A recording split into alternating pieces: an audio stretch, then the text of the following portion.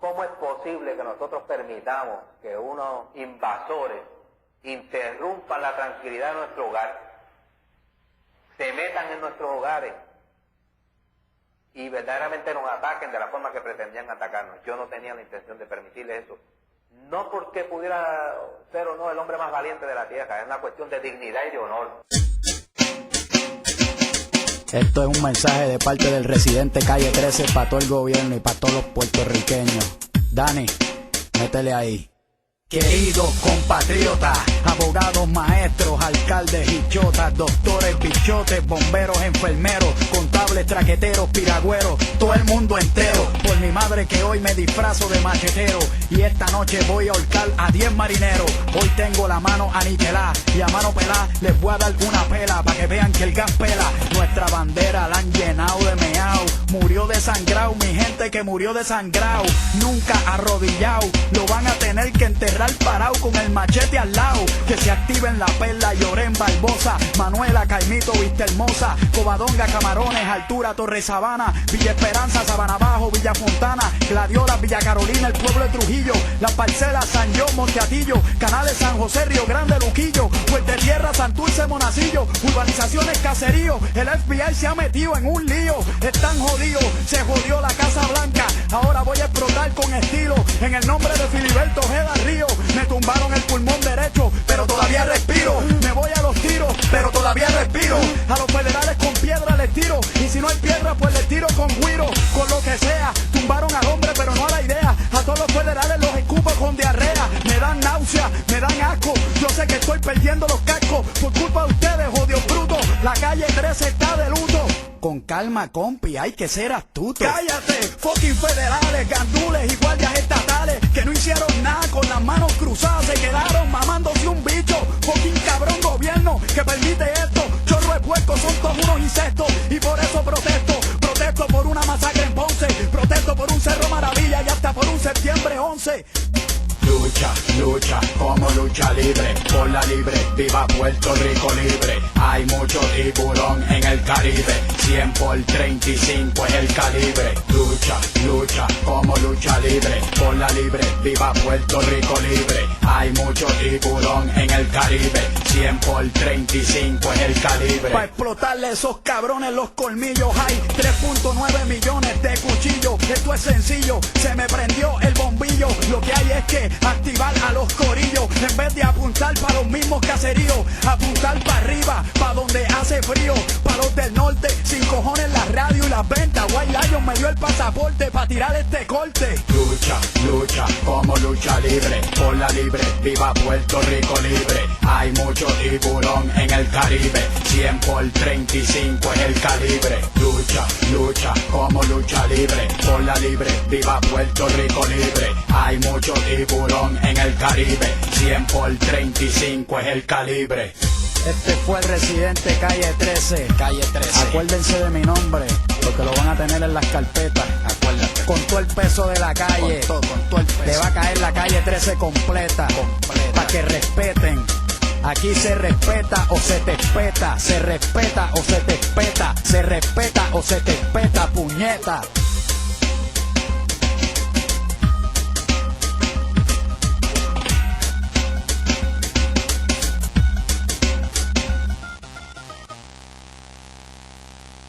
Que viva Puerto Rico libre, que viva la unidad latinoamericana, hasta la victoria, siempre. Oye, este es el residente.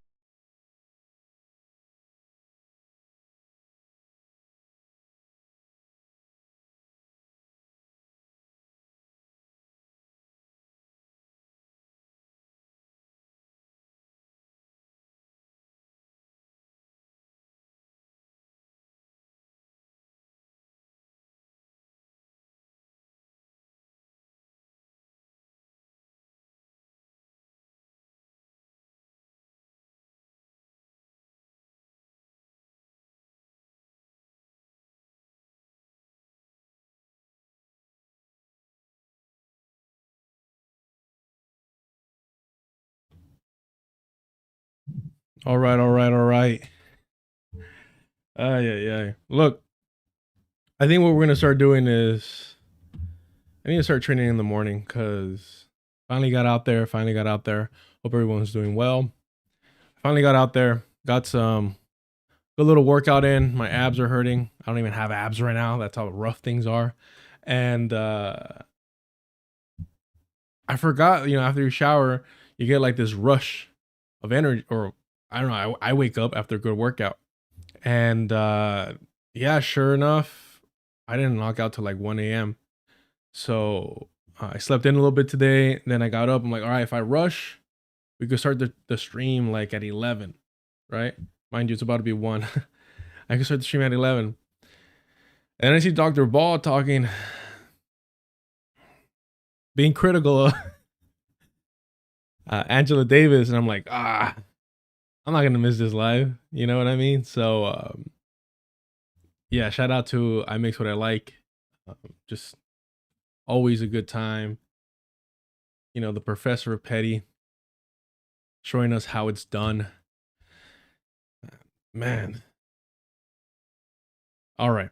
So yeah, moving forward, I'm going to start working on the mornings, which kind of, man, like, I don't know. Because here's the thing. And I've always had this issue. A little TMI. I need like 2 hours minimum after I eat. Mainly because like I'm not good with portions. I'm not good with portions. So I like, when I sit down to eat, I eat. So I got to keep that in mind in the mornings because I love myself a giant bowl of oatmeal with some granola, blueberries, raspberries, banana, strawberries. That's about it. The granola has almond nuts, pumpkin seeds, a good mix, some cashews, but they're hella expensive. Walnuts for sure. And, I don't always have my dream oatmeal, but I mix it with some cocoa powder and that tastes great. I wish I could go back to peanut butter. Can't do it. I break out like crazy, but I miss that. Break out like wild. And, yeah, so I enjoy having that. And I'm not big on fasting in terms of like before a hard workout. I don't want to be freaking half passing out, but we'll see. We'll see how we do it. We'll see how that goes. It might just be necessity. I appreciate y'all being here. Let me bring up the deculturation chat, live chat over there. We got Dario over there. You got J Fuego. Appreciate you keeping the deculturation live chat alive over there. All right, let's get to it. We're gonna go to about 3:30. I think that'll be some good fun. So we're gonna do the little bill, Jewish supremacy, and I take a deep sigh because, look, I don't know Little Bill's content like that. It was never my thing.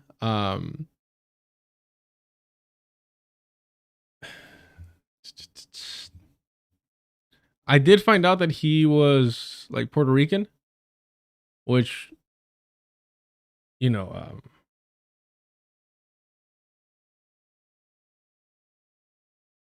would have been cool to have a conversation about that. It's funny because people assume, or I've heard some comments being like, you're not critical of FD signifier. I'm like, bro, like, I didn't follow FD's work for quite some time. For a good while. Why he got on my radar was, or why he got back on my radar, I should say, is because of, his association with PF Jung. And I only knew of PF Jung because I would, tap in and see what the creep liberal was saying, which was Destiny, right? And remember, Destiny was the other half of Hassan Piker. Always remember how talentless, how just lack of substance Hassan Piker is, where nepotism wasn't enough. Nepotism was not enough for Hassan Piker. No. What Hassan Piker needed was nepotism and destiny. It's pathetic. It's beyond me, but whatever. And through Destiny's conversation with P.F. Jung, I found out who P.F. Jung was. P.F. Jung is to the right of Destiny. And so because of that, I was like, yo, what the fuck? So I started calling that out because I saw nobody else call it out. That's what I do. I speak up when others don't. Because I need attention. Not because I didn't get held as a child, really, you know? So, no, like I speak up, and man, like, credit to FD. Credit to FD. Tracked me down. You know, the channel was really just getting started. And he's like, hey, I see you. Principal critique. Let's talk about it. Dope. I never had anything personal against FD. Why would I? FD has never presented himself as a socialist, as a communist, as an anarchist. Right? So compare that to individuals like Bad Empanada, who claims to be a third worldist. I'm trying not to laugh. It's so fucking ridiculous. Third worldist, anti-imperialist. Bad Empanada is simply anti-American for the purpose of washing his European, Australian colonizing, Argentinian gentrifying sins away. That's the only reason. That's the only reason. He does not care about any of this shit. And you know what? How you know he doesn't care about any of this shit?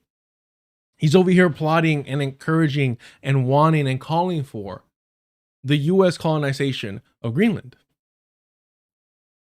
If you cared about indigenous people, why the fuck would you want the Inuit of Greenland to suffer U.S. occupation?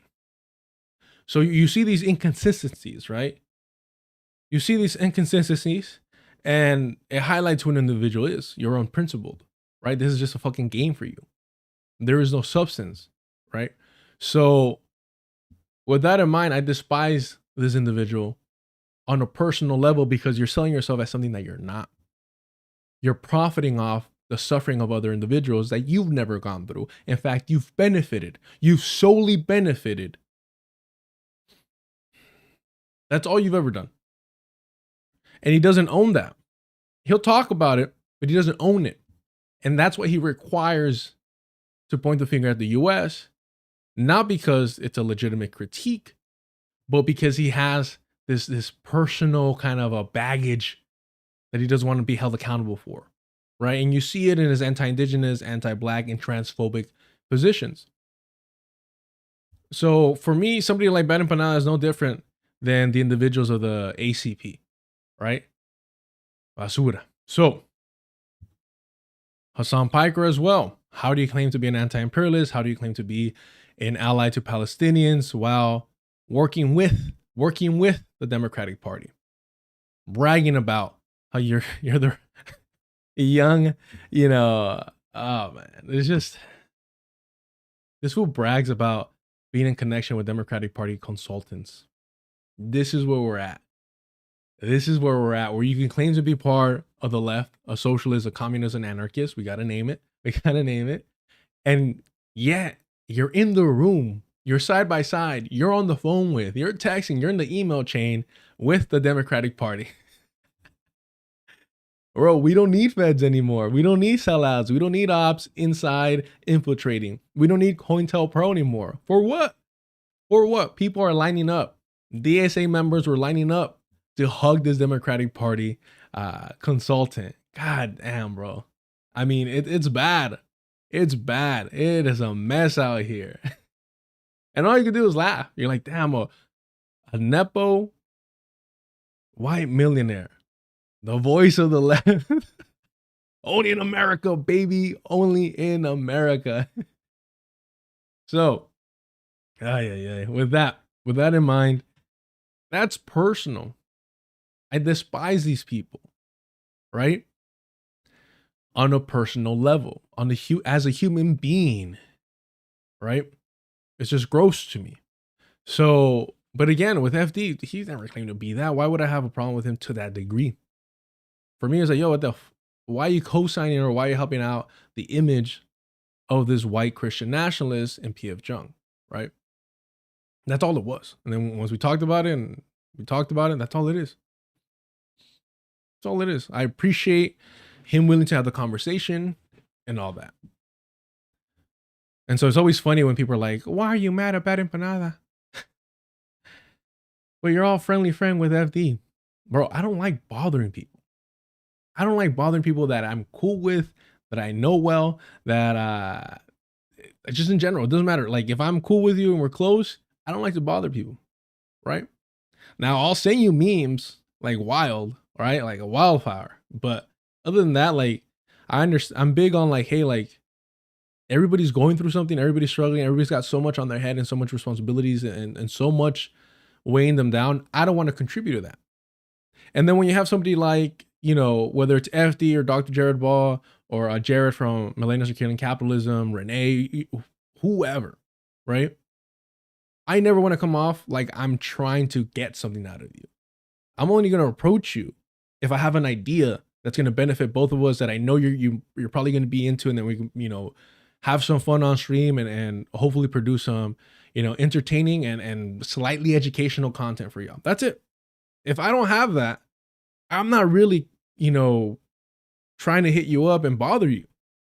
I don't want to ever come off like I'm trying to take advantage or gain something out of this, these either relationships or connections or associations, whatever you want to call it, right? So that's just the way I've always been. And it's very much of like, it's a bad reactionary mindset that, you know, a lot of immigrants and first generation people, you know, the kids that they put them onto is like, hey, like, you don't ask for handouts, you don't ask for help, you figure it out on your own. It's not healthy, it's not good. And the funny thing is that we're taught also that if anyone ever does ask you for help, that you help them out to the best of your ability and you don't question it, right? And I'm sure a lot of us, especially coming from working class backgrounds, have been in situations where you're like, oh man, like, you know, seeing things when you were younger, being like, damn, like they sure are taking their time to get their things together, right? And you know, when you're younger, you don't really factor in a lot of variables. You don't really see beyond the surface. But there are situations where it's just kind of like, yeah, you know, so and so is just, that's them, and we're gonna help them out through it. And then you add the Catholic aspect of it, where thankfully I was never like going to mass weekly, but it's still very much of like, nah, like this is what you do. This is what you do for family and friends, and that line of family and friends is often blurred. So it's just a unique thing to where I guess now if I think about it, it's kind of like, because we're raised not to ask for help, that when somebody does actually need it, we're like, all right, it's something serious, serio. Like let's get together and you know, let's make it happen. Now I'm rambling. I appreciate y'all being here. I did want to ask, because on the Discord it seemed like we were all on the same page.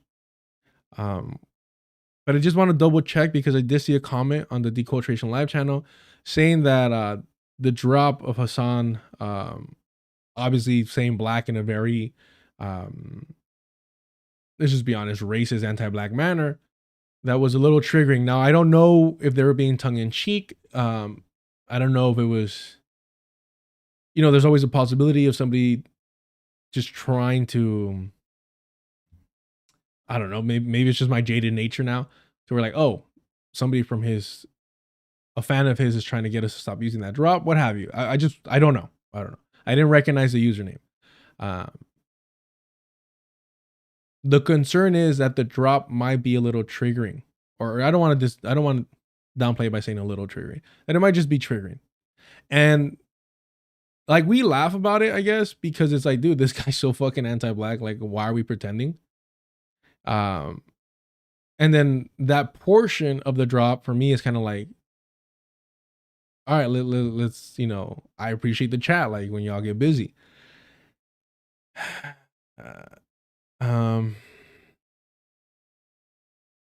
So are we cool with that drop?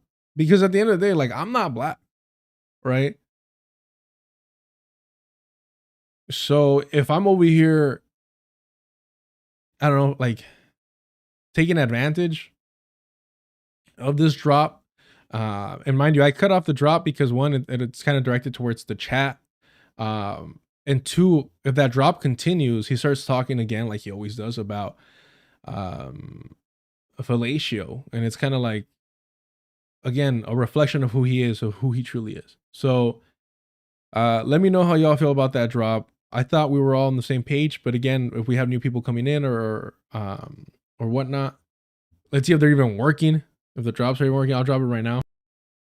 Any other black folk want to engage in radical activist language in this fucking chat? Like for me, that's I'm using that as anti-black moment for us to engage in radical black thought. I manifest. I need to hear the drop again. All right, and then we'll move on after this. Any other black folk want to engage in radical activist language in this fucking chat? So there it is. Pancho, yeah, that's, I mean, that's for the super chats. We all enjoy that one. All right. I do want to say thank y'all for the engagement with the stream yesterday. It was a lot of fun. I'm proactively trying to edit out these live streams or edit them to draw videos, and yeah, they're fun to listen to. I don't like listening to myself like that, but they're fun to listen to when I engage with y'all. And y'all make me laugh, and listening to that again, it puts a smile on my face again. So I appreciate y'all. When I say get busy in the chat, like I'm like, bro, I'm saying like, you know, I want to hear what y'all think, especially if you disagree with me. Especially if you disagree with me. I'm not here to ever present myself as an expert, as somebody that has the correct or all the, you know, has quantified all the variables in any situation. I'm here to learn as much as you are. Hey, Beezer, it's been a minute. ¿Cómo andamos? All right, Clay Station. Oh, look, we got some oldies but goodies. All right. All right. Let's get together. We're not going to start with this. I know, but we're not going to start with this only because I know this is going to take some time. Like I said, I want to do about like 2.5 hours. I want to get better at the concise streams. I think we spent like almost like 30, 45 minutes yesterday just shooting the shit. We were talking about Pokemon yesterday. I think it was yesterday. We were talking about Pokemon. I'm a Digimon kid. I don't know. All right. Let's get to it.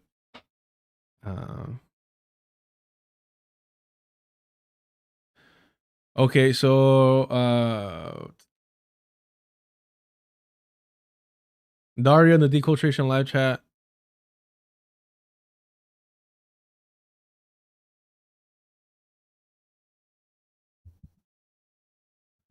So Daria says, I feel like some of the critique of this video come from like clip sections. I mean, oh, you're talking about, oh, okay, you wrote quite a bit. And I think you're getting to different.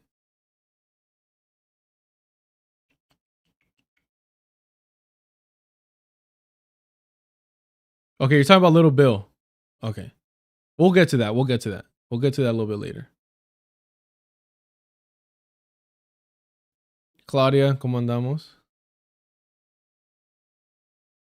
I will say sunflowers are an underrated flower. We did, David. David Barnes says, to be fair, we got derailed by I Don't Cap. That was, again, in case y'all didn't know, I'm not black. I can't make these calls. I can't make the, but when I see something so abhorrently alarming, I mean, it was really alarming. I was concerned. It was scary. I'm not gonna lie, it was scary.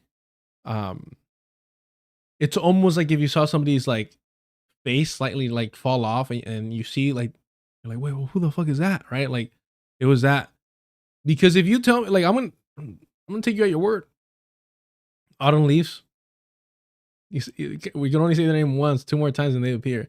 Claim to be black. Already kind of like, oh, okay, you're black and a mod for the Majority Report and Chronically Online. All right, cool, yeah. I'll take you at your word. Who the fuck am I? Wow. I don't know.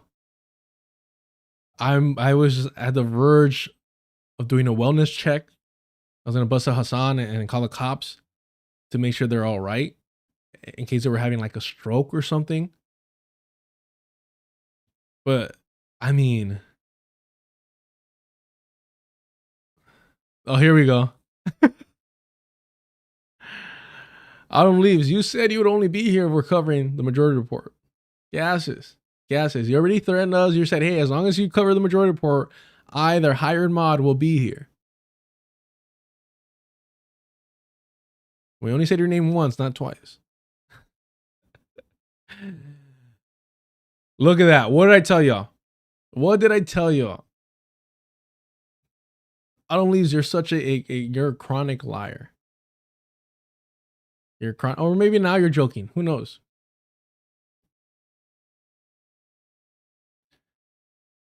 Who knows? Autumn Leaves, the point is, what are you doing here? We're not covering the Majority Report. You have the right to respond. We see how you are. I've known how you mod. I said that you blocked me at the Vanguard. And now you're claiming that you actually are a mod there. Oh, not the Vanguard. No, yeah. I'm a mod for the Vanguard too, by the way. Yeah, I know. And then you lied about it. And I know that you were the one that blocked me because I seen you block people consistently on the Majority Report. They do love the stream, Gio. How can you not? How the fuck can you not? So I called it, you're a filthy fucking liar. You block people for less. I don't. It's not even because the channel's growing. We block people that I find annoying. It's because you are a symptom. You are a symptom. Mind you, you're not even worth being the catalyst. You're just a symptom, an offshoot, right? A parasitic creature. We know that and I dropped it on the Discord, the evidence that Sam Cedar, when I didn't know this, I didn't realize this, 150 followers on Twitter started following me. 150 followers on Twitter. That means I had probably half of that subscribers on YouTube. But anywho, your boss, Sam Cedar, started following me. Weird. So I have no reason to not believe that either he directly sent you or he just cultivates an environment where his moderators know that they have to go out and spam. And in a sense, you literally said, as long as you keep covering the Majority Report, I'm going to be here. I don't know. It sounds a little weird to me.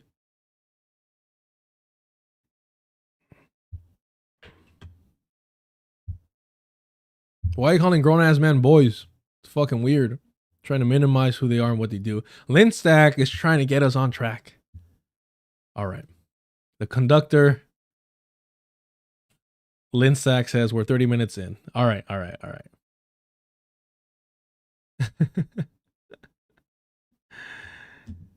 right, let's keep it PC, Ace. Look, believe me, like, call it, again, my Catholic upbringing, it is what it is. That shit grosses me out, bro. Like, just having those thoughts in my head gross me out. It's not like I feel like I'm sinning. It's just like, ugh.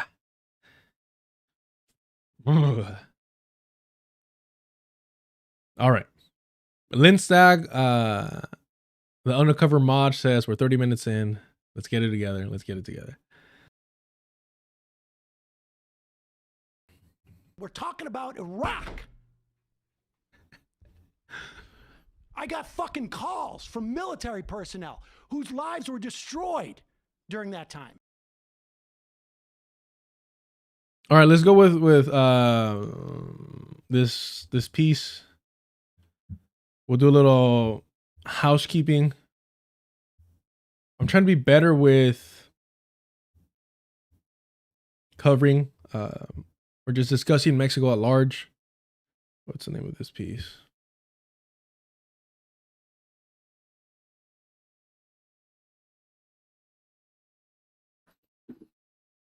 Is it gonna pop out?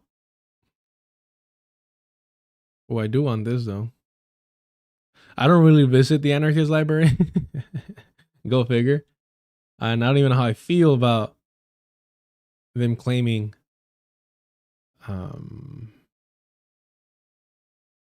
yeah, let me download it.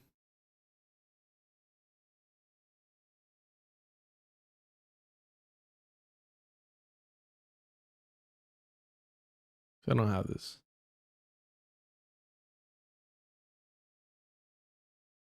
All right, where are we at? Where are we at? That's not even what I'm looking for. Is it even gonna work? Of course it isn't.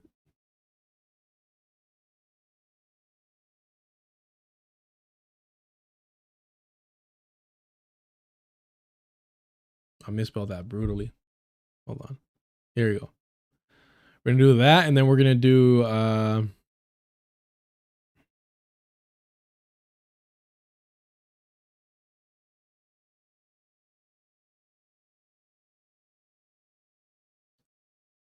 the farmer strike one back to back.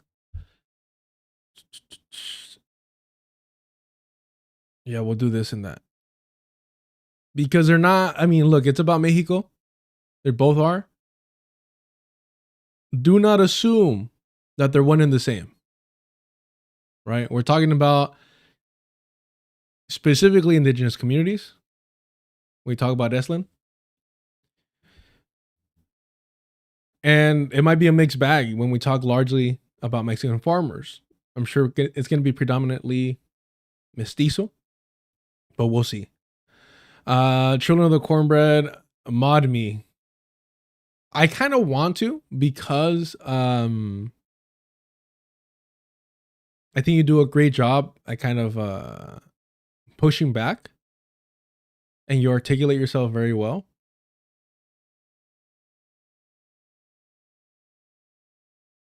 But two things. One, you want the power, which is already a no-go. There's a reason why I impose the mod on Linstack. They simply ask for us to keep it hush-hush, right? Undercover. Two, like this comment here, which I absolutely love and adore. I want you to know that. This is way better than the white leftist talk. I agree with you to a certain extent, right? It's more valuable. Again, the goal or the objective of this channel was to combat liberal Zionism from the jump, but liberals normalizing liberal Zionism, broadly speaking. So with that in mind, like the core mission of this channel is to combat liberals claiming to be on the left. So I mean, that is what it's going to be. You can't ask for it. If you ask for it, you already like. And David, stop. I don't know what it is about certain people that will get David and Ace riled the fuck up. I can't have that. Oh yeah, Don. We're definitely gonna mod Yipper. Yeah, and the long list. Look, I'll mod Yipper, but here's the deal. We're going alphabetical order. So we got quite a few people before we get to Yipper. I didn't choose the name, you know? Yeah. Again, if you go back to the very first stream I did, it was, you know, pushing back against Marianne Williamson and her like book tour disguised as a presidential run. Where she went on the Vanguard, she went on with Hassan Piker. The Vanguard not only allow her to spew her revisionist Zionist historical propaganda. But when I push back against them afterwards, they spread Zionist propaganda. So it seems like Autumn Leaves loves to mod for liberal Zionist propagandists, right? Hassan Piker pushed back a little bit when it came to Marianne Williamson, but insufficient. Yeah, Toribio Expresso Depresso, you got to join the Discord. There was a little back and forth. I didn't really follow it, what it was. People were writing paragraphs. And they just needed a break, which I respect and encourage, in fact. But yeah, Toribio, I mean, I think I would have to go in there and remove the mod thing.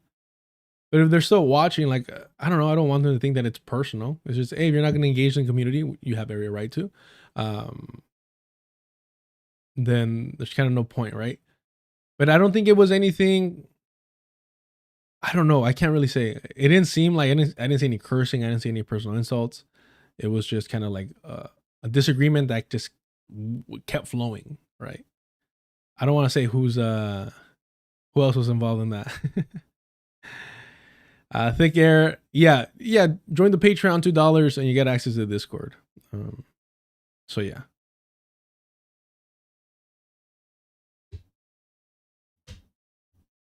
Yeah, Autumn Leaves. I literally tell I don't know what you want to call this, but chatters, I guess, to not engage with any of you people. You're not worth the time. Unless they were already in that community. We have some people that I've noticed have some overlap, which is totally fucking cool. I appreciate that. But I don't do that. Like if I found out one of my mods was doing what you do, I'd ban them. Right? Because I have integrity. I have self-respect. And I would never want somebody like you to represent me or what I'm trying to build here.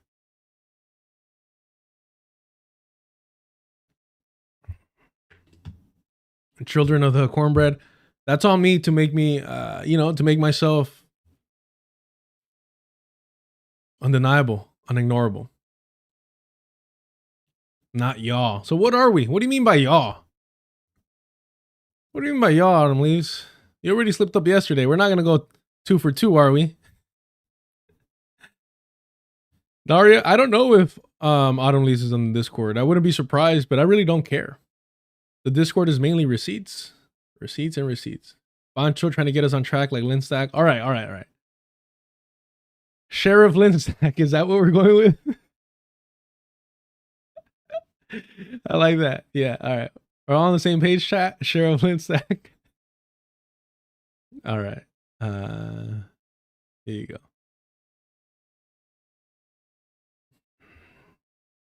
Any other black folk want to engage in radical activist language in this fucking chat?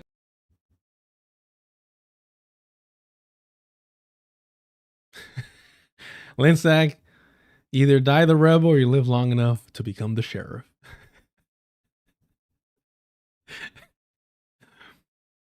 Yeah. Daria in the Deculturation live chat says, Linstag only knows suffering. Linstag's pushing that boulder. We have to imagine Linstag is enjoying themselves. All right. Yeah, Children of the Red Court. I mean, stick around and we'll get to that. We just got like 2 or 3 articles to get through. But asking a bean what he thinks about the potential of cornbread tube. I don't know, man. I think I need to wait till we get some more, like, broadly speaking, either brown people, Latinos, Hispanics, if you will, doing this for me to be able to say that. Because then, whether we're talking maize, but I mean, all right, let's focus and we'll talk to that later.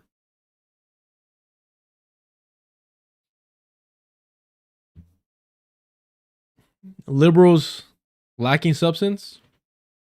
Sounds about white.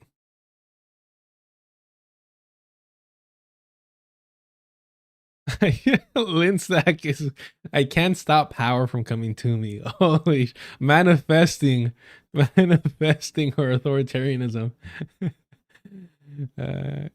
Pancho, that's right. Don't be a Latino. Be Hispanic. Be Hispanic. All right. Yeah, I mean, I felt like we had a short stream this week. And I feel a little guilty, not gonna lie. And I don't really got much going on other than the editing. And tomorrow I'm gonna work on that Cesar Chavez video. I do gotta get for sure the Grand Platinum video out before the midterms. Somebody remind me the date for that. And there's one other thing. Oh yeah, I really want to get beat up. Really, really hoping to get beat up, get a little CT tonight. I've been lagging, y'all. I'm out of shape. I don't have that hunger to hurt and to get hurt. And I don't like that. I don't like that. What's going on with me? Am I becoming nice? Am I becoming happy? We can't have that. We can't have that. All right, let's focus. Let's focus. We'll start with this. Yeah, we'll start with this and then we'll go back to EZLN. Just to keep Pancho on his toes. All right, y'all, let's get to this here. Mexican National Farmers Strike for Food Sovereignty by Ana de Ita. I believe they're on the second, maybe even third day of this now. They do have an article on the first day of this strike, which we'll read down the road or just kind of wait to see how it goes. Look, if you don't know, please look into NAFTA. And please, please, please recognize that NAFTA was only able to be implemented because of the Democratic Party through Bill Clinton. If it wasn't for Bill Clinton, NAFTA would not have passed. When we look at the surge of immigration from Mexico to the United States, NAFTA is at the center of it. And because of this free trade agreement, and because the United States subsidized American farmers, we're literally at the point where, especially back then, it was shocking that Mexico is importing corn, maíz, elote from the United States. And so what happened early on with NAFTA, and this is, I'm telling you, it's connected. I don't really think about this too much as I should, but it's always connected. EZLN, which we'll cover after, literally engage in armed resistance in opposition to NAFTA. So don't allow any of these liberals, any of these rad libs, any of these dem socks, these national socialists to downplay how evil, corrupt, and brutal the Democratic Party is and how they normalize their actions against humanity, right? It didn't start, their evilness did not start with the genocide of Palestinians. It's been ongoing. And there's countless things you could point from every Democratic Party administration. You don't have to go far back. The indigenous people, those marginalized outside society, recognize what Bill Clinton pushed on Canada, on Mexico, obviously in collaboration with the capitalists in both of those countries, was going to have drastic, horrific effects on farmers and people, again, living in the margins of society, pushed out, ignored, right, excluded, marginalized. And so now we're seeing a strike in Mexico. And just as yesterday we were praising and hoping for the best with Mexico essentially nationalizing their healthcare system, what's the first thing I said? The first thing I said, I hope this includes, I hope this addresses, I hope that this reaches the people, again, outside the core, right? The indigenous populations to their benefit, not on some eugenics ass shit, but to care and provide medical service that is much needed, right? A lot of these communities are self-sufficient in that regard, which is great. But if there's any way that the settler colonial state can at least provide some assistance, some help, as long as it's consensual and accepted by the indigenous population, let's encourage it and let's hope that it's, up to par.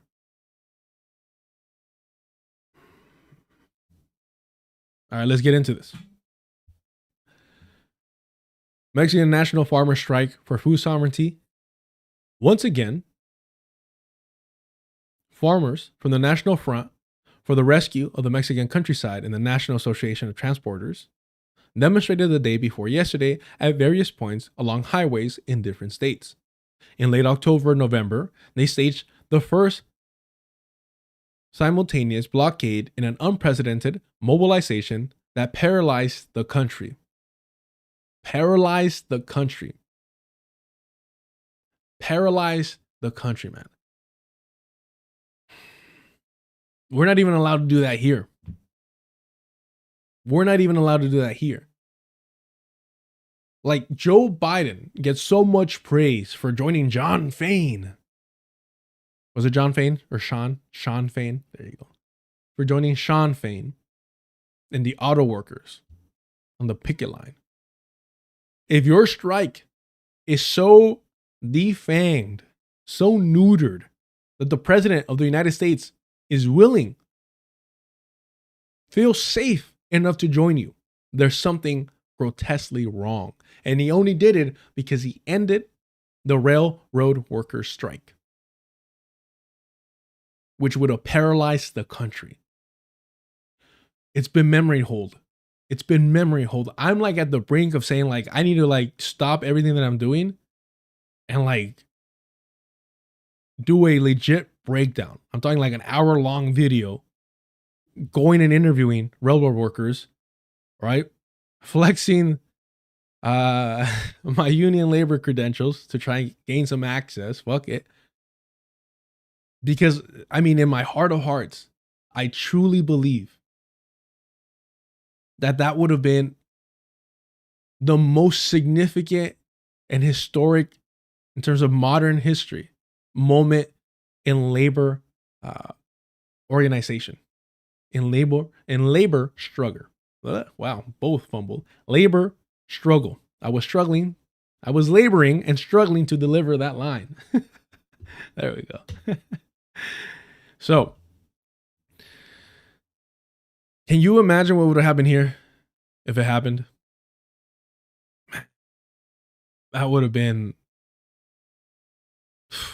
But again, the federal government said no.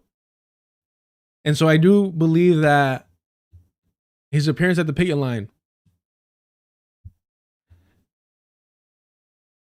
with the United Auto Workers, which, remember, one of their requests to endorse eventually would have been, Kamala Harris, was a ceasefire in Gaza.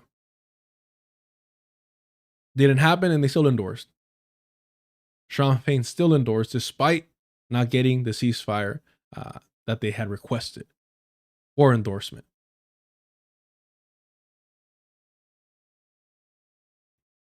The only reason he did that and he showed up to the picket line was to cover for crushing the railroad worker strike. All right, let's refocus here on Mexico.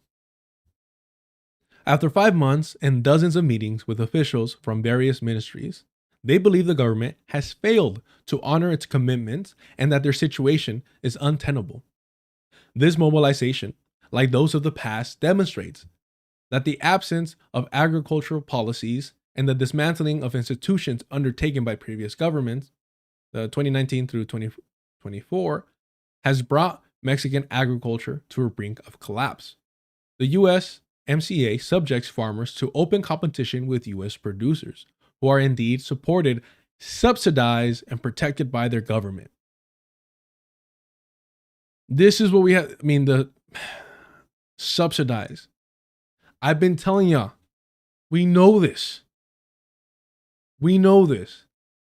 when it comes to colonizers, European settlers, it has never been about merit.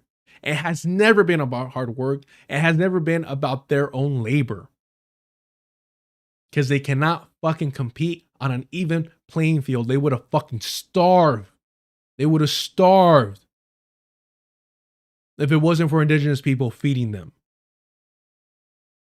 A loving, humane mistake. Anywho, you can't blame them. They thought they were interacting with fellow human beings, members of the human species, not realizing that they are the embodiment of cancer. So they are subsidized. They are subsidized, meaning the US government pays their fucking bills.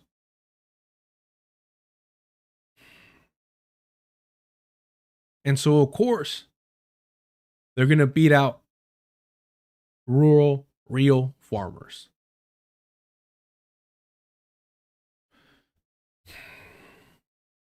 The free trade agreement only really benefited the United States.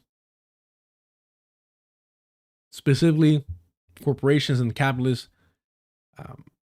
When we talk about the benefits of being in the belly of the beast, you could very easily paint it off as if you're in the belly of the beast, you benefit from US imperialism through and through.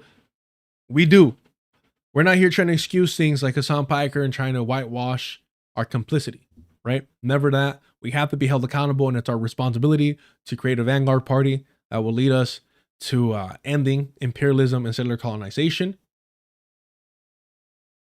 and helping the rest of the world. We have to be internationalists. We have to be internationalists in our approach. We cannot be national socialists like Bernie Sanders and the so-called populist movement and the left wing of the Democratic Party. We cannot do that.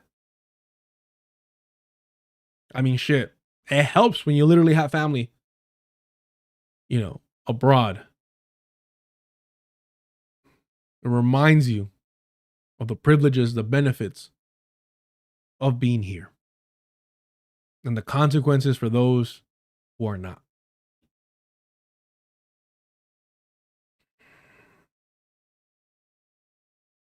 Man, it is so fucking frustrating. It is so goddamn frustrating.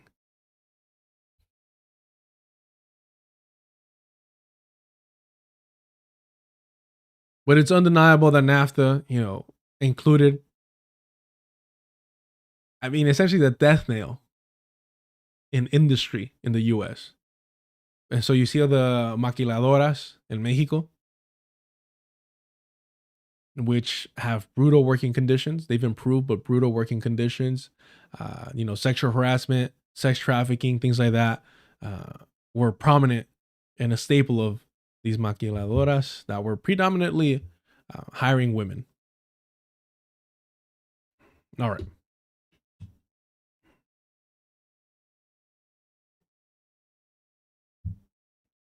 The Rural Finance Corporation, FND, successor to Ban Rural, and the Cárdenas Era Ejital Credit Bank, was abruptly eliminated during the previous administration. So AMLO's administration, wow.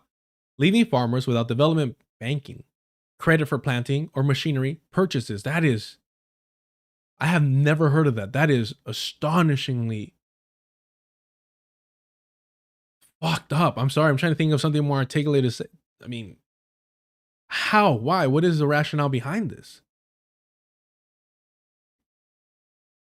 What the fuck? Morena pulled this?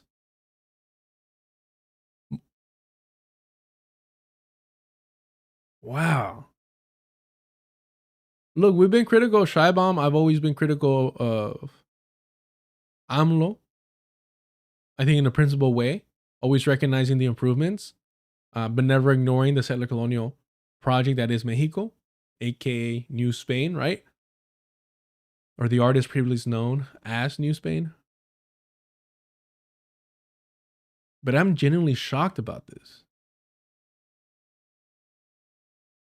Huh. All right, again. The Rural Finance Corporation, FND, successor of Ban Rural, And the Cárdenas era Ejital Credit Bank was abruptly eliminated during the previous administration. The abruptly part is throwing me off too. What do you mean abruptly? Fuck, this is going to be a rabbit hole I get into. Wow, okay. During the previous administration, leaving farmers without development, banking, credit for planting, or machinery purchases. One of the demands of the National Rural Farmers Union, FNRC, is that the government reinstate the development bank as farmers need credit to produce. Yeah, I mean, yeah, no fucking shit they do. What the, like, how is this not? Look, I'm not trying to necessarily go to the most negative perception of this, but how is this not proactively killing off your farming capabilities? Bro, I'm so fucking confused right now. This seems like such a self-inflicted, like a death blow. Self-inflicted. What the fuck, man? Wow. Okay. We gotta keep reading. Commercial banks lend at very high interest rates and demand guarantees that farmers cannot provide.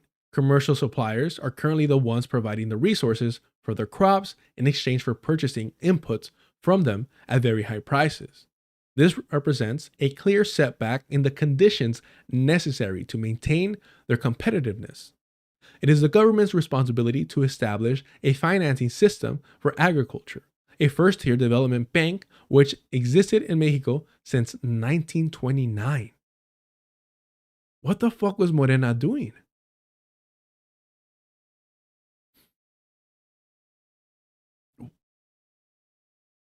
Oh man, I just know that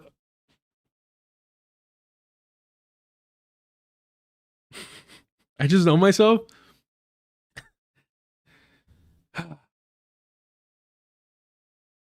I know myself and I'm fighting the urge to do it right now, which is why I'm getting even more irritated. I just want to dive into this rabbit hole like right now, and I know it's just going to consume like the rest of my days. Cuz you know there is Okay. Let's move on. Fuck. They also demand guaranteed prices for all producers and all staple grains. Staples, excuse me. They also demand guaranteed prices for all producers and all staple grains, prices that cover production costs and ensure the profitability of their work. The previous government dismantled the marketing system established by neoliberal governments under pressure from farmers and transferred their resources to the guaranteed price program, which never functioned as intended and supported only a negligible number of producers.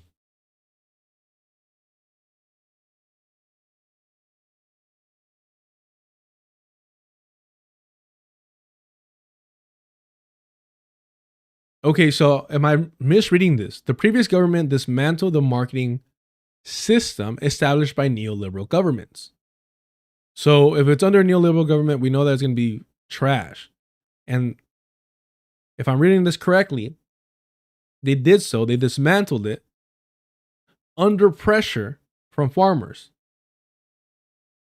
So they did this at the behest of farmers. They dismantled the marketing system established by neoliberals because of the pressure placed upon them by farmers and transferred their resources to the guaranteed price program, which never functioned as intended and supported only a negligible number of producers. All right, so they fucked it up, but they were trying to address a concern of the farmers. All right. On other occasions, they established target prices, but these were conditional on low production volumes and only applied to farmers identified as small or medium sized. This excluded large production volumes of staple. This excluded large production volumes of staple grains essential for feeding the population. Oh, the most important shit. Okay. Until 2018, 9.75 billion pesos were allocated to the marketing program operated by Acerca.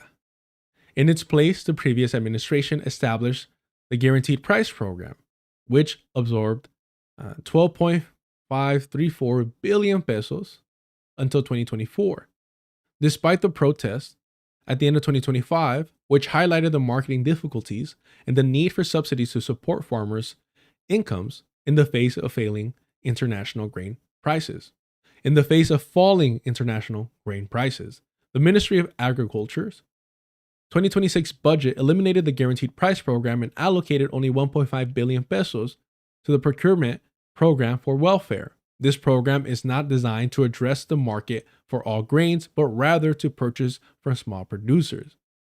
There is no other marketing program in the budget, even though it is urgently needed under the current circumstances. So look, I do think that there should be exclusive programs for small producers, for their, the protection of small farmers. I agree with that. I mean, that's smart and necessary.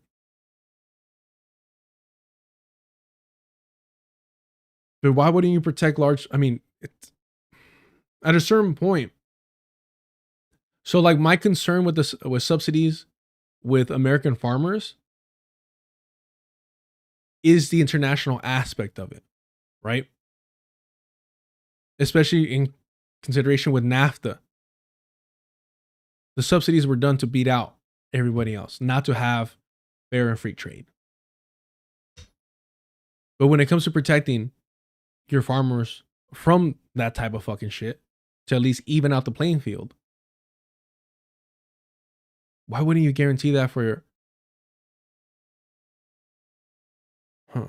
large farms as well? Why wouldn't you have a program for them? Because at the end of the day, if these large farms fail, it's gonna affect small farms. The government announced in recent days that it has supported 31,768 corn producers with 1.9 billion pesos, representing only 1.2% of those who plant it. Since 2.67 million farmers are dedicated to its cultivation. Why would you brag about this? Literally, they do this shit. Like, they brag about this stuff because they assume that that you're not going to look into, like, wait a minute. Because people are going to be like, oh, wow, 1.9 billion pesos. They must be helping so many people. They're like, oh, wow, 31,768 corn producers. Okay, wow, yeah, that's great. That's great. That's a lot of money for them, but that's great. Okay, cool. Again, importing corn from the US. But then you look at the totality of it, that this only represents 1.2%.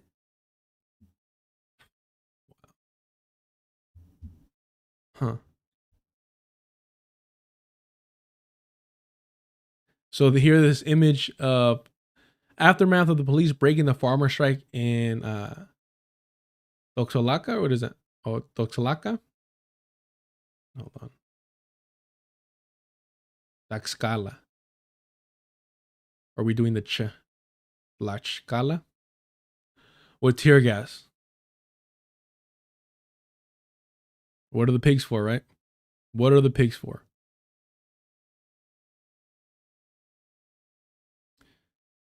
You know what? I thought people just weren't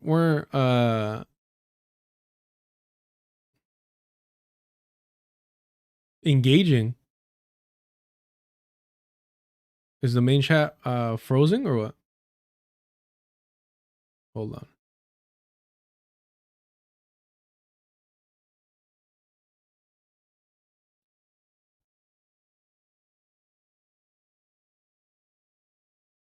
Are we still live? What's going on? Frozen or what? Hold on. 104 people watching. I appreciate y'all. Chat's still good. I mean, it's fine if you guys are bored.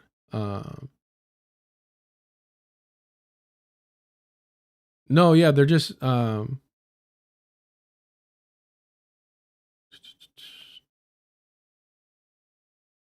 oh, you know what it is?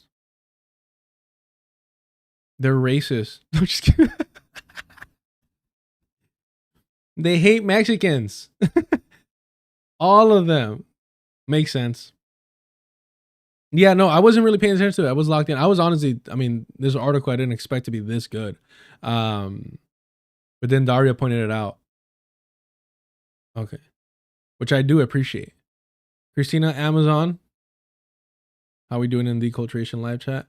Real quick, espresso depresso. When your cauliflower ear is gonna grow in, Carlos? Never, hopefully. Fuck that.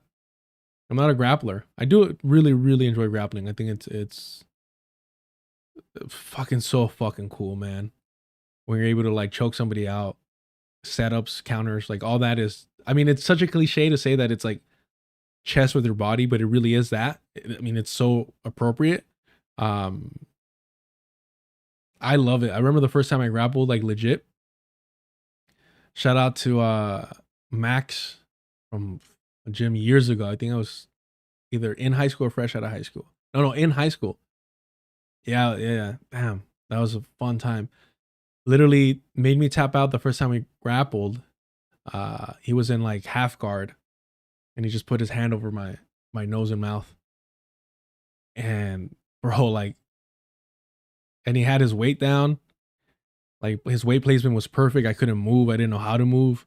And I ended up tapping out to that. It was so embarrassing. But like from that moment on, I'm like, I need to learn how to grapple. That shit's never happening to me again. All right. Yeah, let's focus. The sheriff, Linstack, says, this is why I wasn't interrupting. Yeah. All right. But yes, grappling is beautiful and amazing, but it's not, I mean, I don't know. There's nothing like getting punched in the face. And I don't know, the culture of MMA gyms is so like annoying. And I don't know if I ever wanted cauliflower ear. I would be the one that would put on the ear, the wrestling fucking gear. Headgear at least. All right.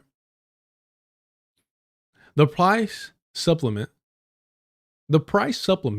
was granted for only 2.5 million tons of corn, representing 11% of the 22.5 million tons that Mexico still produces. The government claims this support demonstrates that farmers have been taken care of. However, a contrasting interpretation justifies the protests of April 6th.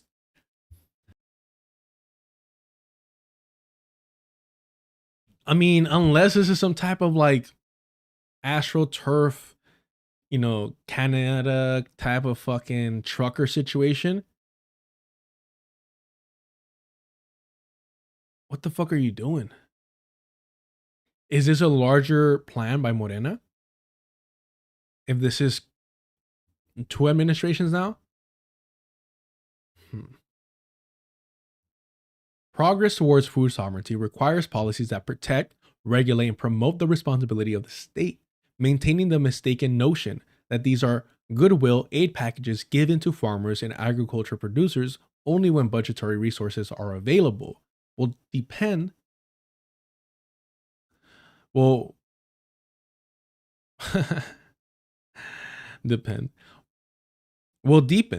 agricultural crisis and increase food dependency. The repression of protests, such as the one that occurred in Tlaxcala,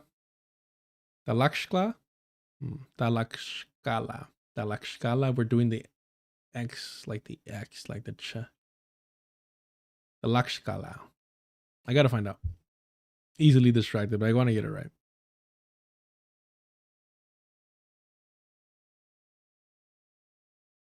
Interesting.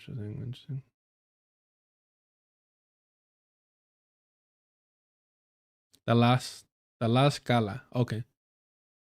Me cala, güey. Eso sí que me cala, cabrón. Tlaxcala. Oh, is it really? Is that how really you say it? You are looking at Oh, shut the fuck up. Jesus Christ. Is this the same video? No, different video. Ooh, just...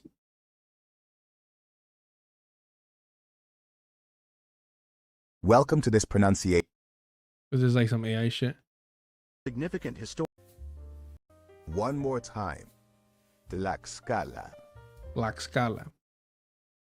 Okay, just as it is. Okay.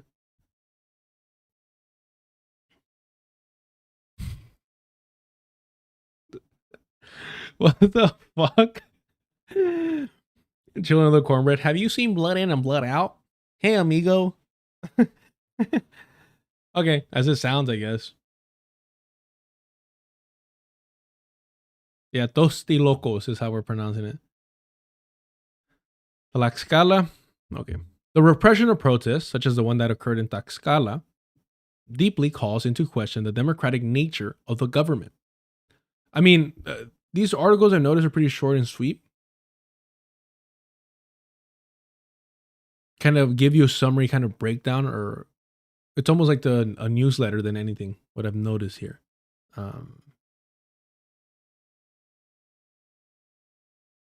But I appreciate them being in English.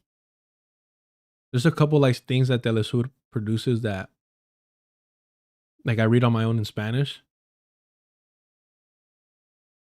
Yeah, I mean, it probably is.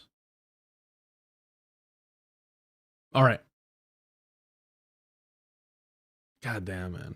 Not to romanticize or glorify, but like fucking beautiful. Unfortunate that it's necessary, but if that doesn't warm the revolutionary heart, I don't know. I don't know what will.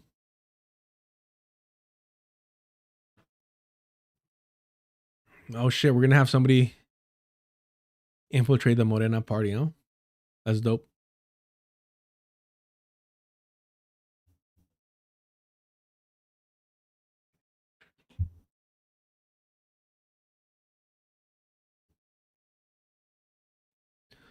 It's Mexico Solidarity Media. I'll drop the link.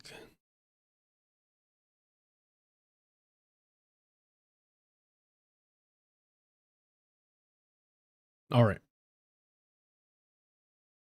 Oh yeah, they're news briefs, I guess.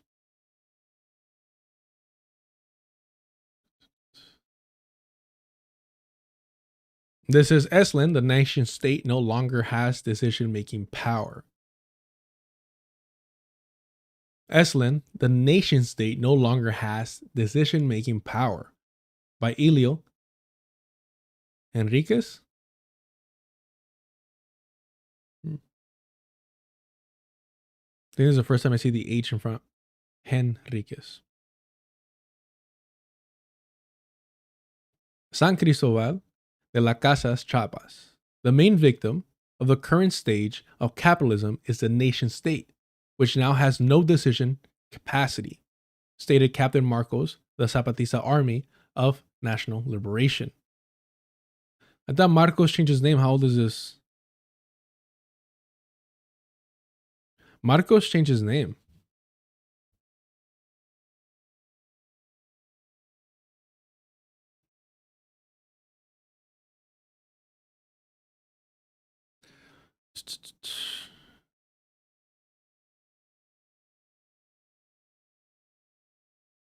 Yeah. Farewell, Marcos. Long live su comandante Galeano.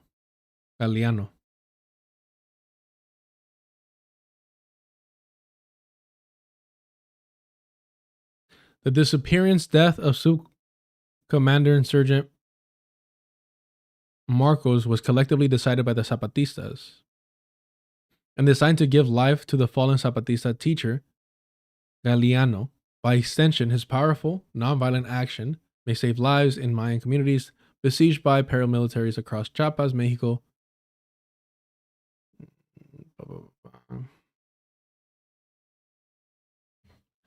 Subcomandante Marcos of the Zapatistas no longer exists. We think one of us must die so Galeano can live. So death does not take a life, but a name.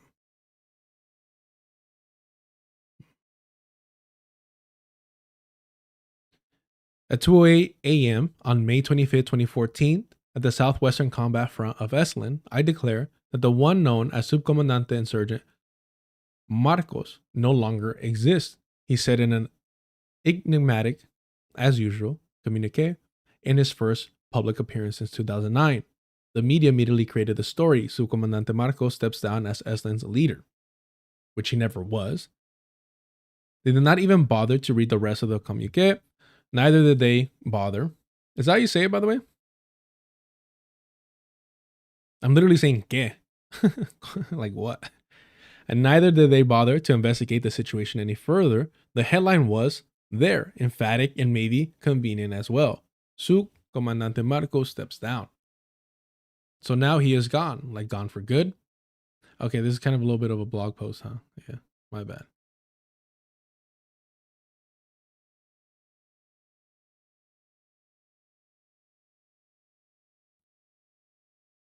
Compañera, compañero.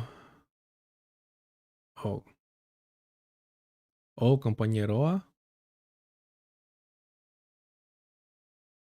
Good evening, afternoon, or morning, whichever it may be in your geography, time, and way of being. Good very early morning. I would like to ask the compañeras, compañeros, and compañeroas of the 6th who come from other places, especially compañeros from the independent media, for your patience, tolerance, and understanding for what I'm about to say, because this will be the final words that I speak in public before I cease to exist. I am speaking to you and those who listen to and look us. I am speaking to you and to those who listen to and look at us through you. Perhaps at the start, or as these words unfold, the situation will grow in your heart that something is out of place, that something doesn't quite fit. As if you're missing one or various pieces that would help make sense of the puzzle that is about to be revealed to you. As if, indeed, what is missing is still pending. Maybe later, days, weeks, months, years, or decades later, what we are about to say will be understood. My compañeras and compañeros, at all levels of EZLN, do not worry me, because this is indeed our way here.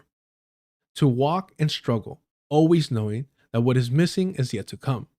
What's more, without meaning to offend anyone, the intelligence of the Zapatista compas is way above average.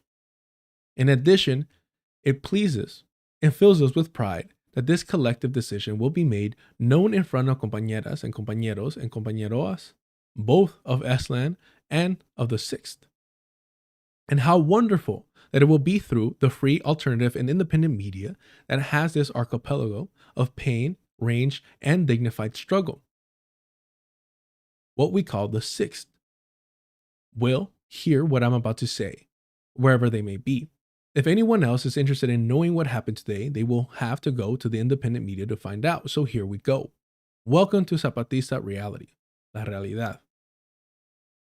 1. A difficult decision. When we erupted and interrupted the 1994 with blood and fire, it was not the beginning of the war for us as Zapatistas. The war from above, with its death and destruction, its disposition and humiliation, its exploitation and the silence it imposed on the defeated, we had been enduring for centuries. What began for us in 1994 is one of many moments of war by those below against those above, against the world. This was a resistance.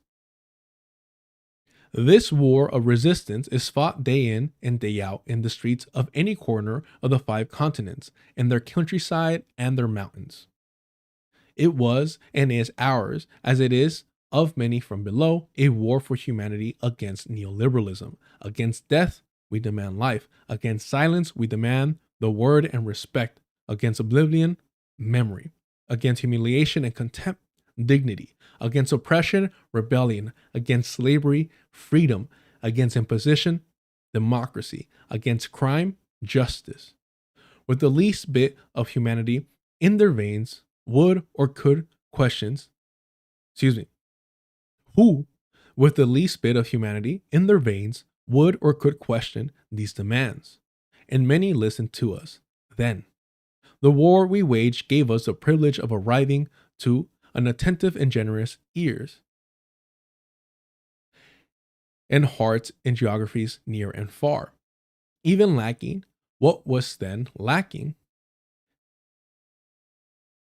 and as yet missing what is yet to come, we managed to attain the other's gaze, their ear, and their heart. It was then that we saw the need to respond to a critical question: what next? In the gloomy calculations on the eve of war, there hadn't been any possibility of posing any question whatsoever. And so this question brought us to others. Should we prepare those who come after us for the path of death? Should we develop more and better soldiers? Invest our efforts in improving our battered war machine? Simulate dialogues and a disposition towards peace while preparing new attacks? Kill or die as the only destiny? Or should we construct the path of life, that which those from above had broken and continue breaking? The path that belongs not only to indigenous people, but to workers, students, teachers, youth, peasants, along with all of those differences that are celebrated above and persecuted and punished below. Should we have adorned with our blood the path that others have chartered to power? Or should we have turned our heart and gaze towards who we are, towards those who are what we are, that is, the indigenous people, guardians of the earth and of memory? Nobody listened then, but in the first babbling that were our words, we made note that the dilemma was not between negotiating and fighting, but between dying and living.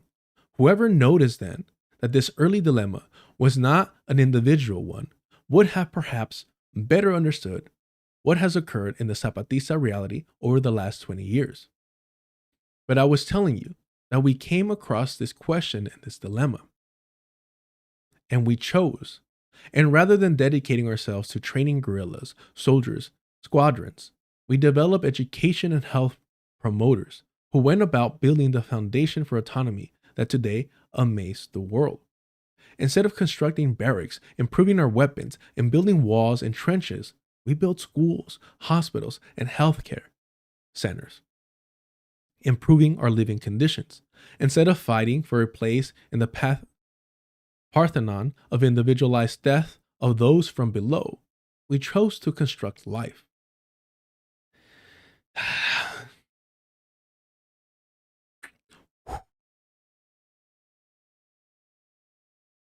Wow.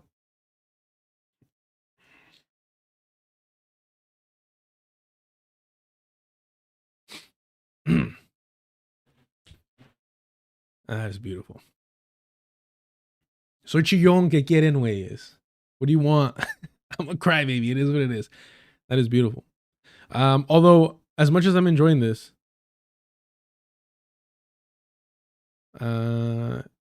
is it on topic of what? I don't think it is. I love this. But I feel guilty now. We don't finish it, but it's a whole lot, and it's not on. It's not on tap for today. So I don't be a dick, but why was this linked?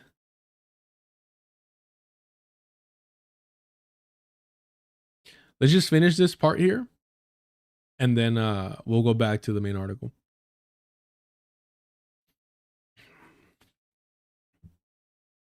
Yeah. Okay. I always encourage cheating in academic environments.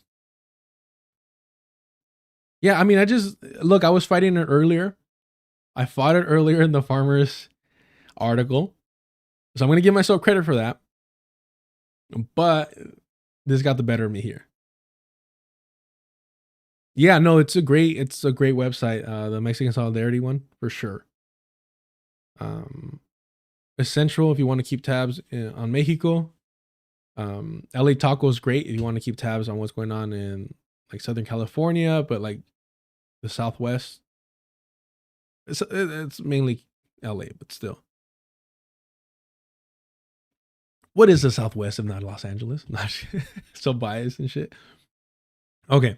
I did need to kind of, I don't know if y'all noticed that, but that was very much me trying to break away from the emotional space that I was in. Just recognizing, we got to recognize ourselves and, you know, the tricks that we pull on our being, on our essence, on our humanity to try and kind of like, okay, I'm feeling too human right now. Let me break away from that and refocus. That's what it is. Okay, let's just wrap this section up here and then we'll go back to the main article we were at. Oh man, there's some lines in this. Where were we? We were quite a bit, huh? Oh yeah, we had quite a bit left actually.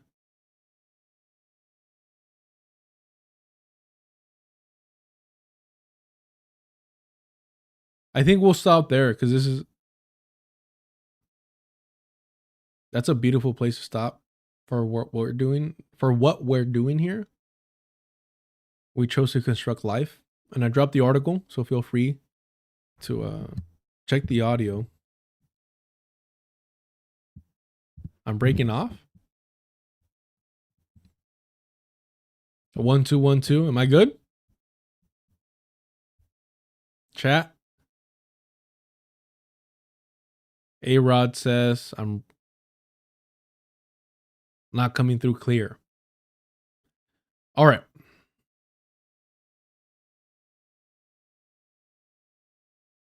So I dropped this article in the chat. Feel free to check it out. I'll definitely go back to it at some point. That was beautiful.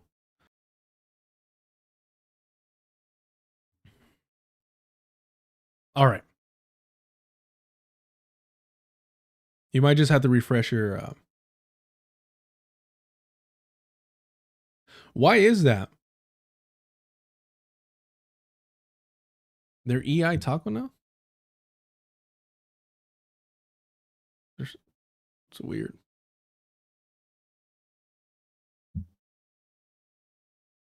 When was this?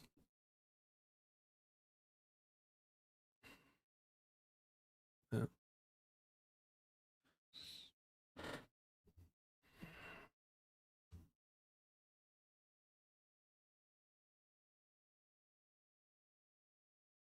Yeah, that sounds like a joke, actually. No hate on... I'm not saying the Inland Empire is a joke, but that sounds pretty drastic.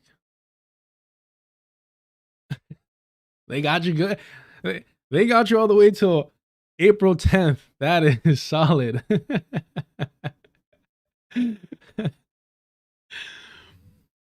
Yeah, I was like, wait, that's kind of a shot too. There's a whole, like, out here, there's a whole ass, like, culture of, like, you know. Yeah, for sure. No, for sure. I mean, that day I had people jumping in here and being like, are you actually going to debate Hassan Piker? And I'm like,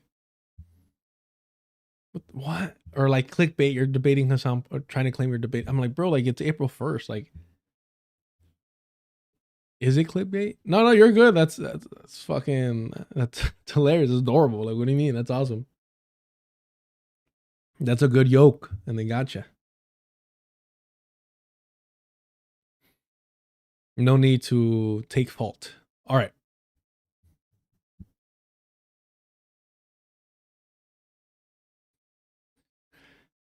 It is wild what driving 30 minutes out here does. Aren't we? All right. Man.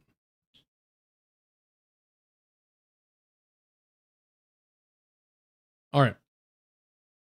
We're literally just starting this article. That's great. Jesus fucking Christ. The main victim of the current stage of capitalism is the nation state, which now has no decision-making capacity, stated Captain Marcos of the Zapatista Army of the National Liberation. Okay, fine. It's fine. Let's move on. He added that in our opinion, we may be wrong, but the reconstruction of the nation state is not possible because it no longer has a fundamental basis. Marcos expressed the above during the second day of activities of the April 2026 seedbed, the storm inside and outside according to the Zapatistas communities and peoples, which is being held in San Cristobal with the participation of 418 people from some 30 countries, including Germany, Argentina, Brazil, Chile, the United States, France, England, Iran, and Italy, in addition to members of the EZLN. Ya estás viejito, compa. Ya estás viejito, man. Speaking this Friday in discussions entitled The Peephole, that's creative, The Peephole into the Storm in the World, the nation state under attack. He said that the nation state is born for capitalism. That is, the bourgeoisie needs a state, a territory, a currency, laws, a geographical delimitation.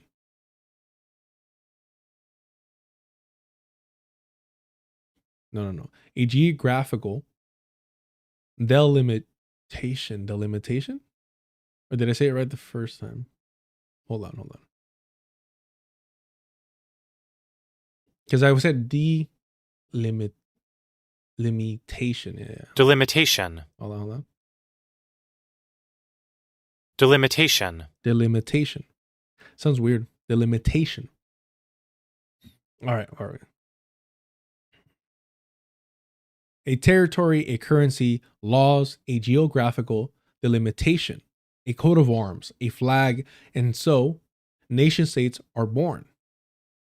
In fact, he added, in Europe, where feudalism was displaced and revolutions began to form the nation state, that is where capitalism found its breeding ground and began to develop. It developed so much that the nation state became an obstacle, and capitalism, the system, needed goods to circulate, to be sold quickly, and to generate the greatest profit as quickly as possible. He pointed out that national currencies, the national legal structure, the governance they call it, that is, the form of government and the entire legal system, are obstacles to them. Then free trade agreements come along.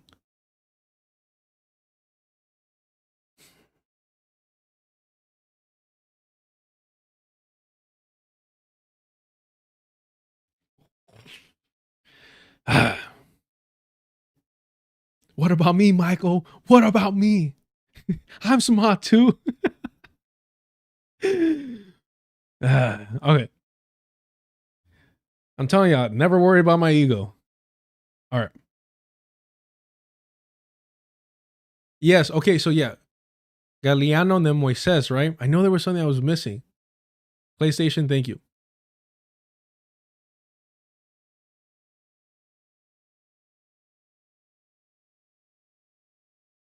Right. Then free trade agreements come along and borders open up for investment and goods, but close down for human beings. Marcos, why? I'm so confused. Why? You should know better, but okay. Marcos reiterated that the nation state has no decision-making power. Sovereignty is a bad joke. They can't say that Mexico is sovereign, even if they say so. Excuse me. Marcos reiterated that the nation state has no decision-making power. Sovereignty is a bad joke. They can't say that Mexico is sovereign, even if they say so on the mañanera. If they can't even decide whether to send oil to Cuba, it can't be. In a developed nation state, that decision belongs to the government to say who to give or sell to, or who not to. It's no longer possible. Damn, bro. The way they connect the dots, man. That's fuck, man. That's so badass. Okay. Because I've been saying like, look, like this it's fugazi, right? It's a theater.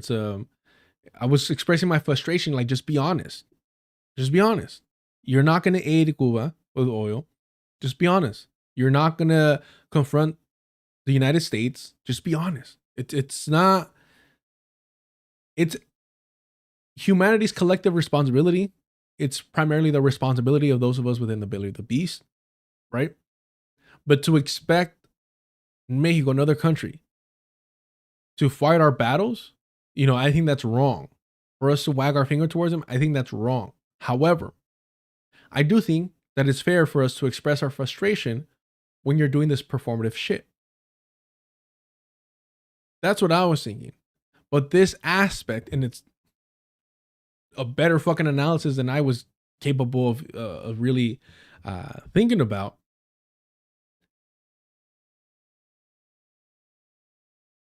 Look, it's more than that. It's nation. It's beyond that. It's beyond the nation state.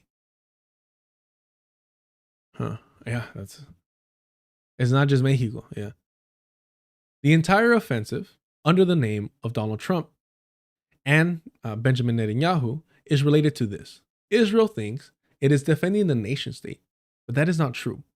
As long as the people of Israel do not understand that Palestine is the home of the Palestinians, that they will always want to return, and that they carry the key to their land with them wherever they go until they die. Or, Jesus, so many, man, so many. Okay. Their land with them wherever they go until they die, are killed, or disappear. This will not stop. In reality, he elaborated, Netanyahu isn't defending the state of Israel. That's a lie. He's conquering territory. The Palestinians aren't going to surrender. I don't know how many years it will take. They're not going to surrender. There's something deep within the Palestinian people that I can't explain, and I don't know if anyone can. Why, with everything against them, do the Palestinian people continue to resist?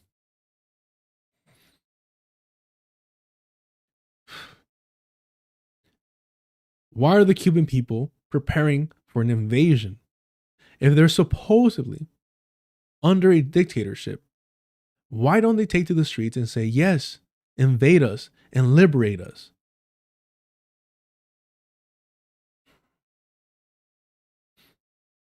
These are educated people. These are educated people. One of the first things that came about from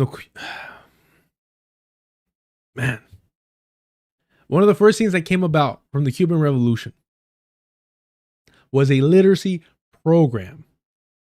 A literacy program. These are educated people. They know they're not under a dictatorship.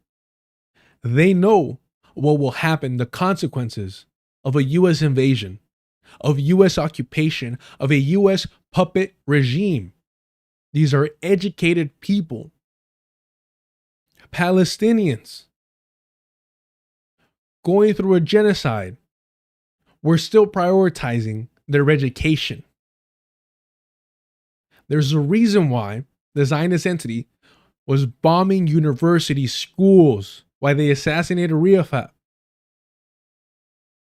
These are educated people.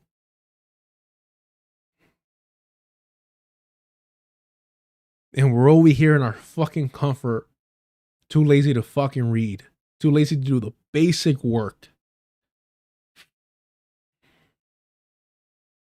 And that's why we're misguided. That's why we allow ourselves to be misled. That's why the biggest leftist streamer is a multimillionaire sex tourist who collaborates with the Democratic Party, who sheepdogs for the Democratic Party because of how fucking illiterate the United States is.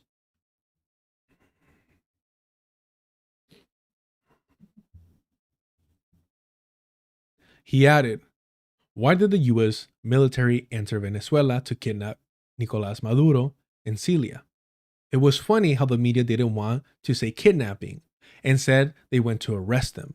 And if they, the opposition, won the elections, why didn't anyone take to the streets to welcome them?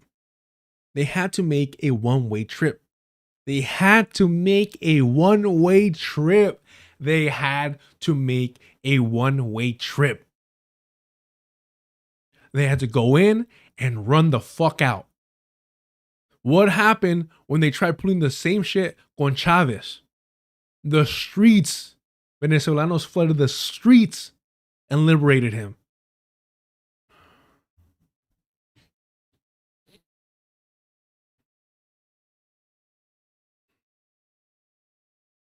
It's not that they had almost no casualties. They didn't have any because the US military uses mercenaries for that. These mercenaries don't exist. They're paid, and if they're killed, that's it. But they're nameless.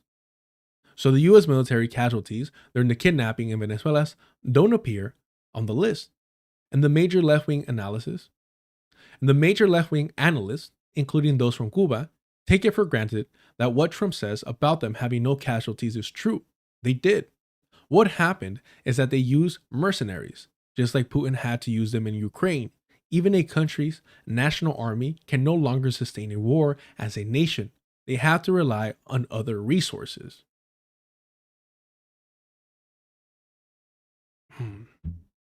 That's an interesting take. My only pushback for that would be wouldn't they necessarily need to take their bodies with them? Wouldn't they have the risk of that? Wouldn't Venezuela say, yeah, we took some of them out? I think broadly speaking, he's right, especially when making that connection with Putin.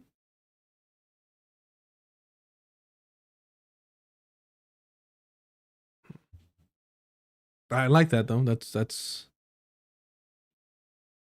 he's not necessarily wrong, broadly speaking, but I don't know specifically to that.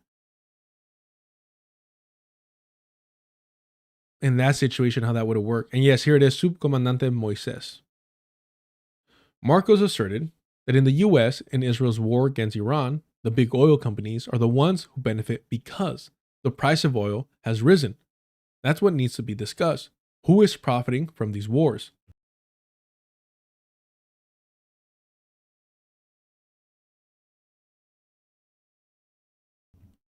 He said that we also need to delve deeper and specify who benefits from Netanyahu's war against Palestine, who benefited from the United States' attack on Venezuela, and who will benefit if they attempt to invade Cuba, which won't be the same, you know. The Cuban people were born in resistance. They've been doing it for over 60 years. It won't be as easy as they think. Bro, occupation of Cuba?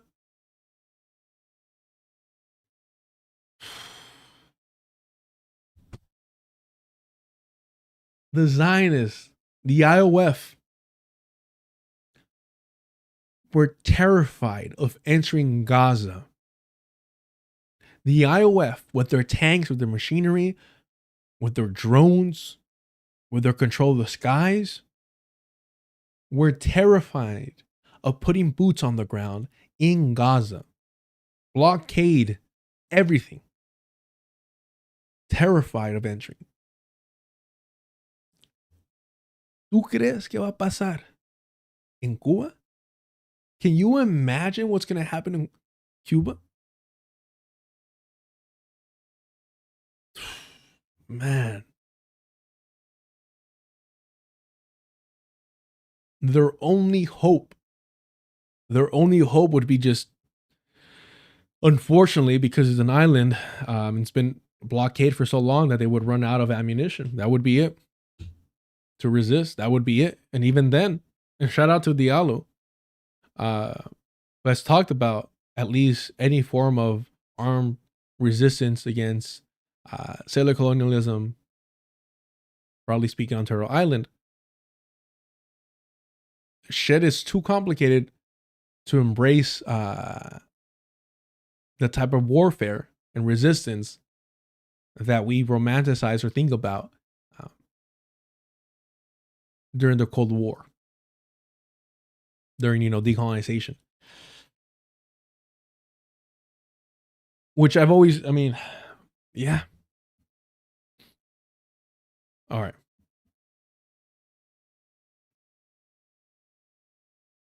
Yeah, James, that's what I'm kind of referring to. No, we're doing the drama stuff a little bit later. A little Bill. Is it drama? I don't know, man. Part of me is just like, what the fuck do I care what Little Bill has to say, right? But that is a large channel, and if the goal and objective of this channel was originally to combat liberal Zionism, fair play, right? Am I using that correctly? I don't fucking know. All right. He said that we also need to delve deeper and specify who benefits. Okay, I read that, my bad. See, this is, I don't know if this happened because of translation. I would have just put, wait. So she's saying Captain Marcos over here. And this is Moises.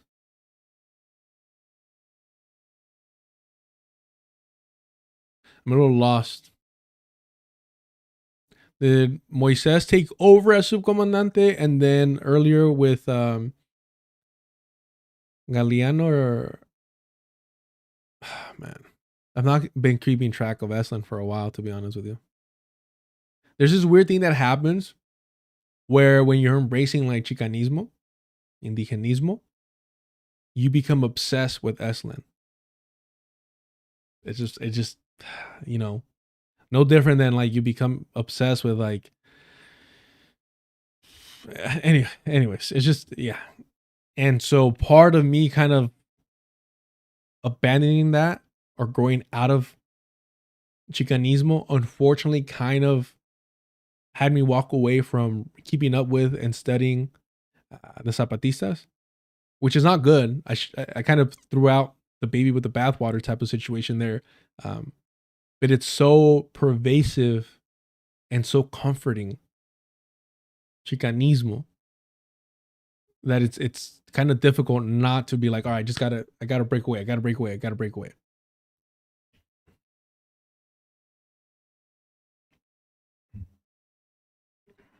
All right.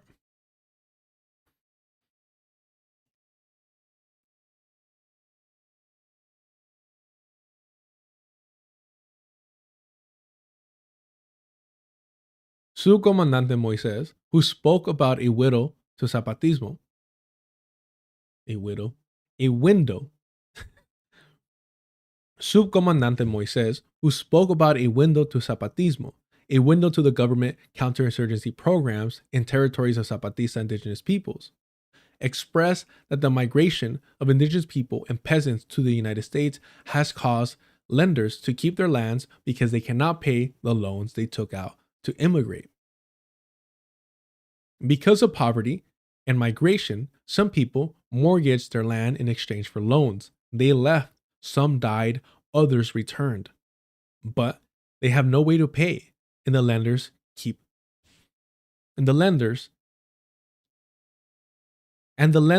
the land. I don't know why I kept saying lenders, and then so the keeps was throwing me off. He added that the fact that the 5, 10, or 20 people who mortgaged or sold their 2.5 hectares has led to the emergence of small landowners. Within the ejido, a small or medium-sized landowner has now emerged with 100, 200, or 300 hectares. Before, it was communal land, plots of 20 hectares.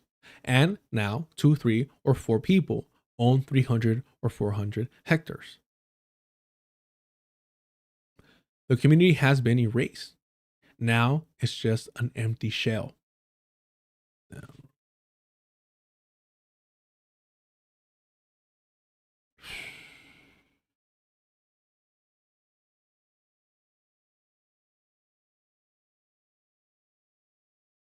It's a cancer. It's a fucking cancer. Damn, bro.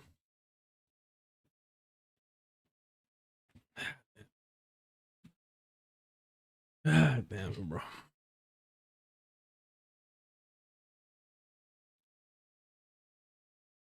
I'm gonna try and do better at keeping y'all informed. Mainly, through Mexico Solidarity Media, maybe some Telesur, just a little bit more. I do want to just probably talk about, so-called Latino America, but at the very least, Mexico. I feel like that's kind of a little bit of my responsibility. Let me know what y'all think. Do me a favor, y'all. Go ahead and hit the like button. Subscribe if you haven't already. Super chat, super stickers are turned on if you want to help support the channel. You can always join the Patreon. $2 gets you access to the Discord. More importantly, get active, get busy in the chat, in the comments. Let me know what y'all think. And hey, maybe even share this. All right.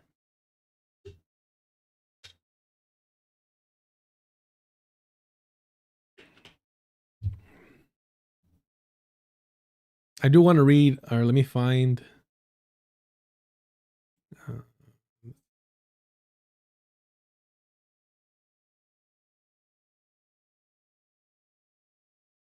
I want to see if I could find like the speeches from this event.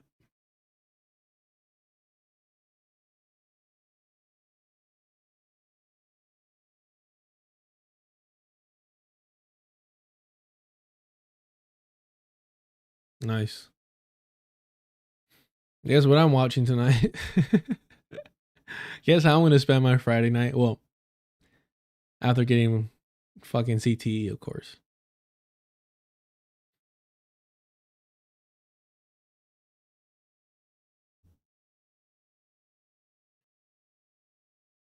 If y'all want to listen to that.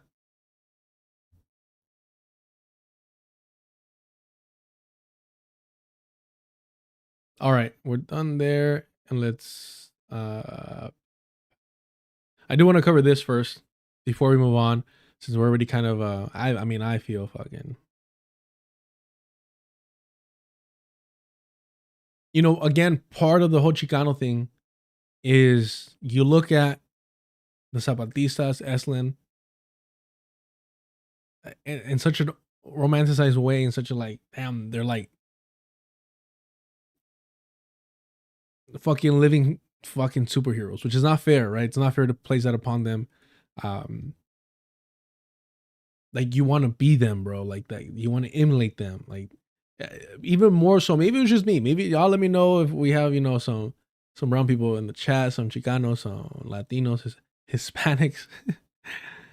But like, even more so than the farm workers in terms of like the union, even more so than the brown berets,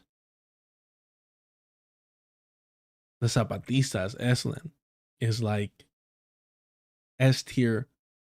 That's who you want to be like.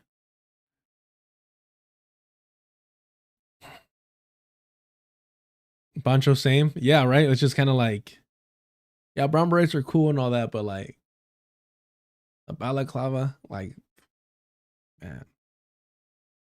Y'all lucky I'm broke. The amount of fucking cliche tattoos I would have. Sheesh. I can't even get started, bro, man. I have the fucking Virgin Mary with the balaclava. All right. All right. It's all connected, y'all. It's all connected. ICE agents shoot man in car in Northern California.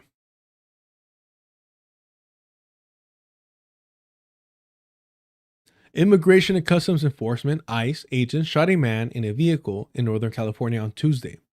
ICE agents conducted a vehicle stop in Patterson, a rural agricultural town in California's Central Valley, about 80 miles east of San Jose, to arrest Carlos Ivan Mendoza Hernandez. ICE Director Todd Lyons said in a statement. Lyons described Hernandez as a member of the Los Angeles 18th Street Gang and said he was wanted for questioning in El Salvador related to a murder. Lyons did not provide evidence of that allegation. Then they fire fucking, they fire Bondi or the fucking Pam Bondi, or just move her around, right? It's a lateral career move.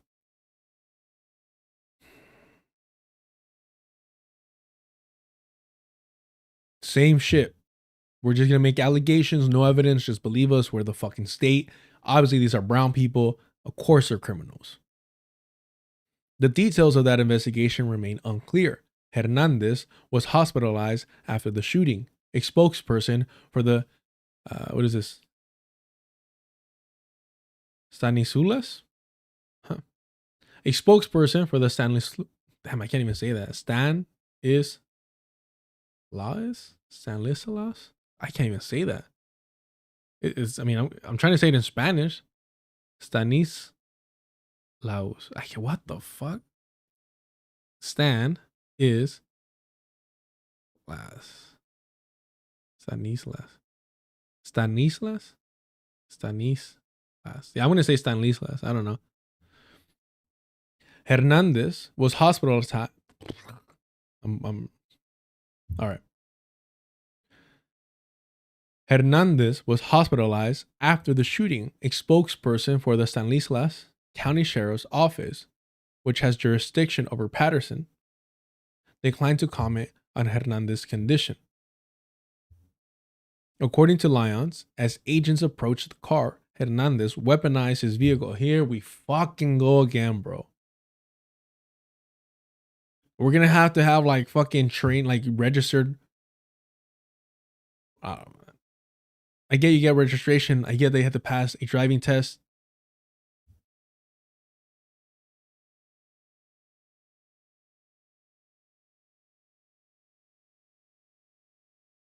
Oh, hold on.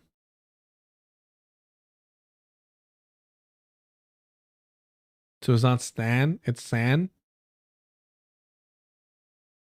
It's weird. Anywho.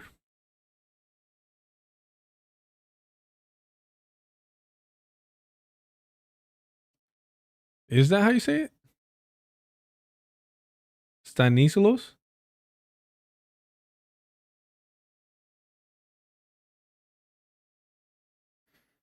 Oh, I mean, I'm always bad with pronouncing it.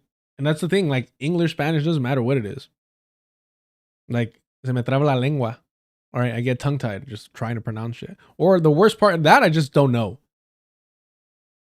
Whether it's in English or Spanish or how to even say it.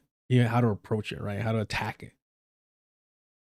When it's really frustrating is when I think I'm saying it correctly in my head and I can't get the word out. That is brutal. All right.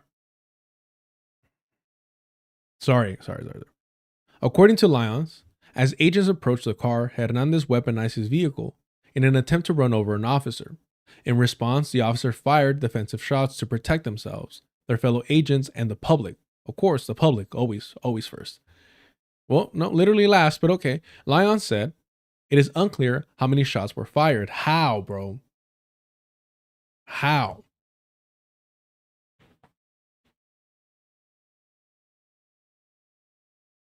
How can you not know? In response, the officers fired defensive shots to protect themselves and their fellow agents and the public. Lyons said it is unclear how many shots were fired. KCRA TV, an NBC affiliate in Sacramento, obtained dashcam footage showing the Tuesday incident. That incident, not fucking attempted murder. This is breaking news. We continue to follow this breaking news in Stanislaus County. A man was taken to... Okay, hold on. What county? County. A man... We continue to follow this breaking news in Stanislaus County. Oh yeah, Stanislaus. Or Stanislaus? Hold on. Breaking news. We continue to follow this breaking news in Stanislaus County. A man was taken to the hospital after a shooting involving ICE agents. And just into our newsroom, we have some video of the shooting captured on dash camera. We want to show you this video, but we want to warn you, you may find this hard to watch. This video starts with the witness car turning. And on to Del Puerto Canyon Road at I-5. There is the incident right there on the right side of your screen. You see them approach where the ICE agents had pulled over the suspect's car, and you see the 3 federal officers standing by the suspect car when it starts to back up with the passenger door still open. The agents then draw their weapons. You can see the reverse, and then starts to go forward as those agents are standing in front of the car. You can see the driver moving forward. You can see the driver going over the median there into the oncoming traffic. So once again, literally, not trying to hurt them, not trying to run them over, literally trying to escape being kidnapped. Reverses the car. How are you going to run them over if you're reversing? And then these fucking idiots looking for an excuse to murder someone, stand in front of the vehicle. If you fear that you're in danger, if your life is in danger, why the fuck are you standing in front of the vehicle? Because you're looking for an excuse to execute someone.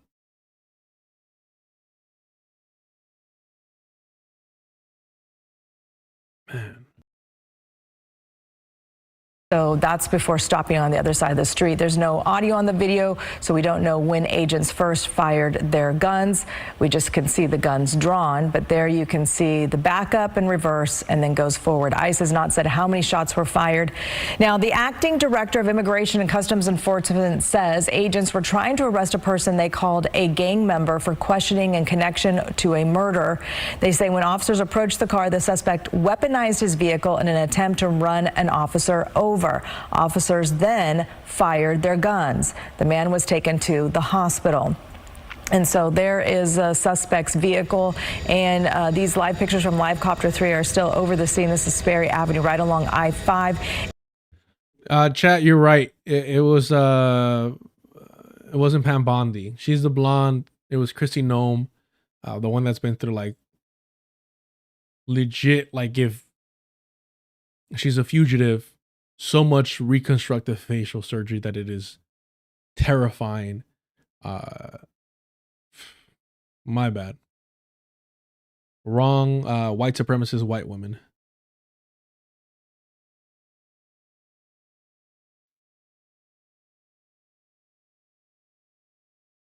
And you can see not as well from this vantage point because of the glare from the sun at 12:30, but you could see several bullet holes in the windshield of this vehicle. This investigation is going to take some time. They still have the road blocked off. We know the FBI agents are on the scene at this time.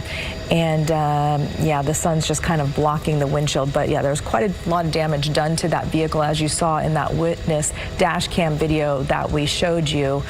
And these live pictures from Live Copter 3 just show, you could see neither direction of that road there. There are no other cars because it is blocked. The on and off ramps are closed right now at I-5.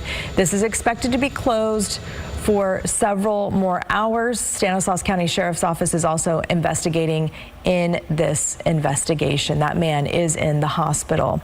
So again, those FBI agents are there. They say that man is Carlos Ivan Mendoza Hernandez and that he was a known 18th Street gang member wanted in El Salvador for questioning in connection with the murder. Here's the issue.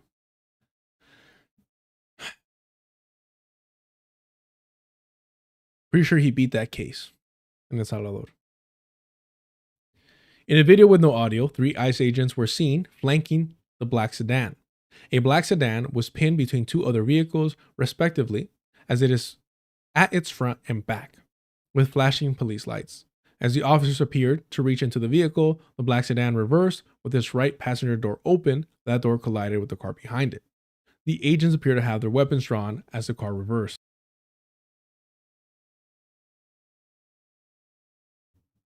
The black sedan then lurched. Forward in the direction of the officers before taking a left turn to cross the median into the opposite side of traffic and disappearing from view in the clip. The sheriff's office wrote on Tuesday, in a Tuesday post to Facebook, that no local law enforcement officers were involved in the shooting. The local FBI office in Sacramento, which could not be reached for comment by phone, shared on social media that an investigation into the shooting was underway. California Governor Gavin Newsom's office wrote on social media that he had been briefed on the incident. As is established practice, we expect our federal law enforcement partners to appropriately collaborate with state and local law enforcement as this matter is investigated, he said. Patterson incident comes during a period of fierce scrutiny for ICE. Over the past year, the Trump administration has ramped up raids and arrests targeting undocumented immigrants as the president seeks to fulfill a campaign promise to secure the U.S.-Mexican border.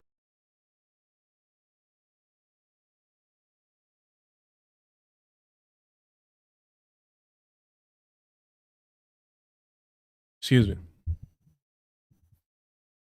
The deployment of federal immigration agents across the nation has spurred many protests. ICE agents have faced condemnation over violent clashes with demonstrators and have been accused by critics of displaying excessive use of force against those they have sought to detain. At least 8 people have been shot by ICE since 2026. Patterson is home to many Hispanic and Latino residents, as is located in California's Central Valley, a farming hub. The region has seen a surge in ICE arrests, up by 58% between the 1st of January and 31st of July of last year, after Trump returned to office, according to the Fresno Beat. Patterson's mayor, Michael Closel, did not immediately respond to a phone call or comment. What a fucking coward.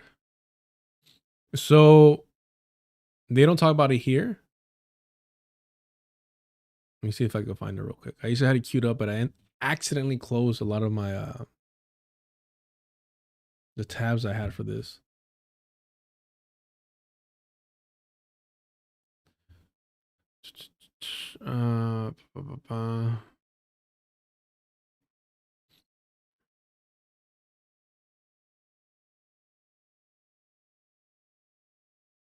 Here's their statement by U.S. Immigration and Custom Enforcement, stating on April 7, 2026, ICE officers were conducting a targeted vehicle stop in Patterson, California to arrest Carlos Ivan Mendoza Hernandez, an 18th Street gang member, wanted in El Salvador for questioning connection to a murder.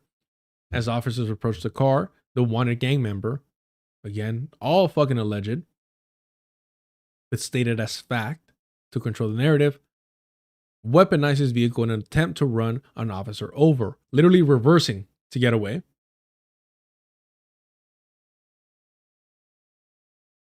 Following their training, our officers fired defensive shots to protect themselves, their fellow agents, and the public. So apparently they're being trained to stand in front of vehicles, all right, that they view as a threat. The illegal alien was taken to a local hospital, again, immediately dehumanizing him. The FBI is on the scene. This is a developing situation, and we will update the public when more information is available.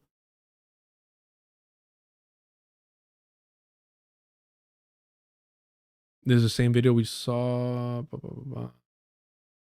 Yeah. Again, there's nobody behind him. No officer behind him, reverses back, get out of their way.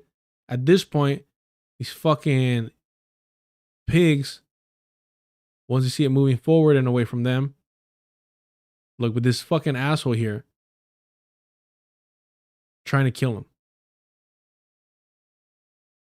is in no danger, running towards the vehicle, shooting at him. I mean, so fortunate that he survived. So fortunate that he survived.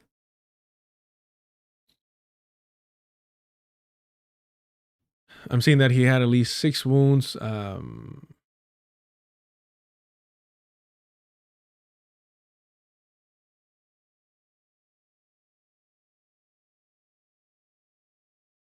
But I know I saw something about this allegation towards him.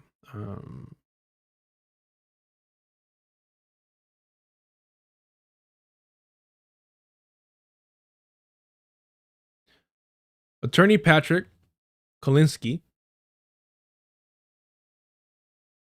Yeah, right. Kolasinski. Attorney Patrick Kolasinski spoke outside Doctor Medical Center in Modesto on Thursday on behalf of his newly retained client, Carlos Ivan Mendoza Hernandez, 36, who was injured by bullets Tuesday by ICE officers who shot at him at least half a dozen times. At least 2 of the bullets hit Hernandez's face and arm. Kolesinski said he was fired upon at least half a dozen times and has had 3 surgeries so far.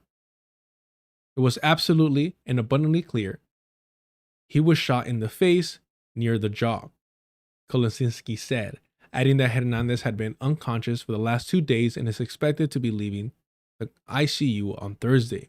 He has a long road to recovery. Hernandez is not being detained as a suspect by the Department of Justice at this point, and whether he will be taken into custody at some point is still unclear. He was simply saying he wanted to call his wife, and then somebody shot at him.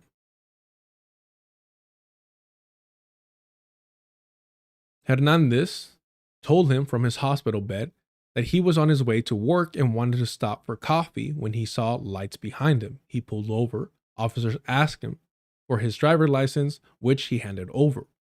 They then told him they were ICE officers and were going to take him into custody. He asked questions about that. He asked to call his wife, and the situation spiraled out of hand.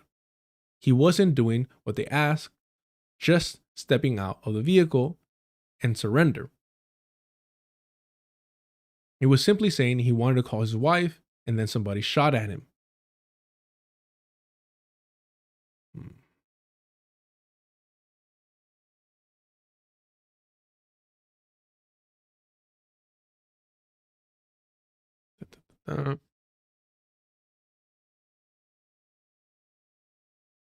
Hernandez was not trying to hurt anyone and said he was being shot at, and that's why he fled in a panic. He was scared he was going to die. Hernandez does not have legal status in the United States, his attorney said, and is a citizen of Mexico and El Salvador. But Kolesinski said Hernandez never, ever, ever been in a gang in El Salvador. At a news conference on Wednesday, Kolesinski provided court documents from El Salvador showing that Hernandez was the only person out of the 10 people charged with murder to have been acquitted in 2019. The same year, he came to the United States. As for being part of the 18th Street Gang, which formed in Los Angeles, Kolesinski said he's barely even been to LA and never been in the 18th Street Gang.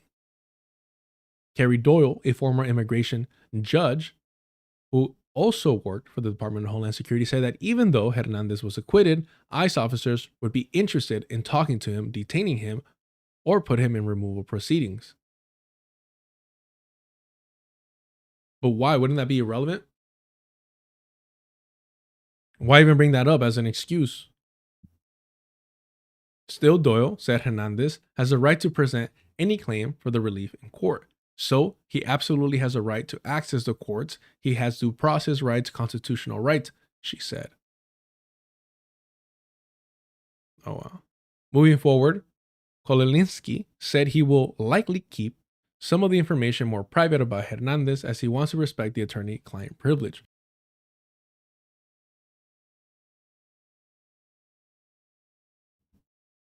And as Hernandez heals from his bullet wounds, Kolesinski would like to connect with witnesses at the scene who saw what happened on Tuesday morning along I-5 when ICE arrested him.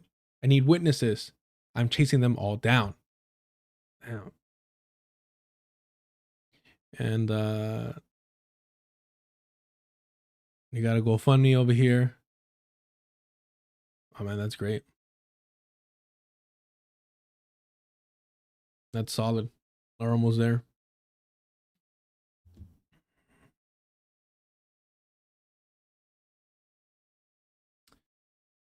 There is a link that I want to click on here. Here it is.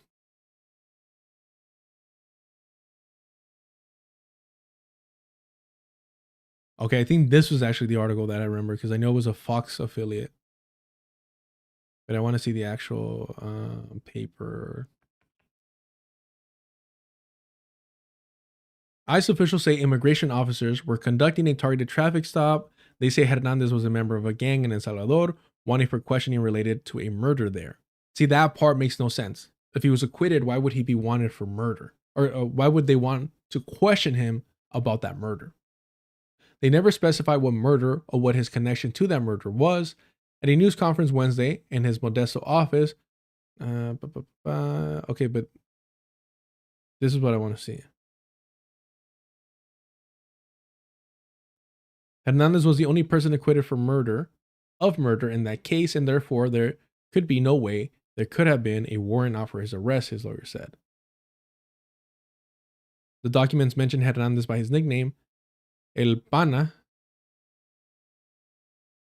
His acquittal came in 2019, the same year he came to the United States. The word used in the document is absoluto, absuelto.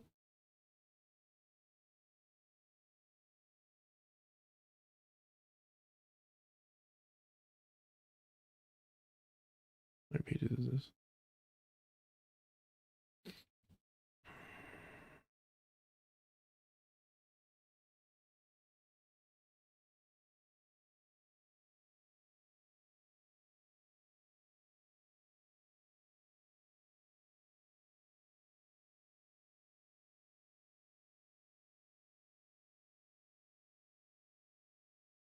Okay, but I'm looking for him. Viejo churro, chuleta. That's a fucking dope nickname. I can't even start to begin to tell you how dope of a nickname that is. Okay, but he might be a murderer, so let's. Because these individuals were found guilty. He wasn't. A ver.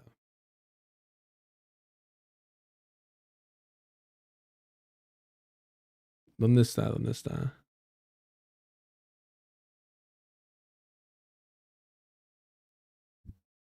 Se llama Carlos, ¿eh?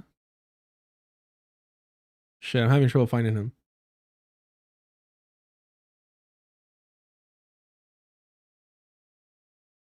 Yeah, David Barnes, you mentioned that Emma Vigeland said something like that. You mind refreshing my memory, bro? My apologies. But I'm looking for homeboy's name. Absuelto?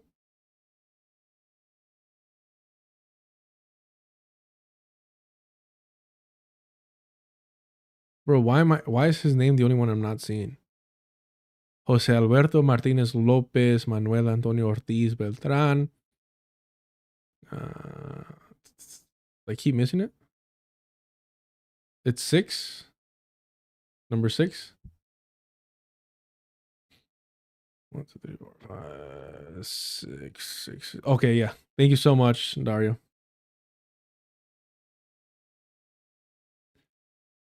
Carlos Ivan Mendoza Hernandez, alias El Pana. I wonder if it's because he was Mexican also, or maybe his Mexican citizenship came after.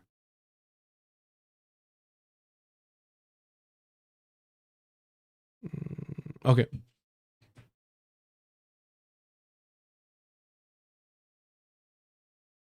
So he was 29 years old. Then they give his birthday.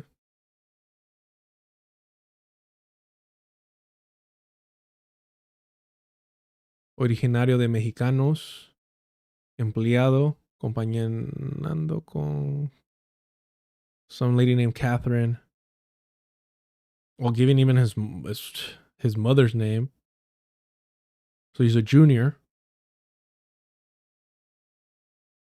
San Salvador. His documentation number. Quien resultó absuelto. All right, thank you, David. I'll look it up right now. Absuelto. Por el delito, finalmente, calificado como homicidio simple. Previsito y saca.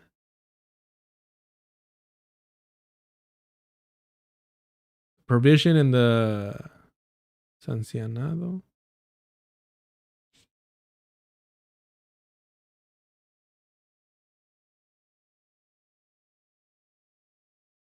So the victim was Christopher Alexander Melgan Duran.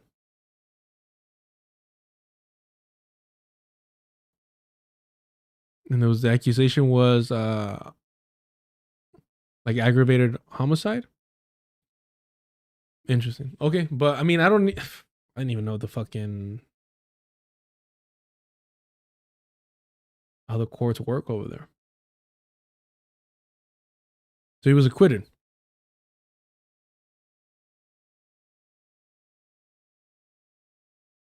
Which is what suelto means, I'm assuming. I've never heard. I don't know the legal fucking jargon.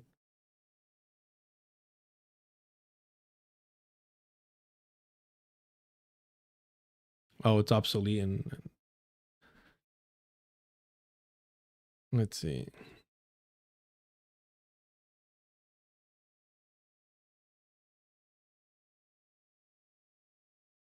To absolve? Okay, that makes sense. So, if he was released after being acquitted with no other holds on him, he cannot have a warrant. So that information must be either erroneous or completely made up, and only DHS knows what they're looking at. Based on this new information about the murder acquittal, it looks like ICE got information that doesn't add up.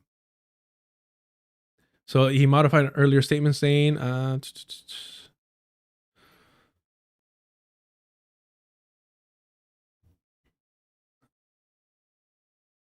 that it appeared to be a case of mistaken identity. He said he now realizes that his client's old murder case is likely relevant to his arrest. Cindy said she wonders if the ICE officer's targeted stop might be related to another traffic stop on Friday in Turlock by police for having a cracked windshield on her car. The police officer, he told her, were rude to him and took down all his information. Cindy says she wonders if details about him were gathered that day and used by ICE. So local law enforcement collaborating with ICE. I do believe probably the incident is coming from there, she said. There is no immediate evidence to indicate that Turlock police communicated anything with ICE, but California is a sanctuary state. Now,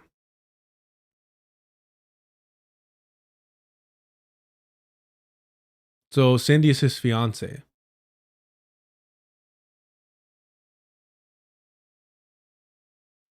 Jeez, bro. He's a good dad. He's a hardworking person. How we always have to justify our fucking humanity, bro. Hernandez's immigration status is unclear right now, as he hasn't been able to speak to his client. Okay, this might be a little bit older then.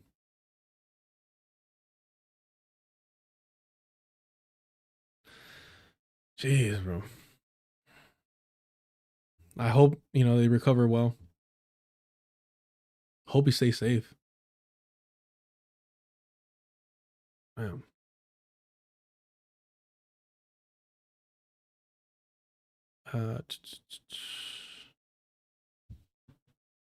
Let's see this real quick.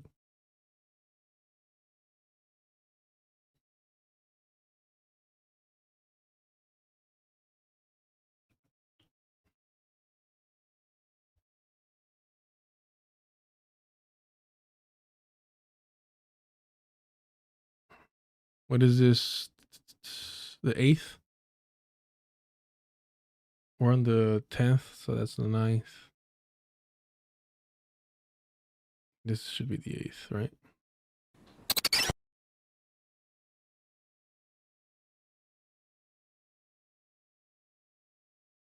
Oh, what the fuck? Okay, here it is.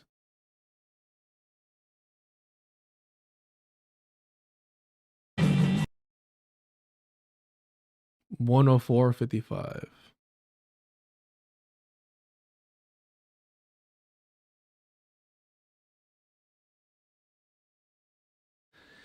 Ay, ay, ay.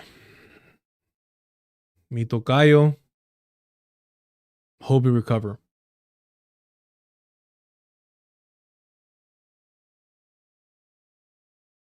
So, I mean, one of the reasons why there is a lot of and then Latinos and Hispanic is such a waste of a fucking categorization, but whatever, politically speaking. Culturally, there might be more substance, but the reason why we are so, or many of us are so conservative is one, again, the idea of work hard, merit, and you'll get what you want. Don't be lazy. Don't ask for handouts. Do it on your own. That bullshit. And then 2, Catholicism and the rise of, Christian evangelical influence, Mormon shit too, deeper south in Latin America. That really plays up that whole thing of get shit done for yourself. The one I just closed out, or about Carlos Hernandez, or which one?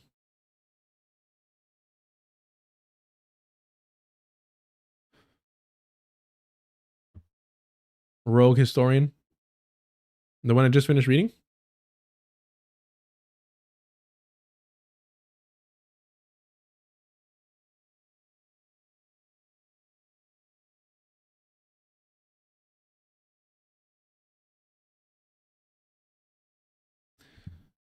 So at the 55 mark, let's see what she has to say here. That our prices don't spiral out of control. I know that in this district there are a lot of Latino voters. We've seen a massive swing across the country. Also, just a little bit south of Tarrytown and the Hudson Valley, you have, I think it was Union City, where it was like a 50-point, it's very Hispanic city in New Jersey, a 50-point swing in the other direction in the 2025 November elections. This is not to speak about voters as a monolith, but it is really interesting. It's been heartbreaking to see ICE just absolutely terrorize these communities, and what could have been avoided. But I would imagine that you're hearing from some of your potential constituents that about how wanting more protection from ICE's terror. And I know you're in favor of abolishing ICE, but what else would you do to address immigration and bring some more humanity back to immigration, our immigration system? Because enforcement means, obviously this rogue Gestapo, essentially. Yeah.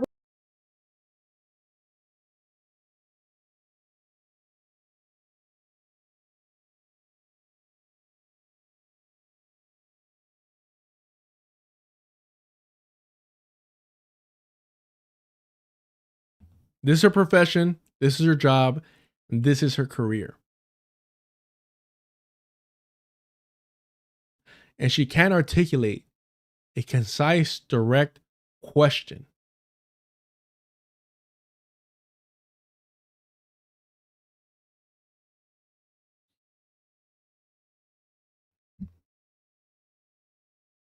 It's just a ramble. It's an opinion, a statement that she throws a fucking question mark at the end of.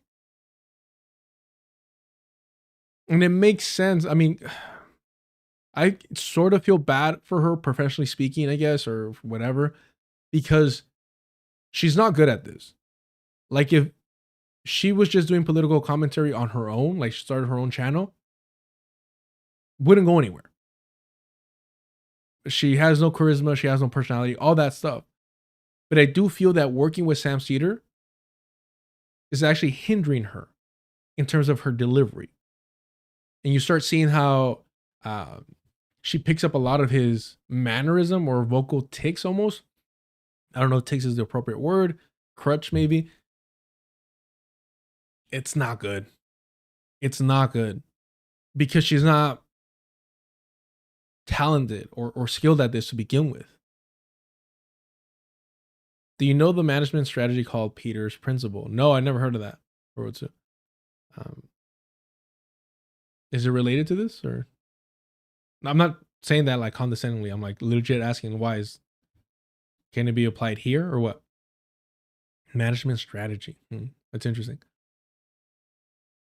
Oh yeah, let's hear out the response. A humane immigration system. ICE, they're Gestapo, but we need a humane border enforcement. And thank you so much for asking this question, because I'll say, like, my mother is an immigrant from El Salvador, and she came to the United States when it was still the Immigration and Naturalization Service. It was in 2003 that shifted to ICE, where we had border where we had customs enforcement and immigration put together. So when I say abolish ICE, it is this construction that puts together what should be an immigration service, right? That enables people. Hold on.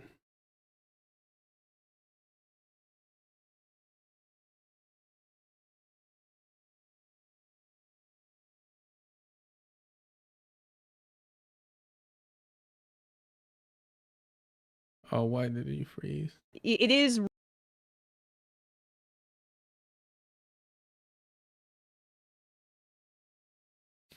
Damage that we are district. There are a lot of that our prices don't spiral out of control.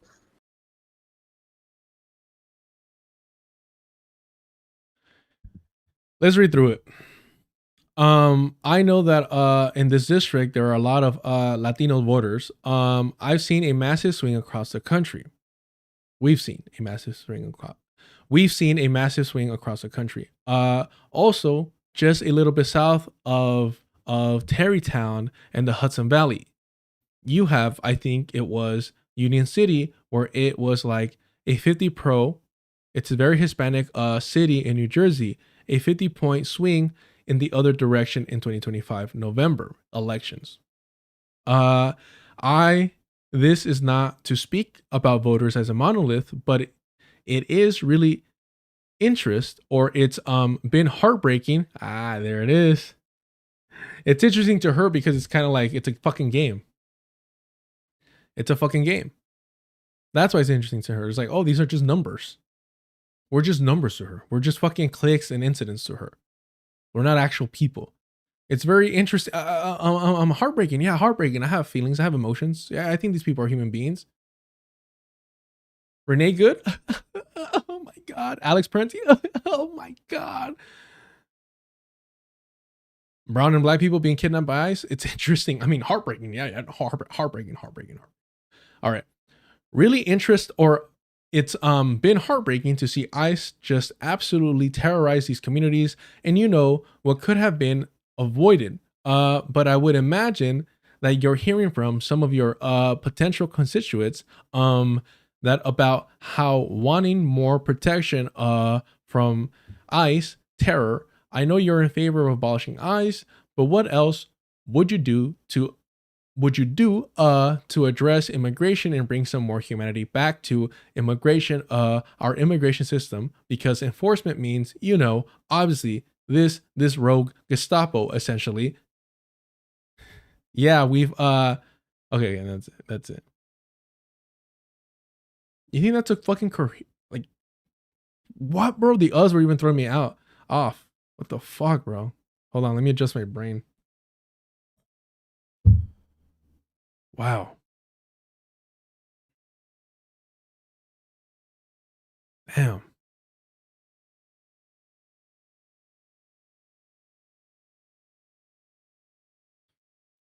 ICE terror, and I know you're in favor of abolishing ICE, but what else would you do to address immigration and bring some more humanity? Oh, liberal bullshit, bro. Humanity to immigration, our immigration system, because enforcement means, obviously, this is rogue Gestapo, essentially. Our immigration system, because enforcement means, obviously, this rogue Gestapo, essentially. Wow, the bar's in fucking hell. What I said, it ain't mediocre white men only. It ain't mediocre white men only. Of Tarrytown and the Hudson Valley, you have, I think it was Union City, where it was like a 50-point, it's very Hispanic city in New Jersey, a 50-point swing in the other direction in the 2025 November elections. This is not to speak about voters as a monolith, but it is really interesting. It's been heartbreaking to see ICE just absolutely terrorize these communities, and what could have been avoided. But I would imagine that you're hearing from some of your potential constituents that about how wanting more protection from ICE's terror, and I know you're in favor of abolishing ICE, but what else would you do to address immigration and bring some more humanity back to immigration, our immigration system? Because enforcement means, obviously this rogue Gestapo, essentially. Our immigration system, because enforcement means, obviously this rogue Gestapo, essentially. our immigration system, because enforcement means, obviously this rogue Gestapo essentially.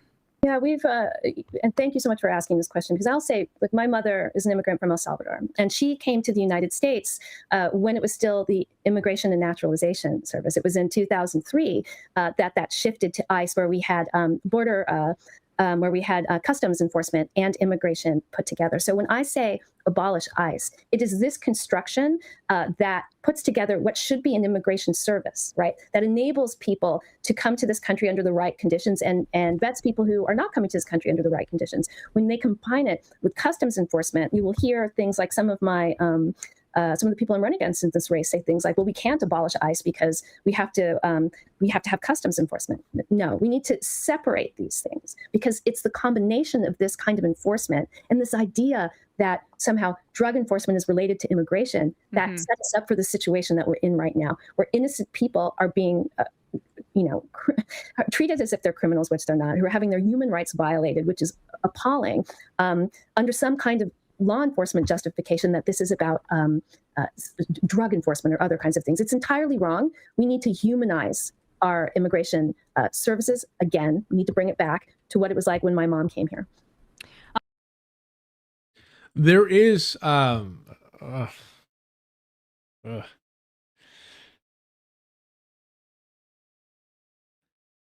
there's a huge cultural divide between people that got here the right way and people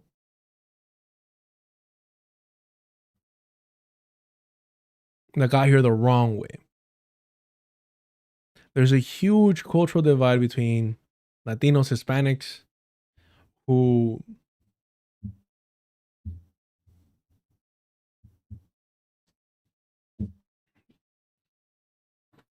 when they started here, started as U.S. citizens or got their green card or what have you. And those who are undocumented, who are considered illegal aliens, right? Huge difference. Huge difference. And you see the more reactionary approach to whether they're liberals, rad libs, towards those that did not get here the right way. It's very much like, oh, well, things were better. Things were nicer. Yeah, to you maybe. For you and your family, perhaps. But to say, oh, we just got to turn back the clock, instead of realizing like, hey, these institutions are violent in nature. Again, abolish ICE.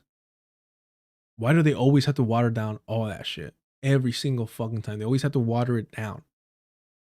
And that's what she's fishing for. That's what Emma Vigeland's fishing for here. Because she's like, oh yeah, you said abolish ICE. But what else? Why? Because they recognize that in the Democratic Party, under their liberal, rad lib, sock them, National Socialist approach, they're never going to abolish ICE. Doesn't matter whether it was created in 2003 or not. It doesn't matter. They know they're not going to get rid of it. So they're already preparing and conditioning their audience to abandon that as well. The same way that they abandoned and abolished the police. To defund the police, they abandoned that as well. To Mamdani keeping the police flat. And they don't criticize Mamdani over that. They don't call him out over that. Again, Mike from PA, which is an offshoot of the Majority Report, who is a parasite to Hassan Piker, suddenly has nothing to say about the strategic response group that Mamdani apparently swore that he was going to dismantle. Nope, nothing yet. They're arresting fucking teachers.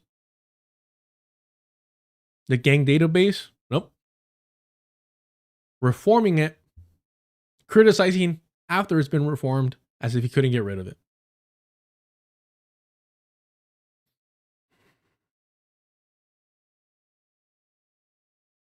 Yeah, it's very much romanticizing the immigration system before ICE, right? While simultaneously advocating, in reality, because abolish ICE is just a slogan for them. It's not a political goal of theirs, because the Democratic Party will never achieve that, never promote that, never fight for that. They will start pushing, and they have been pushing, reforming ICE. Better training, better training, no mask, better way to identify them, fucking cameras, all that bullshit. Because they're reformist. That's what they are. They're reformists.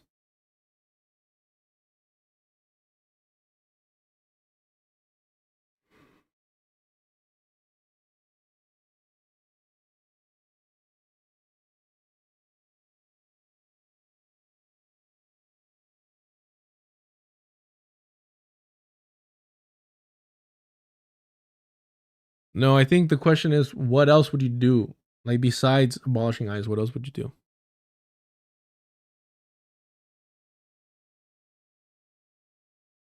All right, I was not expecting to cover that. What else do we have on the docket for today? You know what? Let me take a little break. I need to get some sun. Let me move my feet around a little bit, and I'll be right back. I appreciate y'all. Do me a favor, hit the like button. I'll be right back. I just want to add a real quick. It's not about any of those specific points having to do with them, but just in general, like I try to take the mindset of all I'm here to do, all I'm interested in doing is asserting, and that decolonization is the future and the reality, because it is. White people can't. They're a global minority. They can't have control of the world forever.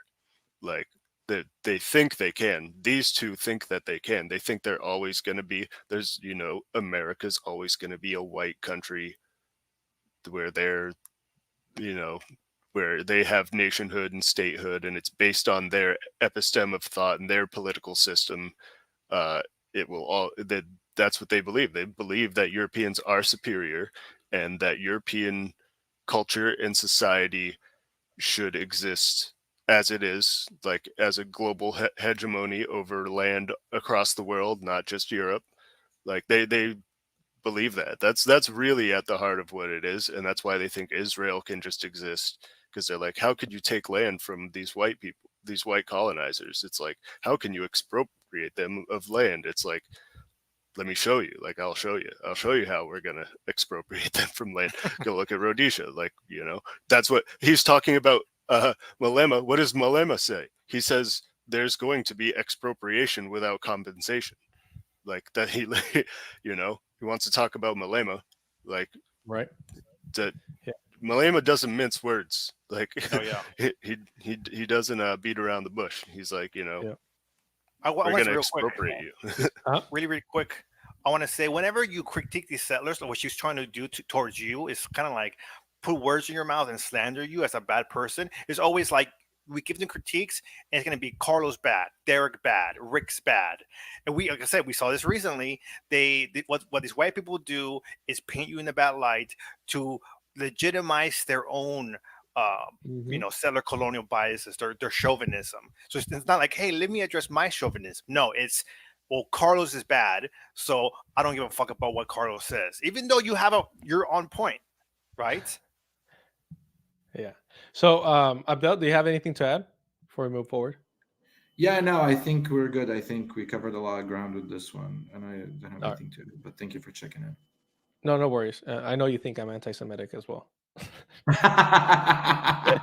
No, I mean the thing with the idea of someone accusing someone of anti-Semitism altogether, there's a rule that one must learn whenever that happens, which is you just never engage with it. It's true, because really that idea is it's a strategy more than anything else, because you described it also like, she was strategizing. I can't accuse him of sexism, so I'll accuse him of of being anti-Semitic. So it's a strategy, and in a sense, the second you engage in it, is you've given into their strategy. So it's just the oldest trick of the book in terms of distracting from anything meaningful. So, and I think a lot of people know that kind of by now, because it's just been done way too many times. It's been exhausted. But yeah, I think you've done a good job in terms of keeping it minimal with her, and just calling her out on that. She's doing the same shit that others are doing, like the ADL, that works with the police and is a Zionist institution. So she's in line with them pretty much, more so than other people. Absolutely. She realized her white tears were not valid here, So she pulled out the anti-Semitic card for Sam Cedar. And I will look, I'm a hater. I will always admit this. I'm petty, but I will give Sam Cedar credit here because he immediately is repulsed by her doing this and says it straight. And you see her dumbass double chin face right here, regretting and embarrassed that she actually did this. But you know, white women are gonna white women. What are you gonna do? But even Sam's bullying it. Well, the shoe fits. No, I think like look, Have some self-respect. Okay, I so no, blood listen. quantum. I think within the context of this country, but like why? Like Yes, I also of course. think. Thank you for understanding that. No, I do. I do understand it. I also think Yeah, the idea that the white Europeans in this country are going to give up the levers of power is also fantastical. He admits it himself. Yeah, not Yeah, peacefully, he that's for just sure. said it. He just said the thing. He said the white supremacy. Bro, they just say it, and like nobody really like is like, oh, I don't know, is that really white? It's like dude's just saying is a white supremacist.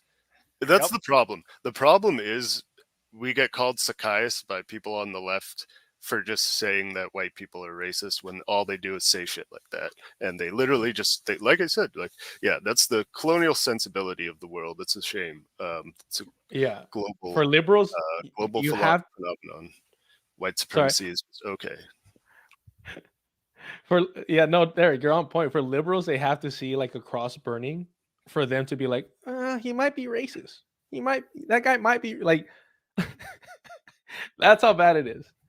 Well, yeah, I have a question real quick. How much time do we have? Because we have like 30 minutes left. Yeah, so I no, know. it's about to wrap up. Okay. It keeps going once I get off the call, but we could stop after that. Yeah, I know.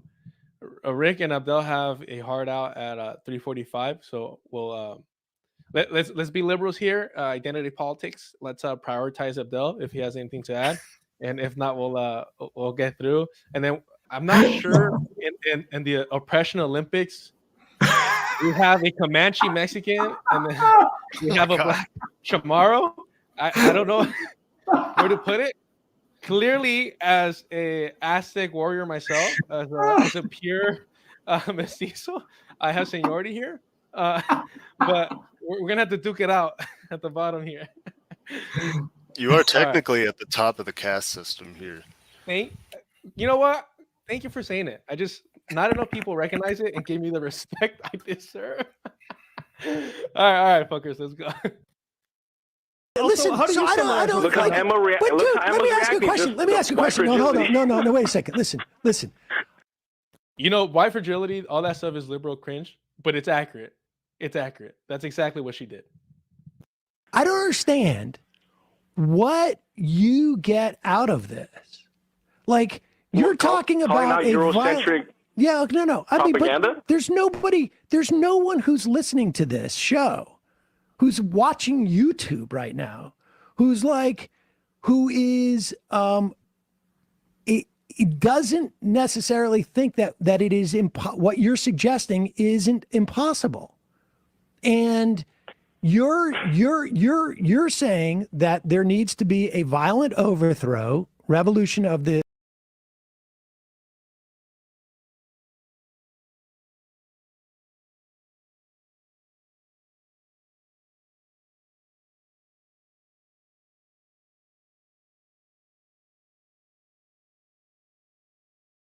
I said, look how cute this looks. Cosmo and Wanda.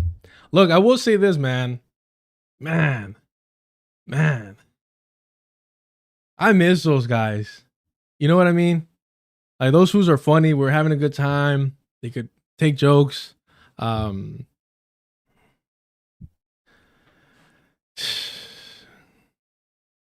the alias? Abdel. I mean, love him to death. A mentor of mine. Will never call him that in his face, but he knows it. And I owe him so much. I owe him so much. And I'm so grateful for him. Such a good time.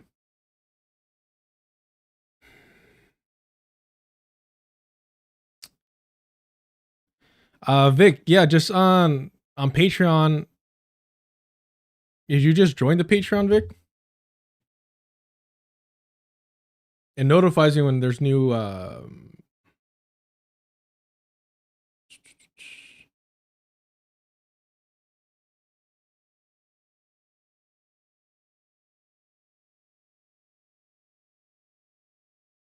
Let's see here.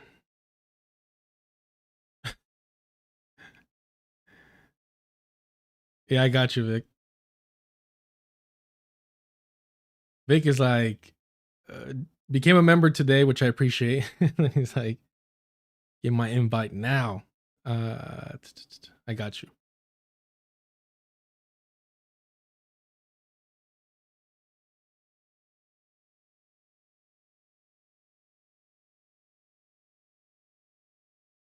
I got you, Vic.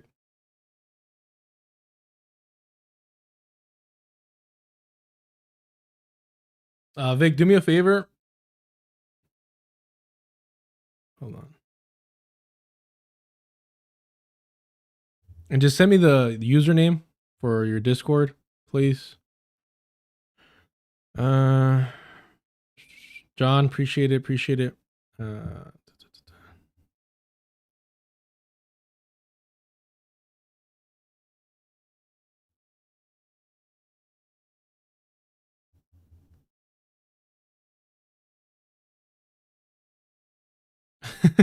What's your username, Vic, on Discord?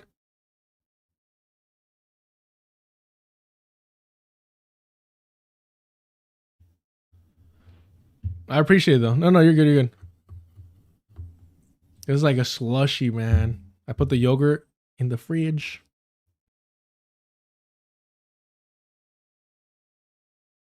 Pinky up.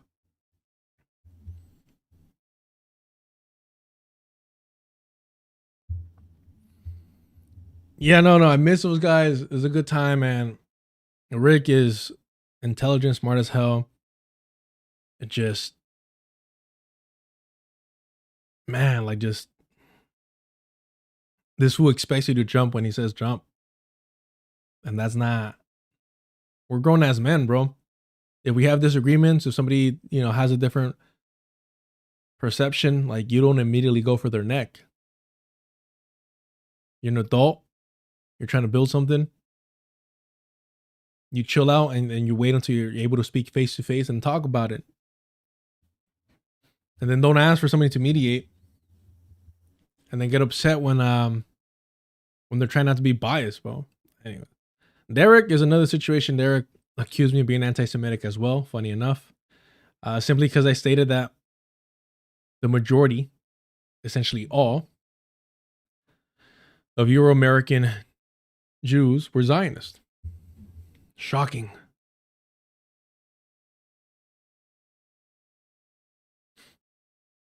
Shocking. I mean, it was effective though. Got you, Vic.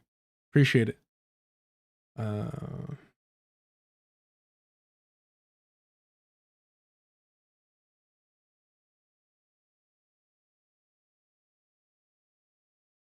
It was effective though, because people that they introduced me to stopped fucking with me after that.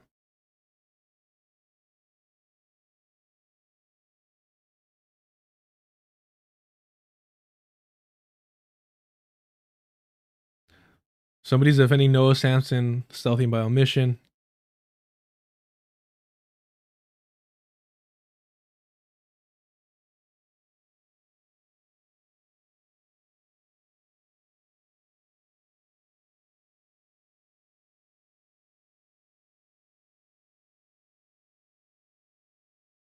White men,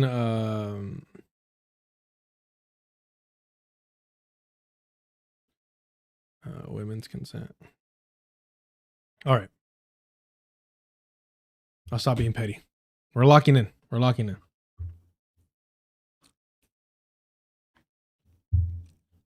I asked my male homies this. I'm like, what song makes you feel pretty? What do you mean by that? What the fuck? What song makes you feel pretty?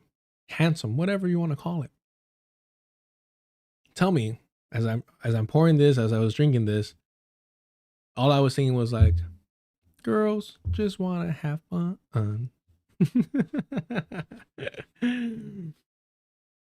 Man. All right, let's focus. But that was a great conversation. A great breakdown of this. I need to like redo redo it. You know what I mean? But we'll see. We'll see. Did we have anything else? I always forget the titles that I put for this. Half the time we don't even talk about anything in the titles, which I find annoying for myself. We did talk about ICE. We did talk about Mexico. EZLN. Dope. All right, cool. Yeah, we could do the little bill thing uninterrupted. All right. We're good to go.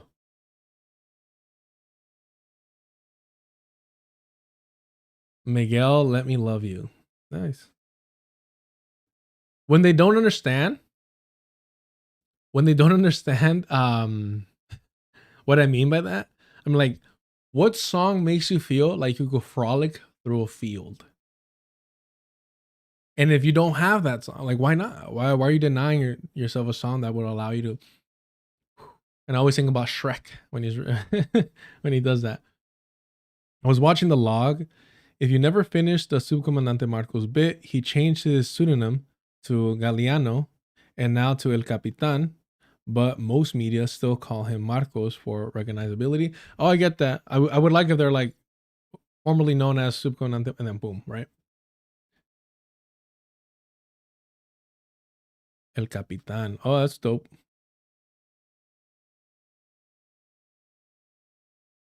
Dogwig, I'm so uncultured on music. My shelter ass doesn't know that answer.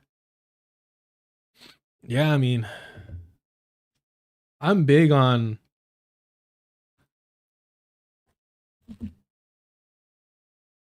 just listening to different type of music as much as you can. That's the one thing I will say about NPR.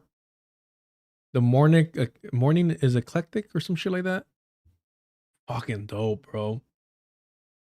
I remember listening to that shit like in high school and just just being like, oh, like there's more than K-rock out there. There's more music than just alternative rock. I was like, can you believe it?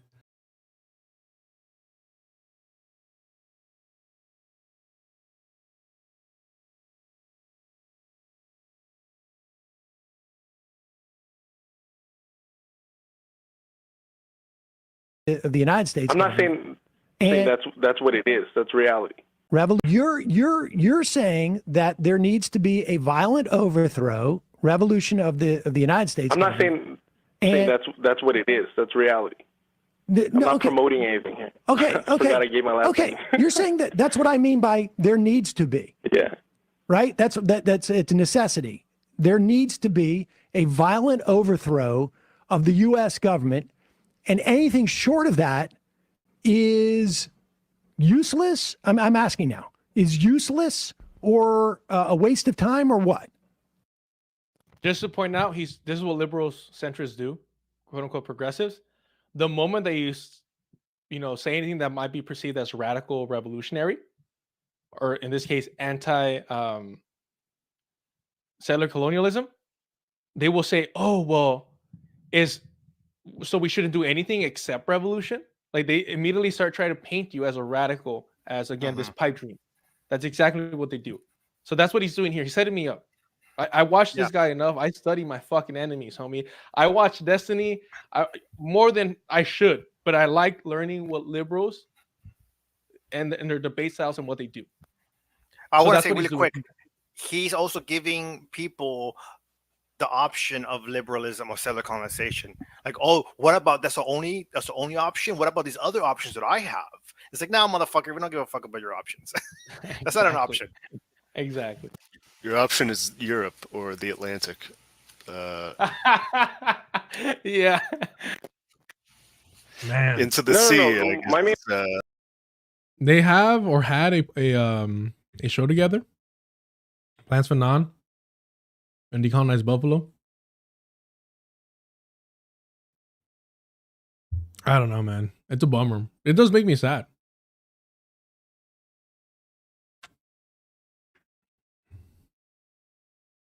You think you meet real fucking people?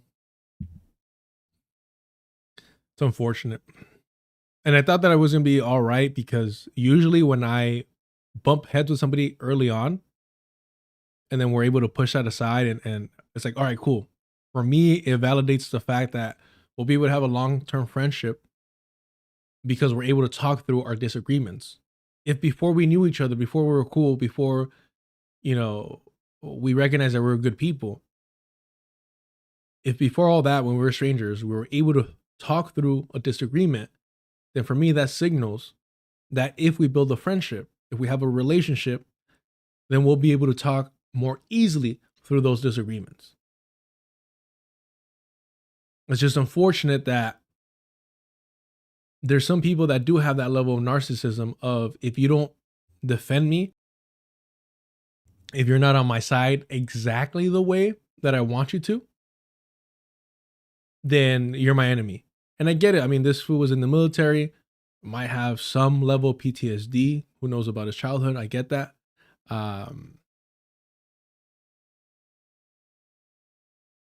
But I think I had demonstrated multiple times prior that I was always down, to be on this side.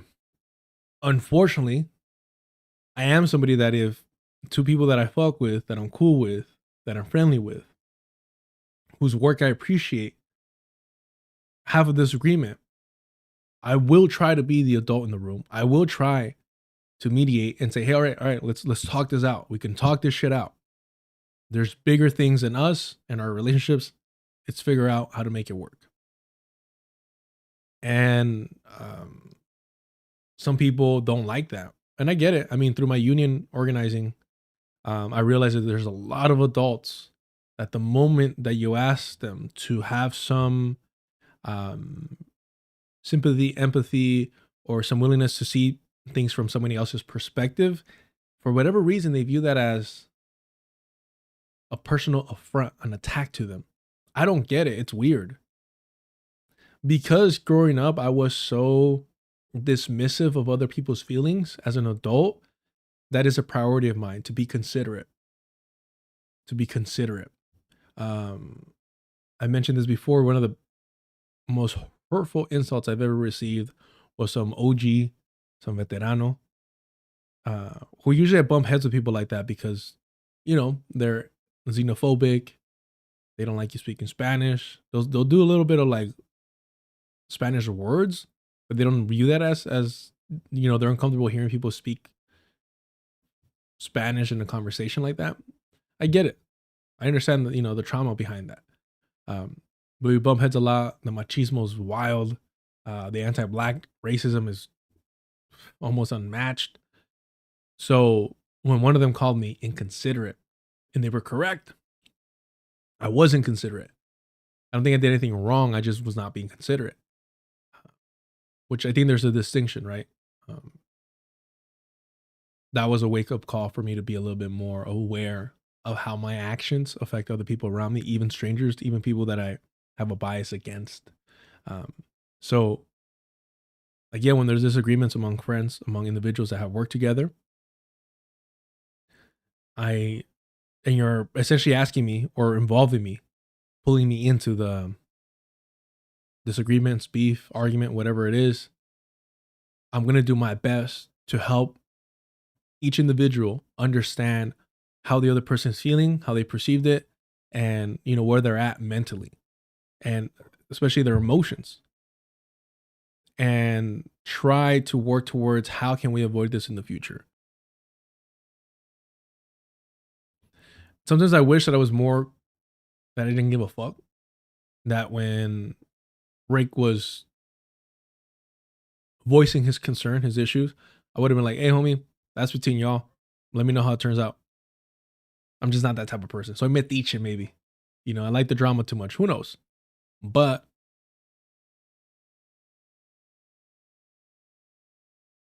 it is what it is. All right.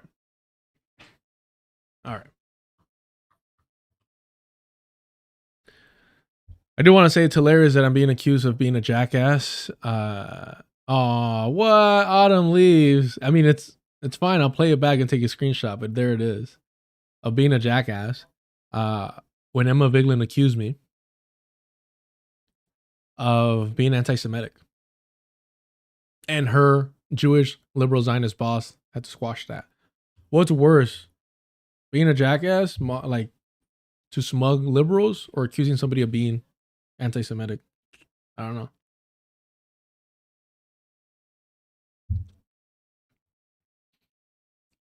Have I checked out Radical Narrative Podcast? I haven't, PlayStation. I haven't listened to podcasts in a while.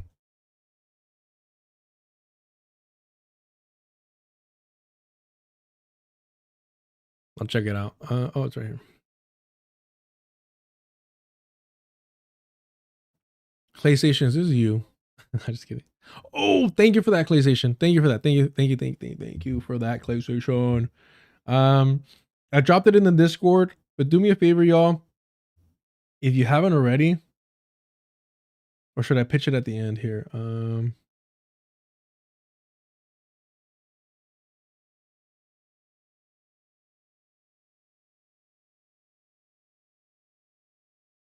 Obeta, or is it the?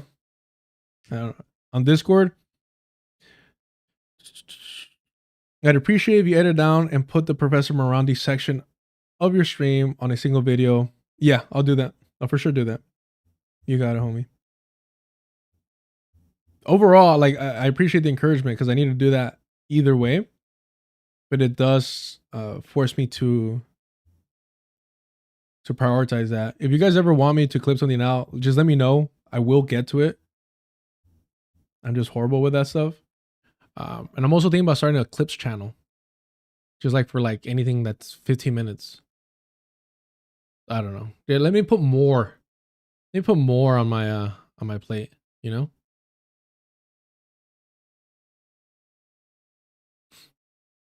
Screenshot of the article so you know I've seen it. All information is self-sourced, and I do not watch any streamers, let alone Destiny or Ethan, whom I hold disdain for. I found this information when I was like in high school, so years ago. So this is Artemis Debunked is the name of the video. Drop the link shortly. It is so fucking sad that parasocial cult behavior of Hassan Piker viewers, that to call out the fact that he visited a brothel that was engaged in underage sex trafficking, you have to start off by saying, I don't like Destiny. I find him repulsive. I don't like Ethan Klein. I find him like... They immediately assume that your principled positions and critiques, especially concerning sex trafficking, is somehow influenced and encouraged and motivated by Destiny and Ethan Klein, a liberal creep and a Zionist pig. And mind you, it was Hassan Piker, not those of us to his left critical of him, that used and cozied up to Destiny because nepotism was not enough for him, and went into business with a known Zionist. Rick was on it on the... So yeah, check this out if you get the chance. Rick was on... Hold on.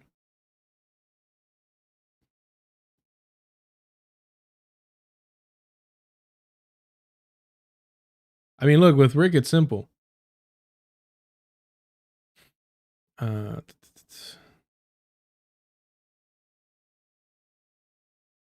I don't know, this is 8 months ago. 7 months ago. None of this is recent.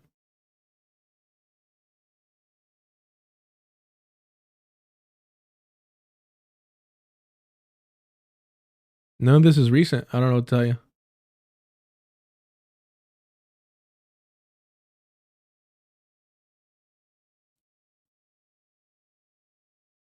$6.4.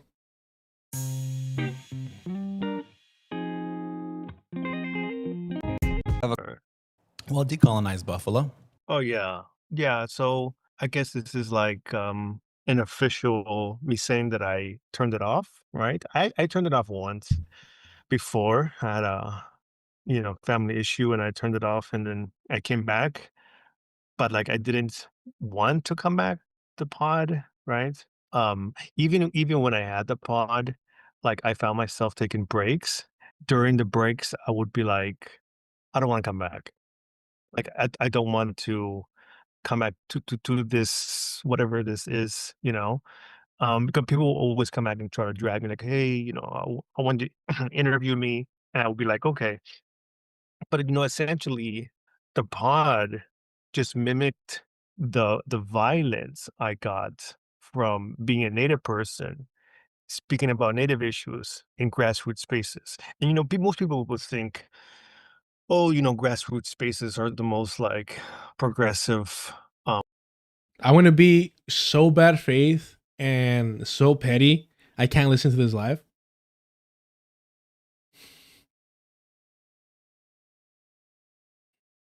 Damn, bro. You guys have to understand, I met this fool's family. I thought we were going to be fucking carnales for a while, bro.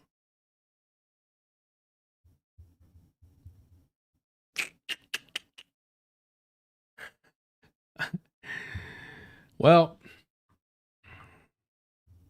I'm not going to be an asshole. I'm going to let my sparring partners know today, later tonight, that I need to raise the intensity today. Anywho, all right. It pisses me off, man. You know what it is? It just makes me sad. I'm just hurt. That's all it is. I'm man enough to admit it. All right. Ay.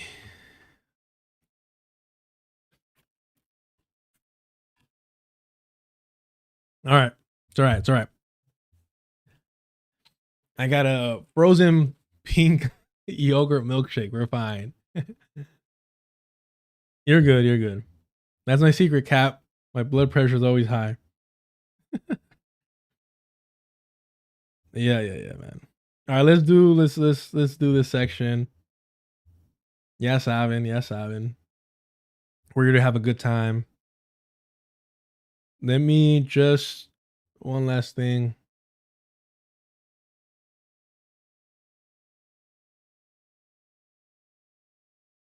Jesus, man, they're still defending Grand Planner. It's hard. When is the midterms for Maine? Because I do want to drop it like before, like a week before that happens. Not that it'll have any effect on the white supremacists in Maine, 99% white population. But these fools are still like defending him and arguing for him. All right.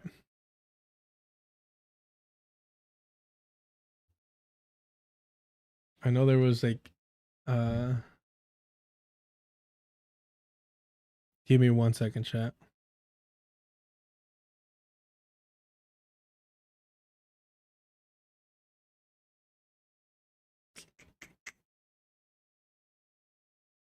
Un segundito. All right. I think we should be good.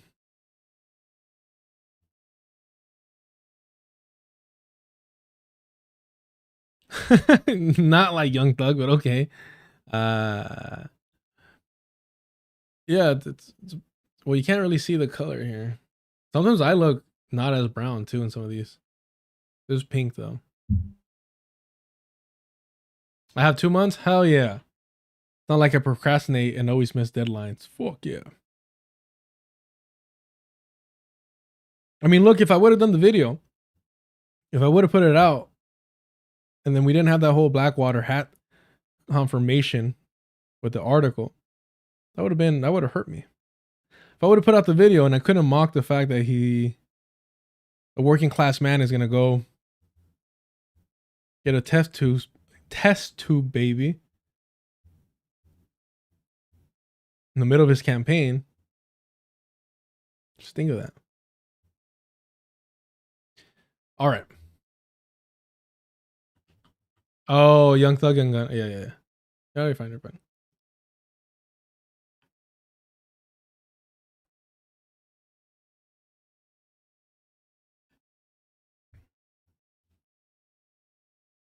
Defend who?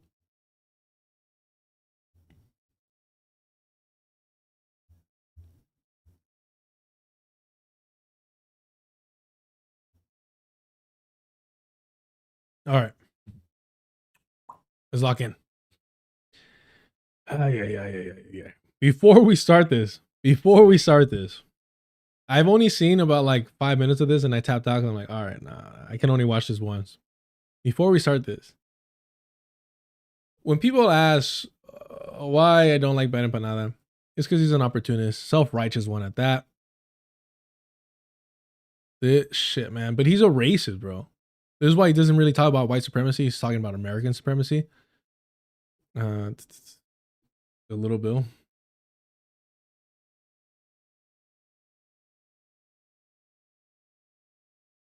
Where is it? Damn, bro. Is it this one? Or is it the other one?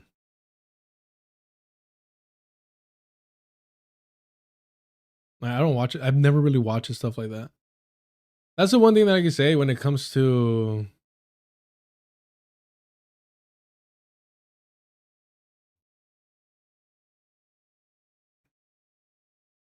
this would deleted it or what?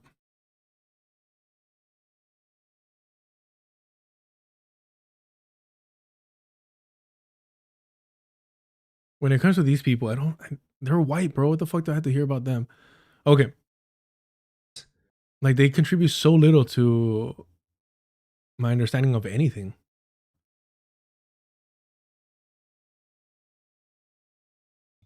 Should exist in the Jewish people's ancestral homeland of Palestine. By definition. The Jewish people's and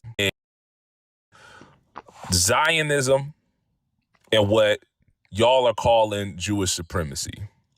You feel what I'm saying? No, I don't feel what you're saying at all, but let's see what you have to say. And I was like, all right, cool. It is the most fucking like cliche anti-black shit. It is so fucking old. It's like a 90s. It's like a 90s type of thing. That when a black individual says, you know what I mean? You feel what I'm saying? Any type of version of that, the white person will like, huh, no, I actually don't know what you're saying. No, I don't feel you there. Right? And it's like, maybe shit's a little bit older. Maybe shit's a little bit older in Australia. So like his racism, Ben Empanada's racism is like a little bit of a throwback. Maybe they were a decade behind over there. But tell me if I'm wrong, chat. Tell me if I'm wrong. Any other black folk want to engage in radical activist language in this fucking chat? South Park literally made that part of a joke. South Park literally, because it's funny at its face, but then the other layer of the joke is that this is how white people interact, right? Check out the Jerry Seinfeld sketch from In Living Color. Jim Carrey does this exact thing. Really?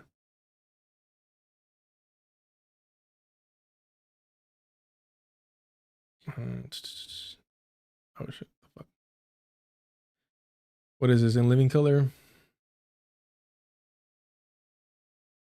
Literally everything Jim Carrey, but sure. Jerry Seinfeld. Oh yeah, that's right. That's right. Here.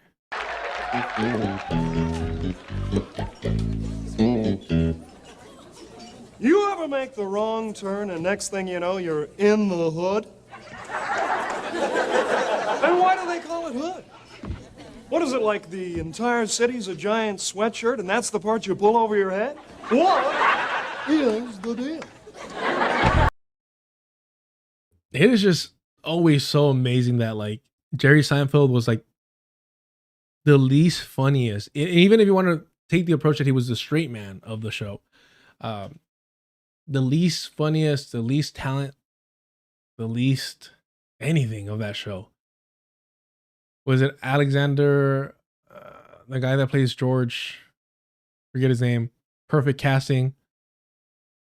I mean, everybody in that show was perfectly cast, but I feel like the most easily replaceable person is Jerry Seinfeld.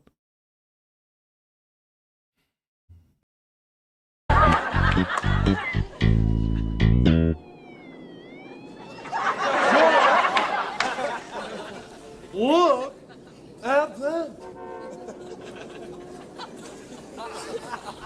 What? What am I looking at? What? What's the deal with the burnt-out car? The guy's never heard of a trade-in?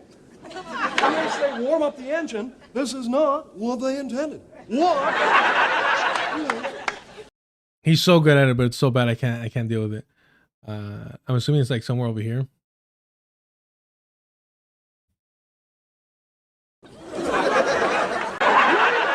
Caught up with you guys. I've been running for 30 blocks just to find a door to enter through. What are you doing here? Flap, wiggle. What is the deal? Hey! I haven't seen you in a long time. I think I'll smack you. What the fuck? Slap you and really hurt your head. Let me ask you something, look. What you doing up in the project? That's the project. Bro, Jamie Kennedy looks so young, and like it's usually like when somebody's skinny, right? You could tell that more than anything. No, Larry David. Oh, I get what you're saying. Yeah, because George's character is supposed to be a high-end caricature of Larry Davis, but yes, the heart of the show was Larry Davis for sure.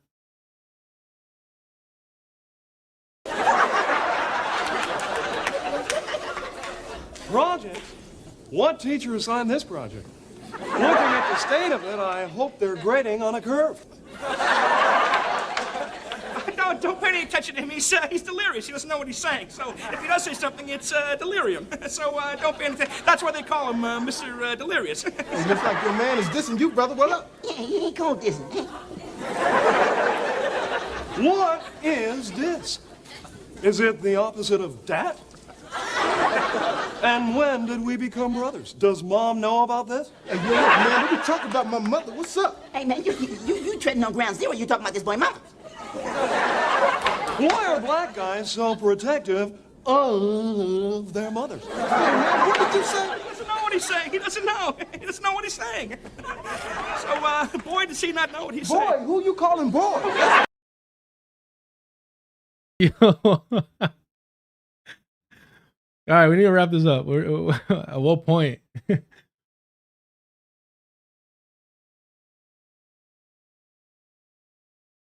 I don't know what boy means. Girl, I know, but I don't know from boys.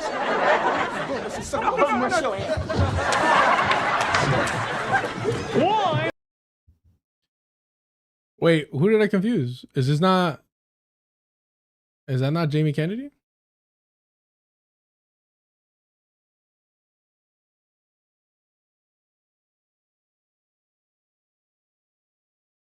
Who's a bum? What's the rush?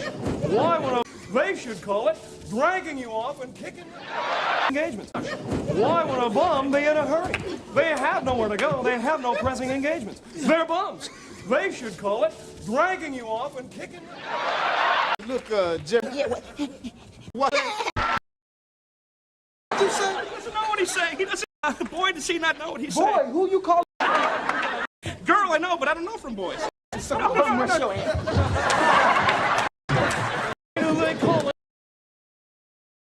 I think I got duped over here. I didn't hear it. There's no transcript on this.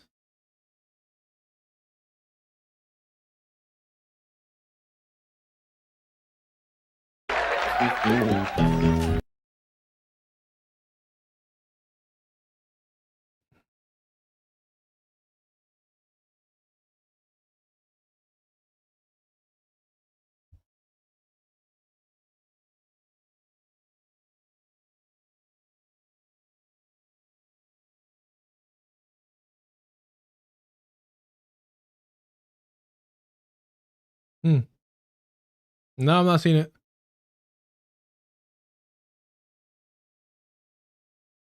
Derailed, yeah.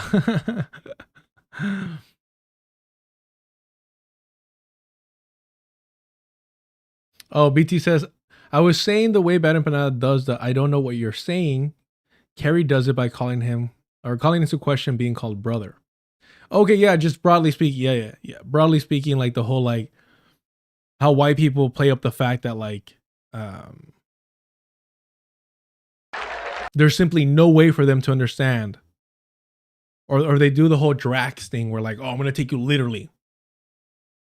And they play this up. And they do this to try and mock black people. To mock them and be like, oh, fucking ridiculous. Like that's their approach to it. It's that type of racism that liberals still use. And it's, depending where you're at, it's not really recognized or called out. But that's what I'm saying. I feel like maybe the racism in Australia was like a little bit behind. They were still like importing it.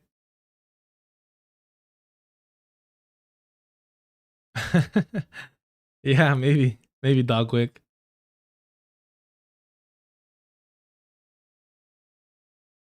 It does. Yeah, it's meant to make the other person sound ignorant. Infantilizing for sure. Yeah. Mockery of black slang. Yeah, AAVE in general. But yeah. And of course, me calling out bad empanadas, not so fucking subtle racism, is going to be deemed by them to defend Little Bill. All I'm saying is I didn't make it past that. Because I don't have patience for this shit. I don't. From somebody making money and profiting off of subjugation, of colonization, of oppression that they've never even smelled. They never even been near. They have no idea about it. And it's like, so you're doing that and you're still going to be fucking racist on top of that? You're still going to be a transphobe on top of that? You're still going to pretend to care about the third world? Like, third world is shit? Like, bro, while calling for the colonization of the Inuit people by the US? And that's the difference between, like, we can have a discussion and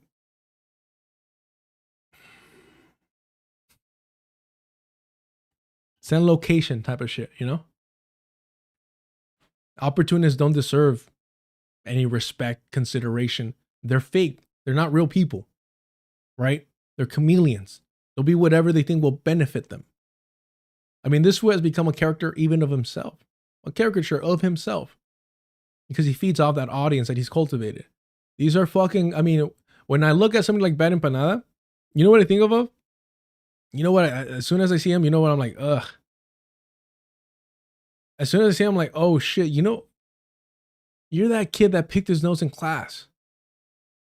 You're that kid that picked his nose in class, aren't you? You ate that shit, didn't you, you sick little fuck? That's all I'm saying. Man. All right. Oh, shit. One and the same. All right, let's get to this. Let's get to this.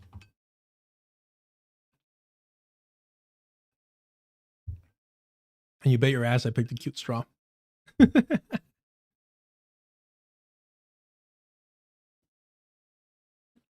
Yeah, he's a colonizer, bro. He's a European that helped to colonize Australia, benefited from the colonization of Australia. Instead of helping the indigenous people there and being an ally, books it to Argentina, where he could be a gentrifier, a modern colonizer. And you think that fool's organizing against Mele? Fuck no. Against Milei? Fuck no, bro. Man. And again, because he's a white man, any principled criticism against him was completely ignored. All right, let's get to this.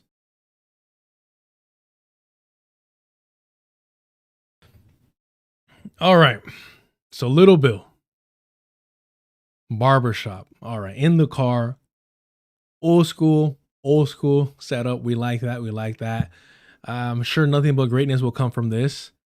Jewish supremacy. We know that my criticism of it, you know, we'll break it down shortly. Do me a favor, y'all. Go ahead and subscribe. Hit the like button if you haven't already. Leave a comment if you're catching this afterwards. Let me know what you think in the comments. I might be off the mark. I might be bad faith in the interpretation. Maybe not. This is a 30-minute video. Yeesh. Feel like there's gonna be some rambling, but we do that too. We'll see how it goes. I don't know if he edits this stuff down. Hopefully it's concise. Let's get to it. Yo, what it do, what it go? It's another edition of, well, I guess this is technically the evening show, but y'all ain't gonna see it until tomorrow morning. But yeah, there you had that. I just wanted to rap with y'all real quick about this here. So I am trying so hard not to do the same bit now. I'm trying so hard not to do the bit because it's gonna be so distracting.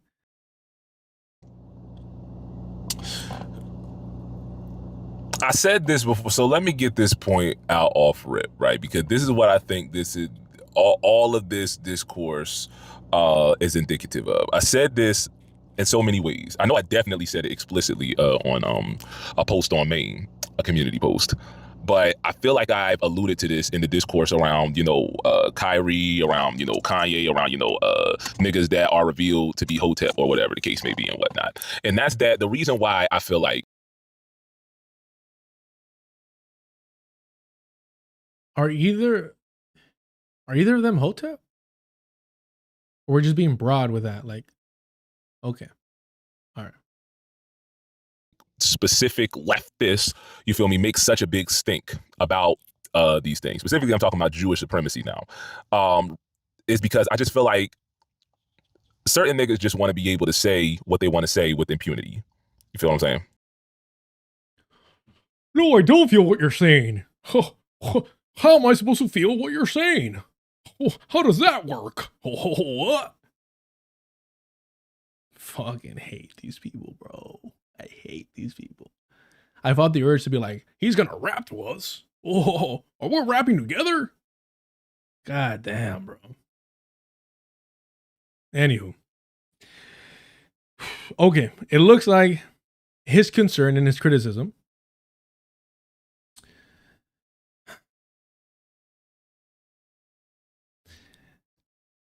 is how certain white people, I hope he clarifies that white people, because he says leftists, that certain white people are using this opportunity to express their anti-Semitism and use anti-Zionism as a shield to do so, right? You see this, I mean, he doesn't really try to hide it, but Nick Fuentes, and the question is, does Bad Empanada do this, right? I mean, that's one of the main kind of examples of it. We know that he's anti-black. We know that he's anti-indigenous. We know that he's a transphobe. Was he anti-Semitic? Would he still hold his anti-Semitic positions if Zionism wasn't a thing, if the colonization of Palestine never happened? I don't fucking know, nor do I care, right? I think that individuals like that are attention seekers that will say the most unhinged and daring thing that they get away with, and that's it. I don't think they have any true substance to them. Prime example is his support for Norm Finkelstein. If you were truly anti-Zionist, if you were truly pro-Palestinian, you would recognize that Norm Finkelstein is an opportunist, a white savior. He's anti-Palestinian in his sentiment, as all white saviors are. He doesn't view Palestinians worthy of even citing.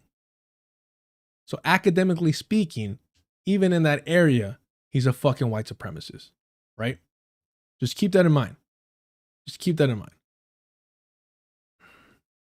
The people that you glorify and that you choose to uplift and that you admire, I think say a lot about you.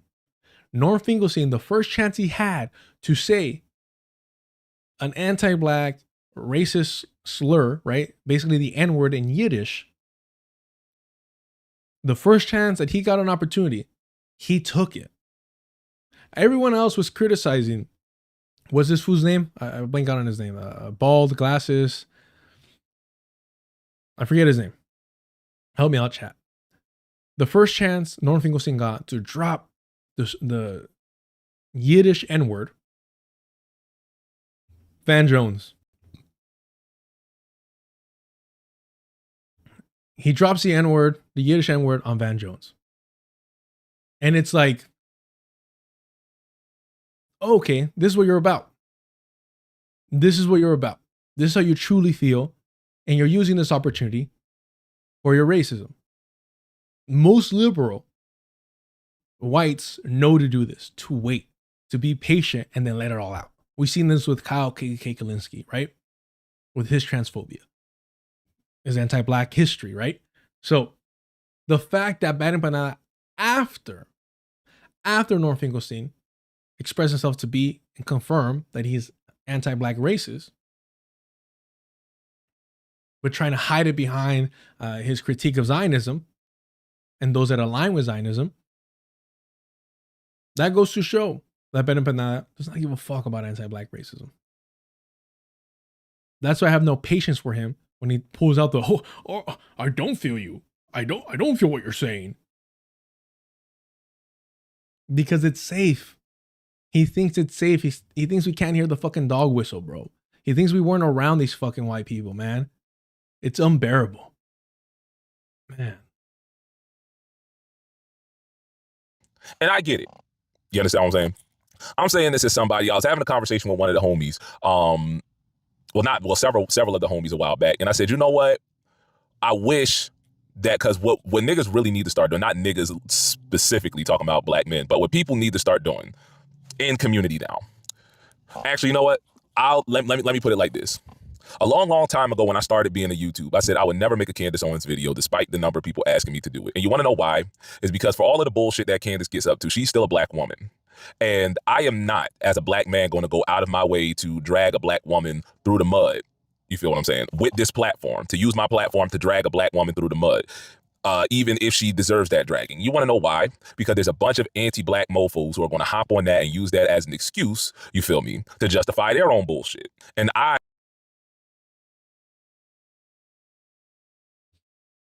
While I agree with that concern, I do think the best solution to that is making space to call them out directly. Say, hey, I know a lot of people that are anti-black are, misogynist, are going to try and use this, weaponize this. Fuck you too. I see you. Fuck off. You see it in your comments, in your chat, you ban them. Preferably, you have time to ridicule them and then ban them. But to say like, oh, I'm not going to criticize somebody from my group, my demographic, who's a rabid reactionary, who's causing negative effects to your own community, who's serving white supremacy. I don't know, man. I mean, who would you rather call them out? A white person that's going to sprinkle in anti-blackness? And that anti-blackness is going to get excused because they're making a larger correct point? Who do you expect to call her out? I do view it as a personal responsibility for me, to call my own people out. So, total disagreement with that. Total disagreement. Literally, my first real edited video was talking about Latinos and the N-word. What if I'm like, you know what? I don't like the narrative that Latinos are anti-black because we need to focus on how white people are the most anti-black. And by bringing up anti-blackness in the brown Latino community, we're distracting from the larger problem of white supremacy, which anti-blackness in the Latino brown community is just a byproduct of. So I don't want to paint my people, my gente, in that negative light when some of us, might be misguided, when we should all be united and focusing against white supremacy. Like, fuck that, chinga tu madre way. We're gonna fucking talk about the issues we got at home. I don't know, man. Linstack, the sheriff, maybe that, right? You're not wrong. Linstack says he wants black women to do all the work. So the only person that can criticize Candace Owens is another black woman. So now you're putting them, not just with the responsibility, not only the responsibility to do all that work, but also to be on the firing line. To have Candace Owens, racist white supremacist community, target them and harass them. Pues, how fucking convenient. How fucking convenient. But that's what I'm saying. I'm not black. And I'm not even saying that, you know, like, you're no black. I'm not even saying it like I'm saying I'm not black. I don't know. I'm telling you, in my community, I have literally demonstrated that I'm here to call out our own bullshit. I'm working on the Cesar Chavez video. I'm going to call that shit out. What other fucking hero? What other fucking idol? What other fucking, you know, civil rights labor activist do we have other than Cesar Chavez? I could very easily just ignore and be like, chale, that's difficult. But I don't like that fool since fucking years at this point, probably over a decade now. So maybe it's a little easier. But it should be fairly easy for you not to like what Candace Owens represents or what she's paid to represent. Because we know what she fucking believes. Like, if it matters.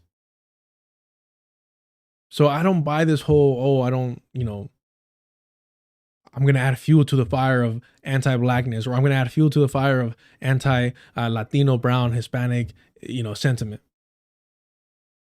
Well, if you're aware of that, address it. If you're aware of that, address it within the project that you're doing to combat it. I don't know, man. I don't know. I am not going to be party to that. You understand what I'm saying? So other people, and again, I'm not calling that. I'm not, you feel me? Because I know the first place y'all going to say, oh, he's talking about this. No, that's not what I'm talking about. I'm talking about me, myself, and I, nigga. Is I said, I'm not going to do that because I am not in the business of giving non-black people, you feel me, a pass to speak sideways on other black people. Because y'all do that enough as it is. You understand what I'm saying?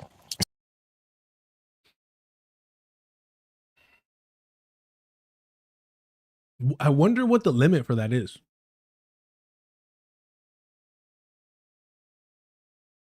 I wonder what the limit for that is.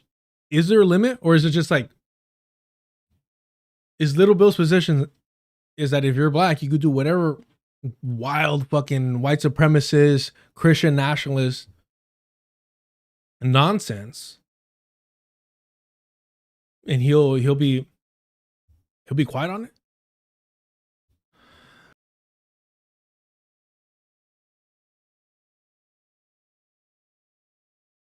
There is no limit.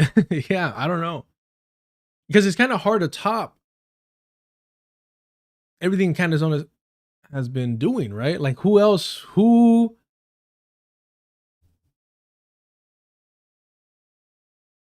would be who would surpass Candace Owens right now as a comprador in the black community? That's a tough one. And yeah, I agree here. Children of the Cornbread says, I have seen black young people start to watch her, meaning Candace Owens, because of her Israel commentary and her visibility. What if those young people that you're mentioning, and I'm sure it's growing, I mean, we see the same thing with Sneeko, and Sneeko, I believe he's like half Haitian, half, there's something else. I don't remember. I think maybe Asian, but I'm not sure. I can't remember what, it's Haitian and something else. Sneeko's also riding the anti-Zionist train, but he was very, very much anti-Semitic before, pretending to care about Palestinians and opposing Zionism. So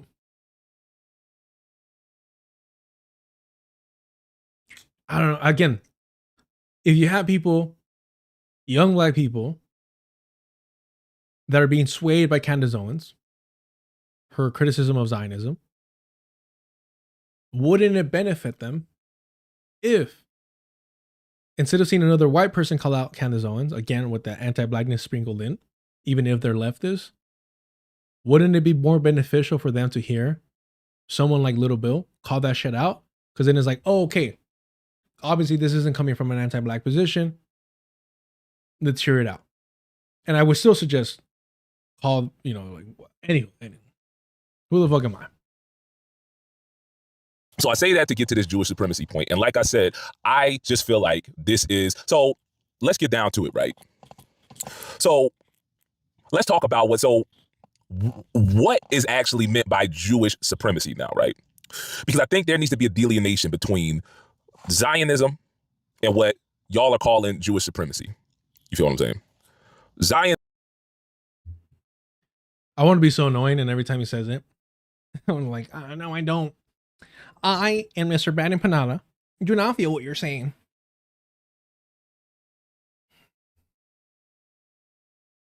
All right.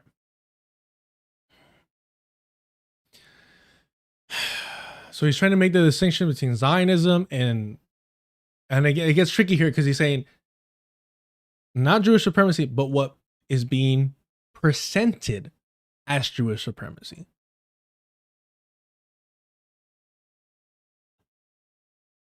Which, I mean, just off the bat, I would argue that Zionism and Jewish supremacy should be synonymous.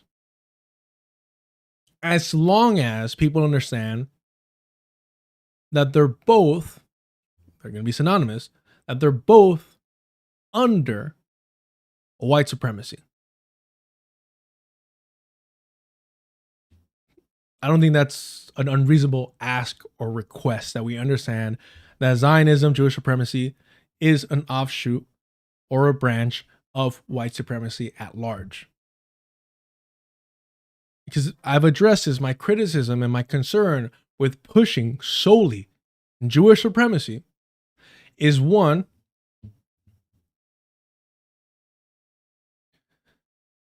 and mainly, that it really isn't about Jewish supremacy. It's about white supremacy and the ability of Europeans to colonize other lands, right?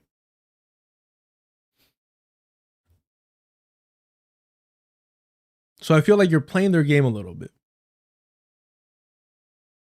You're playing their game a little bit, and you're removing the white supremacist aspect from it that supersedes the Jewish supremacy. Why do I say that? If it was solely and strictly Jewish supremacy, then it wouldn't matter what race you're part of, as long as you're ethnically,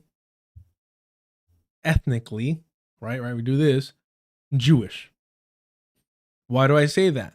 Because Black African Jews who are also colonizers in the Zionist entity are treated as second-class citizens to European white Jews. Why would that be the case if they're both Jewish? And if Jewish supremacy is the head honcho over there, why would they be concerned about that? If Jewishness was a true unifier, why would the Zionist entity, wanting to populate the Palestinian land with more Jewish people to legitimize their colonization or legitimize their claims to the land, why would they go out of their way to force sterilize African Jews? Why would that be the case? Wouldn't that be counter to their Zionist project ambitions of taking up space and land from Palestinians, right? So, when I see something so evident that goes against the Zionist project's ambitions, their goals, their objectives, I have to ask, why is that? What is the factor that is superseding their need for more people, for more Jewish people to colonize Palestine? What could be such a priority that they're willing to stop their population increase, or at least to hinder it? What could be so powerful that they're saying, well, yeah, I guess you could come in because you're technically Jewish, but not the right type of Jewish. So we're going to make sure that you can't reproduce, that you can't multiply. Meanwhile, we're encouraging Zionists from Europe, European Jews, to multiply as quickly as possible, to the point that we're doing like little honeypots of IOF soldiers whenever Europeans of the Jewish diaspora do their birthright trip, right? That's what they do. They make sure that the IOF soldiers that are protecting them start to seduce them in hopes that they will not only stay and occupy Palestinian land, but that they would have children so that they can further legitimize their claim to the land, saying, well, I was born here. Where am I going to go? All right, sure, buddy. What would you, if you're doing all those efforts to have more people, more populations, more native, right? The nativist approach, Zionists on Palestinian land, why would you go out of your way to force sterilize Black African Jews? Well, it seems to me that the fucking answer is fairly simple. That what supersedes Jewish supremacy is white supremacy, right? So if you say Zionism, I believe that Zionism very clearly includes white supremacy within it, within Jewish supremacy. Whereas Jewish supremacy, my concern is that a lot of people embrace the Nazi ideology that European Jews are not white somehow, right? We've seen this with Emma Vigeland. Emma Vigeland accused me of being anti-Semitic when calling out Sam Cedar as a colonizer. And it's like, wait a minute, I'm calling him out because he's a European colonizer, not because he's Jewish. And again, credit to Sam Cedar, cleared it up and said, no, he's not anti-Semitic. So even rad-lib liberals, lefties, don't see European Jews as white, as Europeans. Now, there's two concerns about that. One, yes, they're embracing Nazi eugenics ideology. And two, and the most dangerous and concerning part now, is that in their minds, they have accepted the Zionist narrative that these European Jews are actually indigenous native to Palestine. That is the real concern. That is the real concern. That not only do they not view them as their fellow Europeans, as fellow whites, but more dangerously concerning now Palestinians is that they're saying to themselves, oh, well, they're not from here. They're not like us. They're not part of us. So where are they from? Oh, well, they're from Palestine. Further legitimizing the Zionist claim to being indigenous to Palestine. Do you see why it's dangerous on both sides? It feeds and breeds upon itself. Nazism and the belief that European Jews are not European, that they're not white, feeds, encourages the idea that Zionists push that European Jews are actually indigenous to Palestine. They help each other out. It's connected. That is my concern. All right. We are 3 minutes into this 32 minute video. Great. Thanks, Little Bill. Zionism, by definition, is the belief that a Jewish ethno-state should exist in the Jewish people's ancestral homeland of Palestine. By definition. So if you ask the vast majority of Jews all across the diaspora, the vast majority of them are going to agree with that statement. However, if you ask them, and this is the key here, what means ought to take place in order for such a state to exist? You understand what I'm saying? It's like asking black people, do you believe that we should get reparations? Hell yeah, nigga, of course we do. All right, what means do you believe that we should take to achieve that? And this is what gets into. That's a horrible concern. That's a horrible comparison. That's a horrible comparison.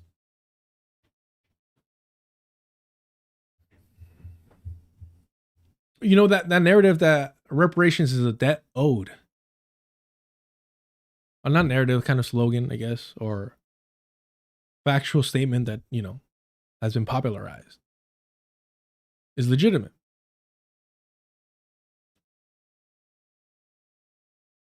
While you're comparing it to a illegitimate position. What are we doing here, bro? the vast majority of Jews all across the diaspora, the vast majority of them are going to agree with that statement. Definitely in Jewish supremacy, a nation between Zionism and what y'all are calling Jewish supremacy. You feel what I'm saying? Zionism, by definition, is the belief that a Jewish ethno-state should exist in the Jewish people's ancestral homeland of Palestine. By definition. So if you ask the vast majority of Jews all across the diaspora, the vast majority of them are going to agree with that statement. Okay, I was a little confused. Agree with your definition of Zionism? I thought that's what he was referring to, but now he's saying no, with the statement, right? I don't like when people don't call out within those definitions the inconsistencies or the illegitimacy, calling it their ancestral homeland. Clarify that this is what Zionists believe, and they're wrong. It's not their ancestral homeland. However, if you ask them, and this is the key here, what means ought to take place in order for such a state to exist? You understand? That is not the key. That is not the key. That should not be the key. Because again, this lends favor to liberal Zionism. That somehow there's a correct, just, or fair way to establish the Jewish homeland, to reclaim your ancestral land. Okay, there's so much wrong with this. All right. You know what I'm saying? It's like asking black people, do you believe that we should get reparations? It's not like that at all. It is not. I mean, it is not like that at all. Unless you're talking to a white supremacist who think you're going to steal their money for reparations to occur. Like, I guess you would need the belief that that money is being stolen from you. But that belief would need to be correct, which it isn't. Again, there's no way. There's no way of legitimizing that comparison. Hell yeah, nigga, of course we do. All right, what means do you believe that we should take to achieve that? And this is what gets into the Jewish supremacy portion of it. Because when I hear Jewish supremacy, I hear a Jewish parallel to white supremacy. And white supremacy, I've defined this several times in the past. Any form of supremacy that you're talking about, this is what it boils down to. White supremacy specifically is the belief that white people are inherently superior to non-white people. And therefore, all non-white people exist for one of two reasons. Is to either be subjugated by or exterminated for white folks, specifically straight white men's interests.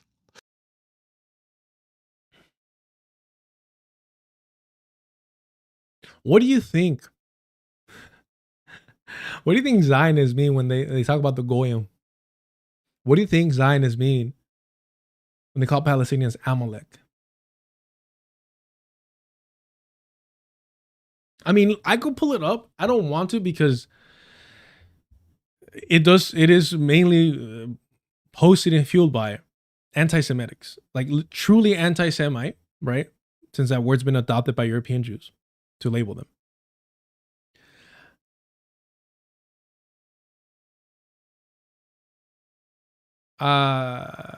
Dirty.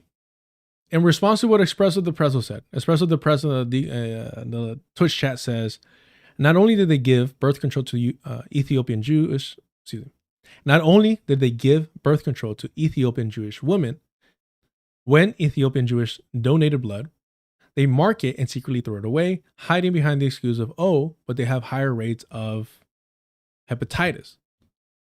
Well, I think Give is doing a lot of work there. It was forced sterilization, like it was not consensual, from my understanding.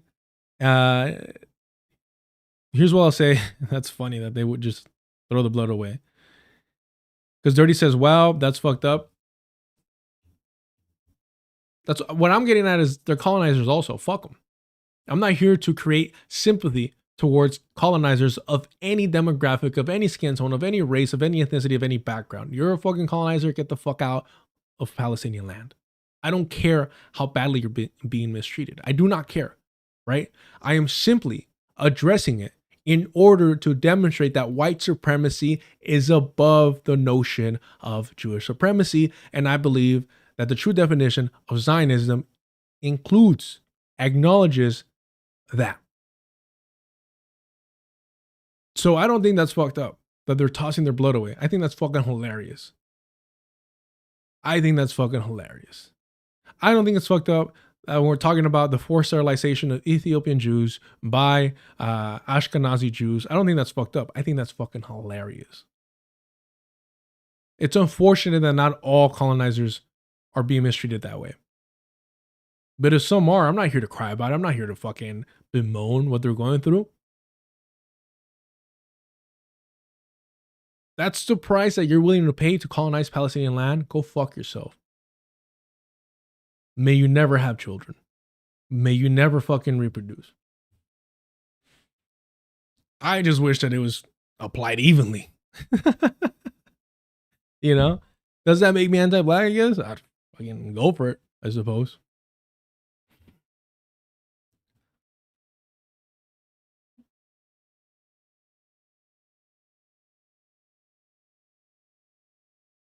Therefore, all non-white people exist for one of two reasons.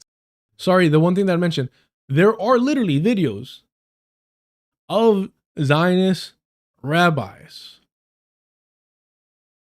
advocating for reading the Torah, the enslavement and extermination of all non-believers, right? The narrative and the propaganda that we've been fed about, oh, Muslims and calling us infidels and this and that, that fundamentalism exists within the Jewish community. Instead, it's actually embraced by over 90% of them because they're Zionists. Because they're Zionists.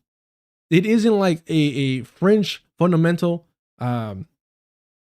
group like it is in the Muslim world and Islam, what have you, right? It's not that. And most of that is fueled by the US, which is, you know, Christian nationalists, white supremacists, right? Most of that is armed and trained and cultivated and encouraged, right? So again, Christian white nationalists on top of that, right? Encouraging it, fueling it.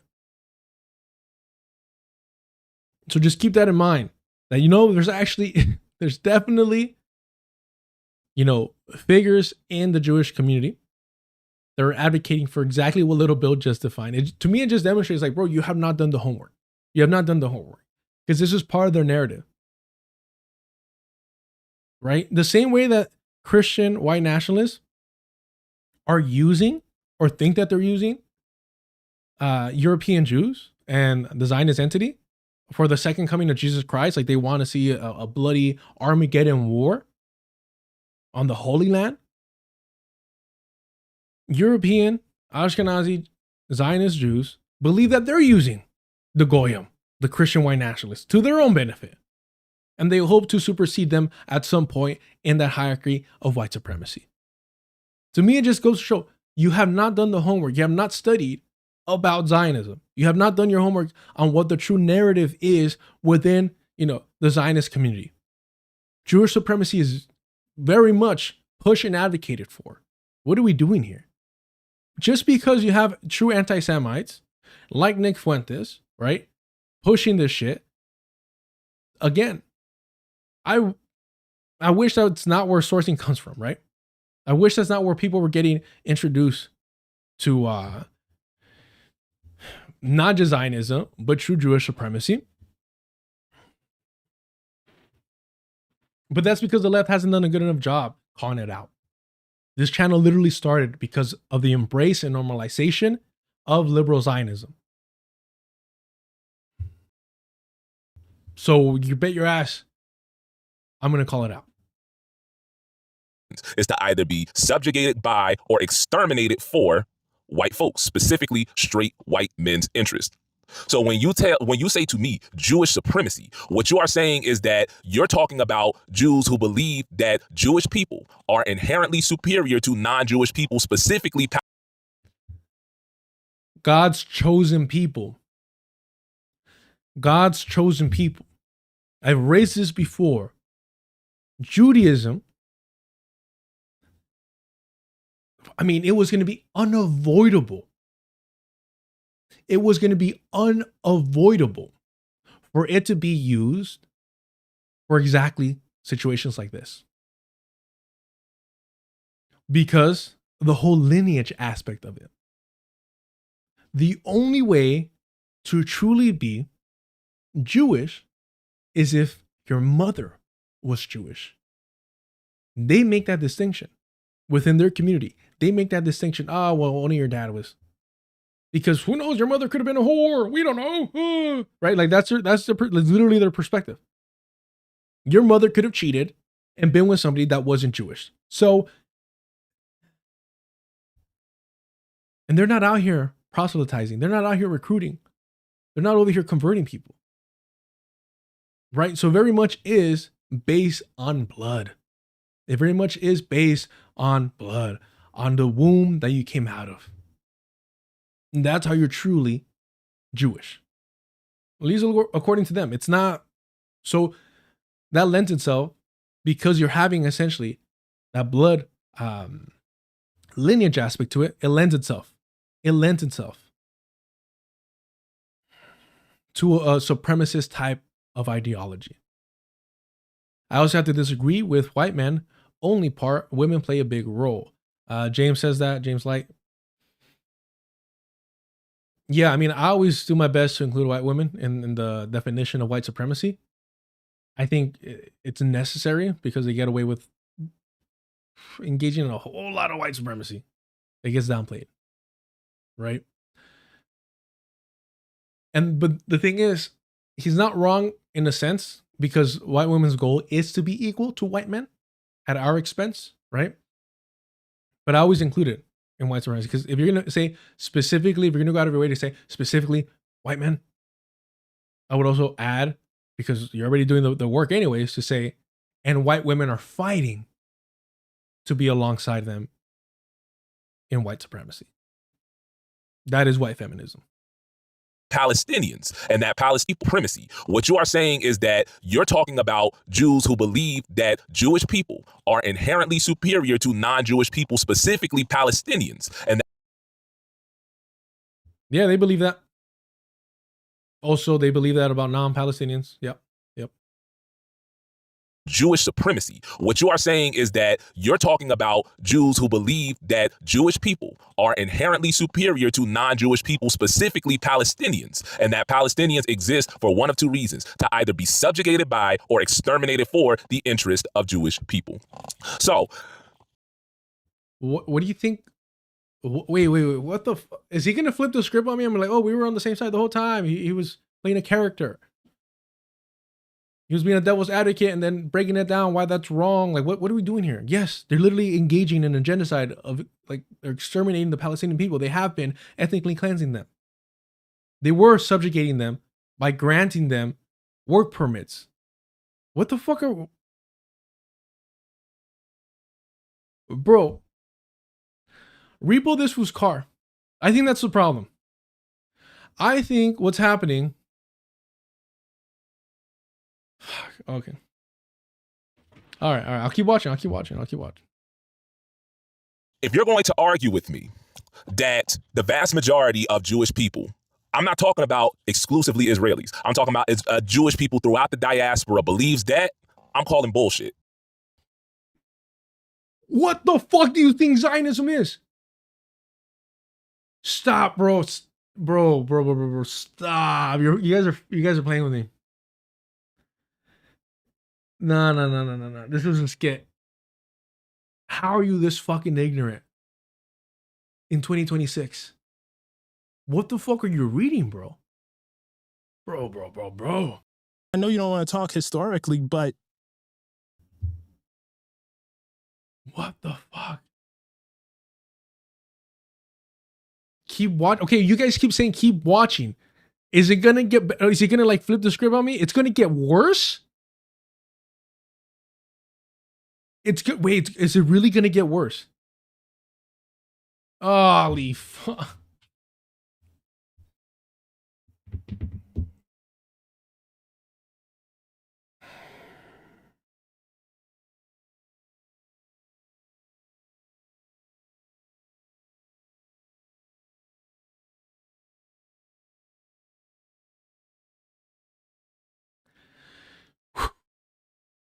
God damn, bro.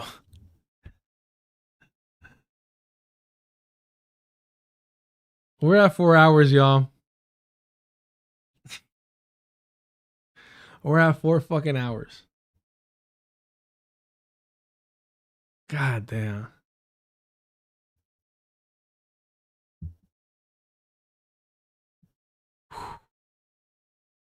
Do me a favor, y'all. Hit the like button. Costs you nothing. Subscribe if you haven't already. If you're sick and tired of uneducated influencers like this pretending to give a damn about colonized, subjugated people, apparently just outright saying that they don't. See, yeah, man, wow. Super chat, super stickers are turned on if you want to help support the channel. Get access to the Discord by joining the Patreon. $2 gets you into the door. Please support if you can. The Cash App is up and running. The people that have, I appreciate y'all. Sincerely, the Cash App has been a shocking surprise to me and never crossed my mind. I'm not really good at pitching this stuff. But man, thank you so much. It's harder to thank people through the Cash App, but yes, sincerely, thank you. Wow. Too generous and too helpful. It means a lot. But yeah. Wow. Memberships are turned on for both Deculturation and Deculturation Live. I really haven't done much there. But I'll work on that. Look. All right, y'all. This is Little Bill. Let's give him the respect of being his own man, his own person, his own agency. No reason to bring up FD. I don't know if FD's talked about this. I think y'all have a misperception of my non-existent relationship with FD. I appreciate him and the time he's given me, but I'm over here. Hey, FD, what do you think about this? FD, is this okay? Like, nah, like I don't want to bother. I don't want to bother FD. And with that said, I don't know if FD has said anything about this, his position on it. So let's focus and devote our attention to Little Bill. How dare you mention FD in these verses? Little Bill wants all the curses. Something like that. I voted for Kamala. Culture 88 says, back in the States for the weekend, and I can finally contribute again. I appreciate that so much. Appreciate that. Safe travels. Hope it was a smooth travel here. Although I will say, Culture 88, we talked about that 88 before, and you've explained yourself, but if Little Bill watches this now, I think you just gave him a dub. I'm just kidding. I appreciate the Patreon thing. The super chat. Sorry. Thank you so much. Let's get back to this.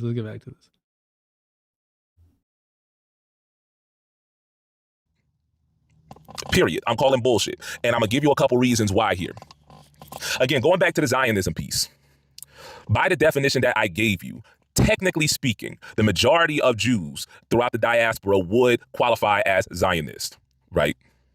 However, only about 1 in 3 Jews self-identify as Zionist, for whatever the case may be, for, you know, the connotation that comes with it, because, you know, Zionism to them is deeper than just that, you know, flat out definition like that. You understand what I'm saying?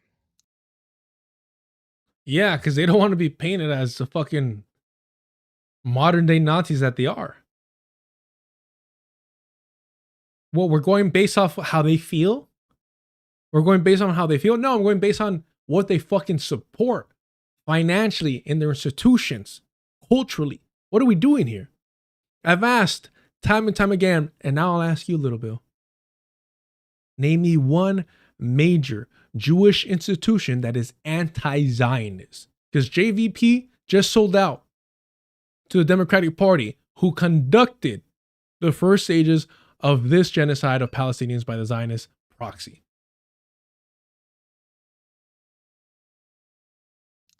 All right, then. So if only that portion believes, and then you also have to start delineating now, because the younger you get, I'll use a perfect example of this talking point. And again, this is why I be talking about niggas don't need to have an opinion on every effing thing, man.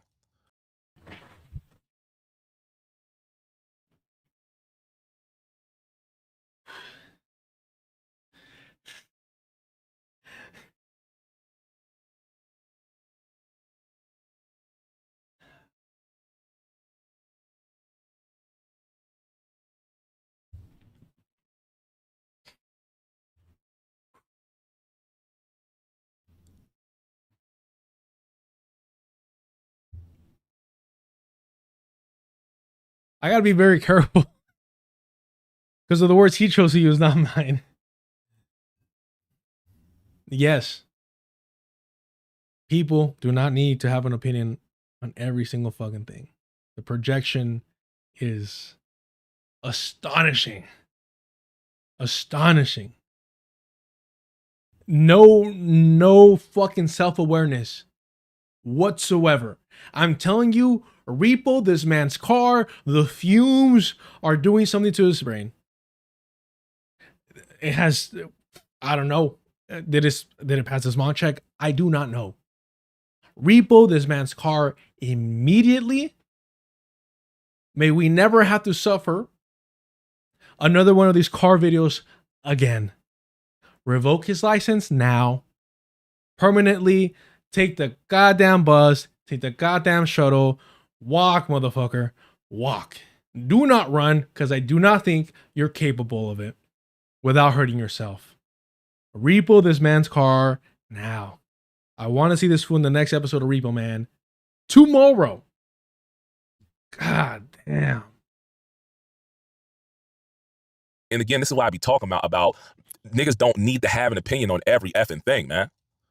I'm gonna bring up this point again because I'm working on something now talking about this whole, black people who enlist are race traitors, black people who enlist are class traitors. What the fuck? No. No. Wait. I swear to you, I never really engaged with this fool's content. Has it always been this bad? This was out here saying you could join the US military. You become a stormtrooper for the US. And you're not a comprador. Holy shit, man. And see, this is what I've mentioned before, is that liberals need to see you burn a cross to call you a white supremacist. But you see similar shit in non-white liberal spaces, communities.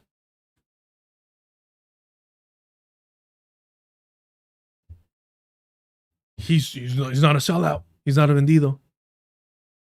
He's just a patriot. God damn. Wow.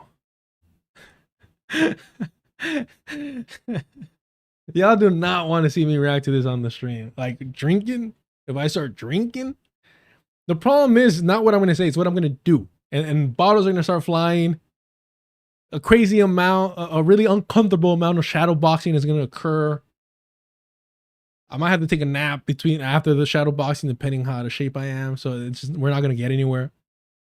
Wow. Let's play that shit back. Let's play that shit back, man. And have one of these. I know you don't want to talk historically, but bro was rocking that Beyonce Buffalo Soldier shirt. Walking, like, sold him out himself. How, bro? What are we doing here? Because she was pushing that shit for this very exact same narrative.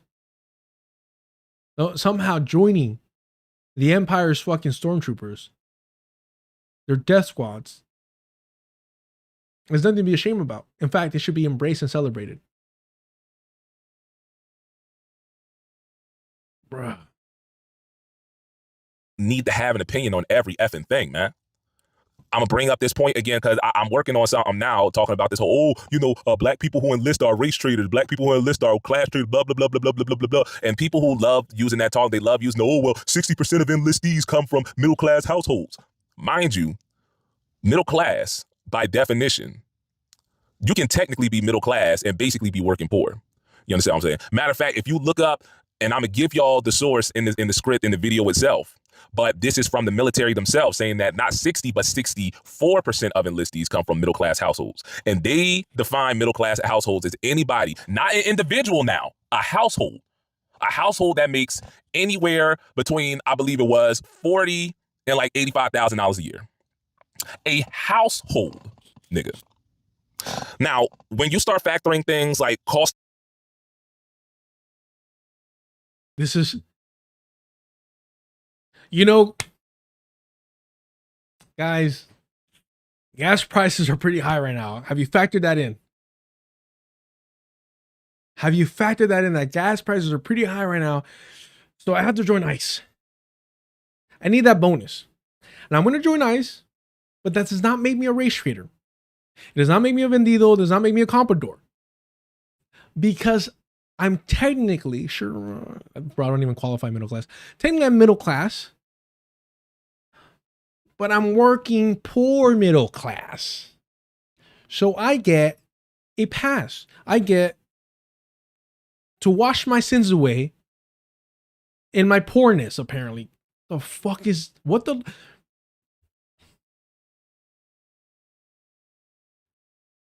I'm going to get in trouble for this. It's fine. It's fine. You know what this reminds me of, right? You know what this reminds me of? If we're speaking economics over here. Chap, I'm at your mercy. Call me out. Call me out. Let's do it. Fuck it. You know what this is what he reminds me of.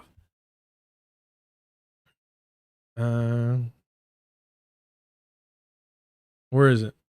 Fuck it.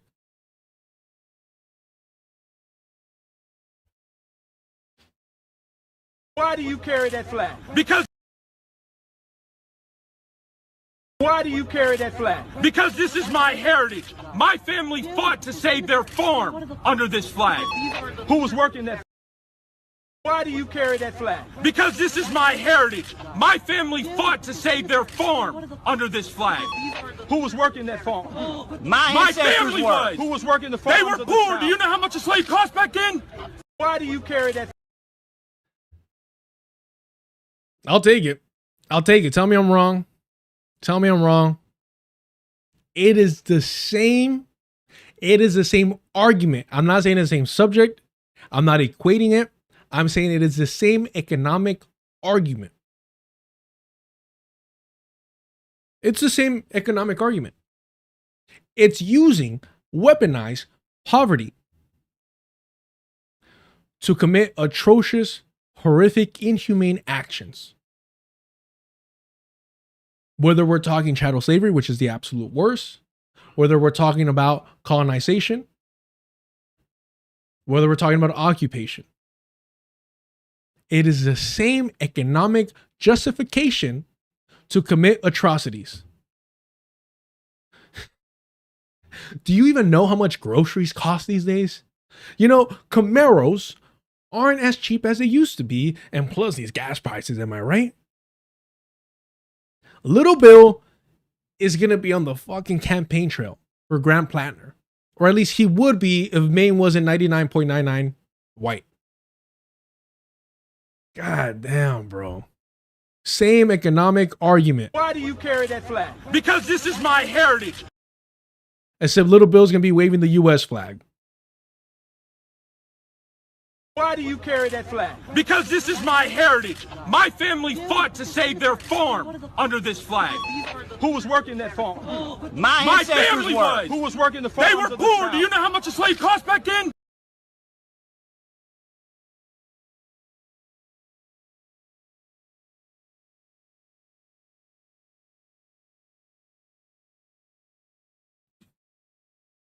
Virtually identical.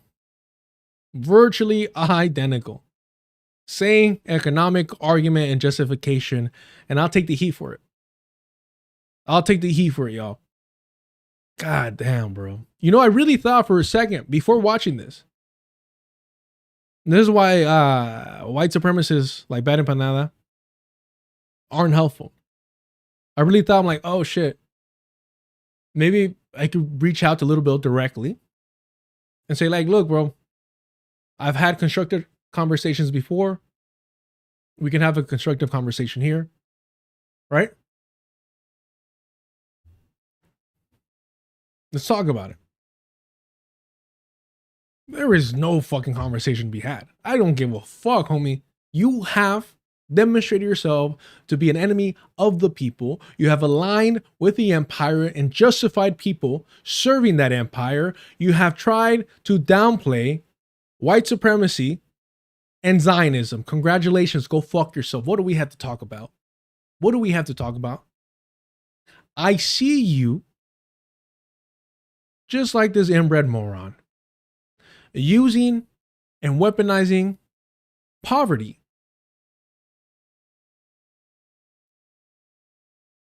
to justify imperialism. Mind you, there's a reason why we don't consider what we did to the Vietnamese, what we did to the people of Iraq and Afghanistan and genocide, despite the numbers, despite using enriched uranium, right? Or shoot, what weapons that we were using that had that were radioactive? Excuse me. Help me out, chat. Because we were experimenting on them, right? What do you think Agent Orange was? Agent Orange, we're experimenting, seeing the effects of the human body. Why do we drop 2 nuclear weapons on cities? Depleted uranium. Thank you so much. Why did we drop 2 nuclear weapons on Japanese cities? To save American soldiers' lives, brother. That's why. Depleted uranium. Okay, thank you so much. No, it's to see the effects. To flex. What will this do to the human body? Let's fucking find out. All right. Cost of living expense? Unless you live in like West Virginia somewhere.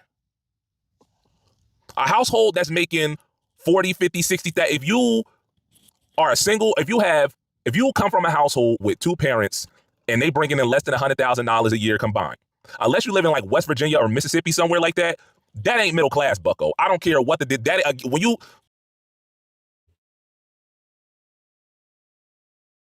ain't middle class, bucko.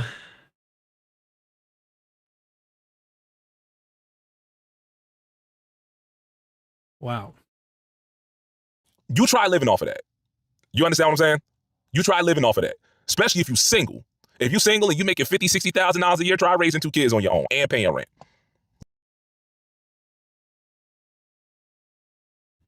Wait, hold on.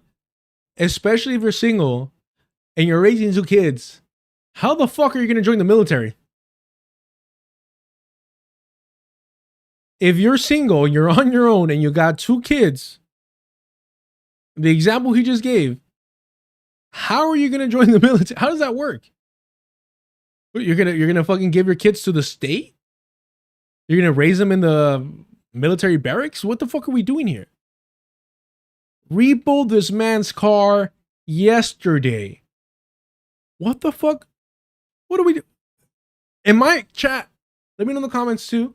Am I misunderstanding this example? Because he's trying to make us feel sympathetic towards the compradors of the working middle class, right? Middle class isn't even a real thing anyways, but whatever. No. You can't give it to your parents because your parents aren't financially helping you out anyways. No, grandma, your grandparents do not. Nope. Because he's claiming that you're single with 2 kids. You're all on your own. That is the example he gave. You can. They got services. Sheriff Linstack. Proud veteran, Sheriff Linstack. No wonder you were able to become a sheriff. You had experience in the... Wow, I didn't know that. I'd be terrified to leave my... Imagine joining the military and being like, no, yeah, the U.S. military is going to raise my child while I'm overseas for like years. Or I guess you could take them? The fuck? The school is on the base. Lore drop. I'm a military brat. Oh, shit. The sheriff is a military. No wonder you little fascist. Always trying to keep me on track. I knew it. I was like, wait a minute. Lynn Sack's a little too. Lynn Sack's like, We must stay on track. All love, all respect, Linstack. Thank you for sharing that. I know you knew. I know you knew what was gonna happen after that. Linstack's like, we'll see. The thing is, technically, you can. And here's how I know. Linstack, we love you. We appreciate you. Thank you for putting up with us and the bullying. But look, you are the sheriff of this town, so you kind of have to take the lickings, you know? You kind of have to just deal with the rowdy, the rowdiness out here. Everyone, salute to Linstack. Thank you. A salute to Linstack. I think the last time we're going to see them in this chat. Linstack's like, you know what? In a second thought, Little Bill's making some good points. Wow. Well, thank you. Honestly, genuinely, thank you. That is terrifying. Wow. Damn.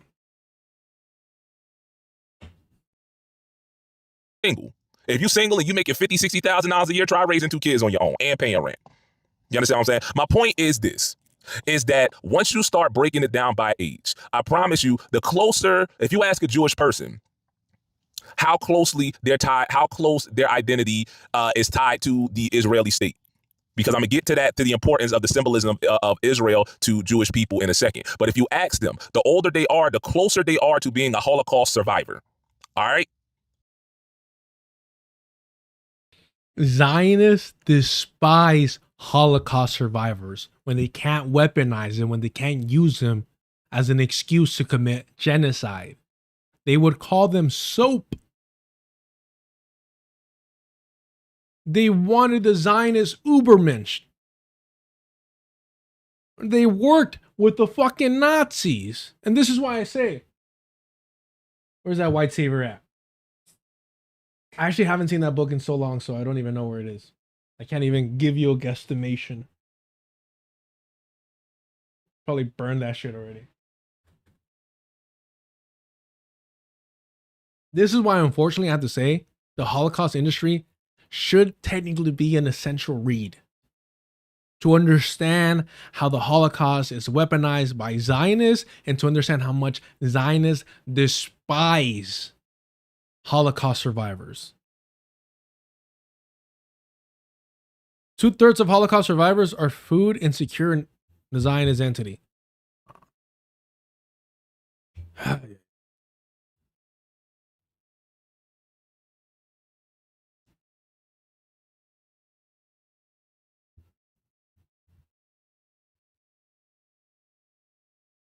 The closer they are to being a Holocaust survivor or being the child of, if you, the more degrees of separation you have, you feel me? From Kristallnacht and all of that shit, Auschwitz, Dachau, all of that, the further you become divorced from that, the less of a connection to that Jewish ethno state that they have. So if you ask, this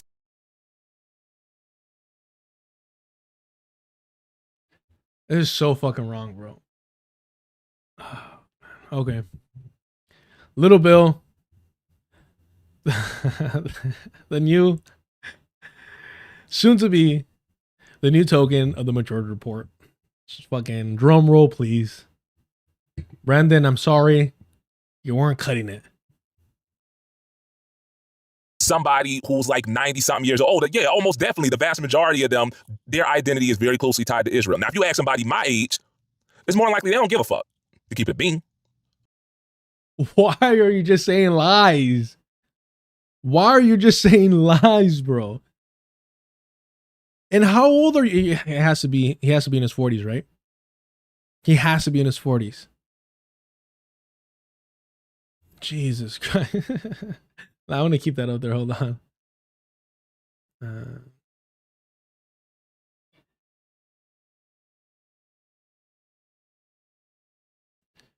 Jewish Americans, Israel. Let's do that.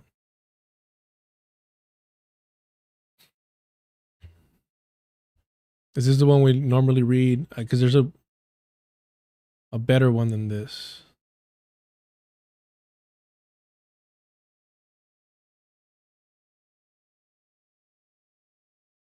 Nope.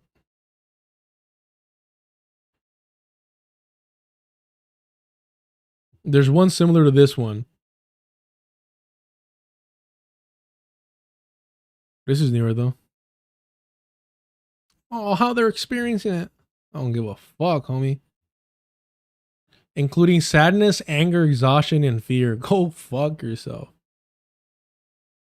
There's maybe it's linked here.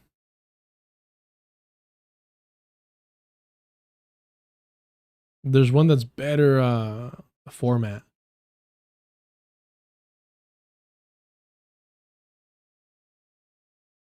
So you have, what year is this? Where's the other one? Because this is number 7.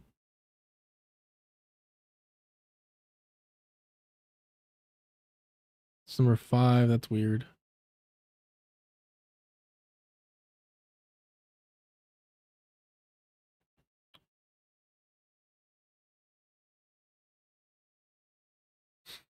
I don't really care about their voting records.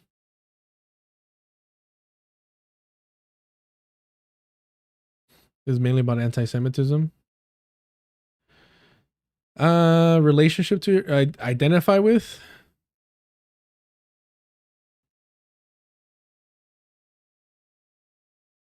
No, the same one.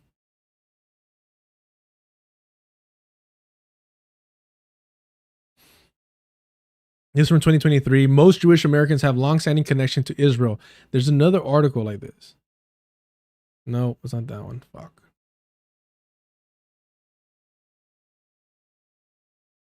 It's not even this one either. God damn it.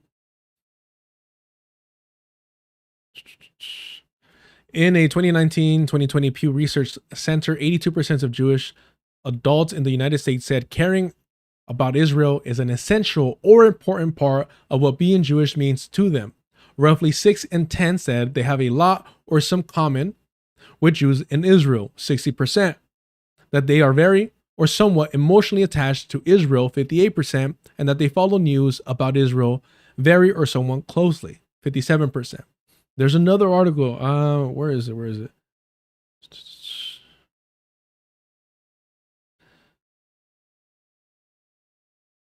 it this one? Nope.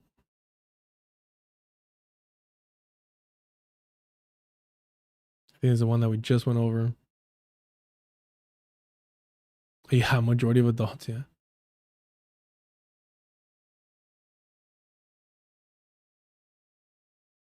Here we go.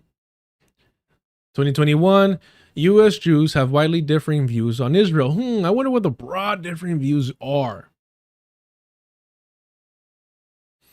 Israel, the world's only Jewish majority country, is a subject of special concern to many Jews in the United States. Caring about Israel is essential to what being Jews means to 45% of U.S. Jewish adults. An additional 37% say it is important, but not essential. What is 45 plus 37? What is 45 plus 37? I don't know math so good. That's why I'm streaming about politics.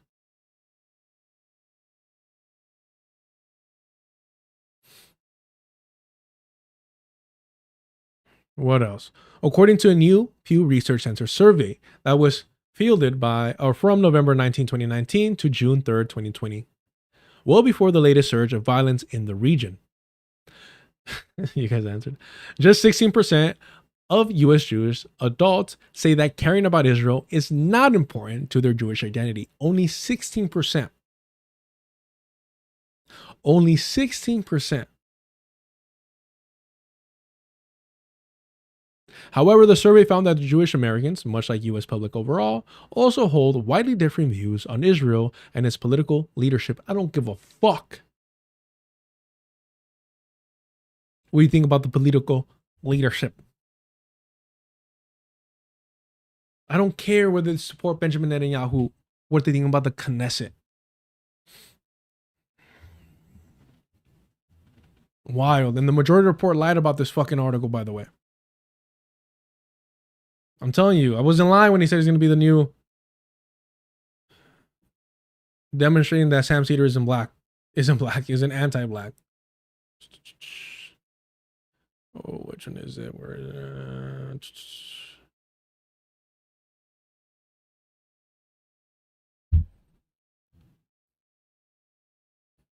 I literally put CNN and then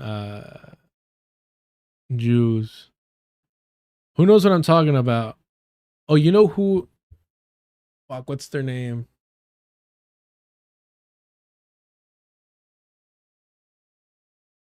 I'm sorry, I had to do this to you.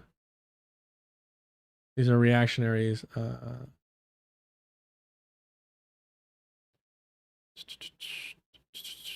Where is it? Where is it? Because I know they talked about it. Or is it just gonna be Sam Cedar?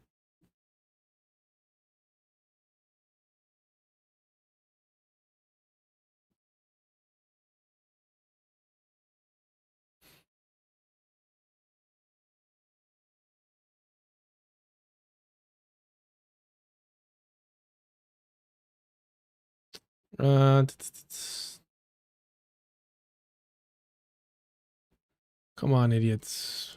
Oh, here we go. Of Israel. CNN platforms lies about, okay, yeah. Consensus in Jewish, okay.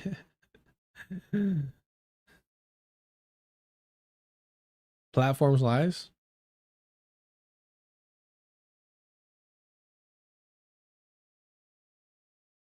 Bro, how is that not specific enough? What the fuck are we doing here? Oh, here we go. Or is it? Okay. So just for context, here we go. One condition is my Jewish identity, which I assumed was also another reason why I was so uplifted, because the Jewish people are a significant minority. One of the things that your classmates will say is that they are protesting Zionism, which is specifically this movement to create, to develop, to support a Jewish state. Is it legitimate in your view to protest Zionism specifically? Absolutely not. And there are many different ways you can look at this. But number one is that Zionism makes the Jewish people, 80% of them identify as Zionists, potentially more. I would have to check the statistics, but I know it is. Oh, we're going to pause it. All right. She says 80%, possibly more. What was that number that considered essential or important? 82%. According to the Pew Research Center. Mind you, this is from a year ago. You know what? Let's check the statistics. Because that is an unequivocal lie. No, it isn't. See, this is the perfect depiction of a Zionist propagandist versus a liberal Zionist propagandist. They don't like each other, but their goals are the same. They just don't know how to go about securing the Zionist project. They think they're both doing a disservice or threatening the safety and prosperity of the Zionist project. Statistics. Because that is an unequivocal lie that when you're on a news program, you can actually check. Now, this is back in 2021, May of 2021. A far less controversial time for a Jew to identify as a Zionist. Exactly, meaning because now it's more controversial, more likely that they're going to lie about it. More likely that they're going to lie about how they really feel. This is Pew Research. They're a fairly reputable outfit. Let's scroll down a little bit here. Okay. Israel, the world's only Jewish majority country, is subject to special concern by Jews in the United States. Caring about Israel is essential to what being Jewish means to, now, if 80 some odd % are Zionists, you would imagine it would be pretty high, this figure, right? Like it would be about 80%. Yeah. It would be about 80%. It turns out that it's only, it's not essential to what being Jewish means. to more than 45% of Jewish adults. 37% say it's important but not essential. That doesn't make them Zionists. So he's literally reading this and realizing that he just fucked up. He just realized that he fucked up. He's like, oh, 37% say it's important but not essential. That doesn't mean they're Zionists, per se. What the fuck? So it's important to them because they're anti-Zionist? Say it's important but not essential. That doesn't make them Zionists. There is no assessing like whether the people perceive themselves as Zionists. Who gives a fuck whether they actually perceive themselves to be Zionists or not? I care about their positions and their support, their material support to Zionism. This is the reason why Sam Cedar goes out of his way to be like, Zionism, the definition can be vague. Anti-Zionism, what does that really mean? I support democracy.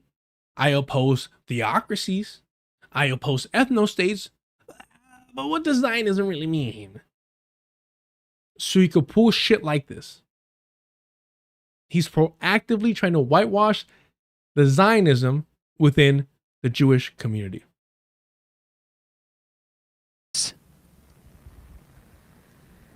There is no assessing like whether the people perceive themselves as Zionists. And I got news for you. That number is much lower today. Oh, yeah. According to what? According to who? What would make you say that? A year ago, why would you even say that? Again, name me one major Jewish institution that is anti-Zionist. And I asked this to Sam Cedar since he's pimped out his kid on the show before. Why you bring a child to a political show is beyond me, other than trying to use them to create parasocial relationships so you get more money, right? His son just had a bar mitzvah. Why the fuck do I know that his son just had a bar mitzvah? Right? So anywho, ask him this. Sam, was the rabbi that you had for the bar mitzvah anti-Zionist? Did he oppose the colonization of Palestine?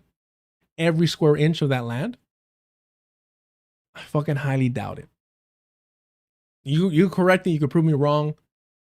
You simply tell me who the rabbi is, and we could simply ask him. Because even the temple, the rabbis that Zohar Mamdani was collaborating with, even they straight up said that they were Zionists. So good luck.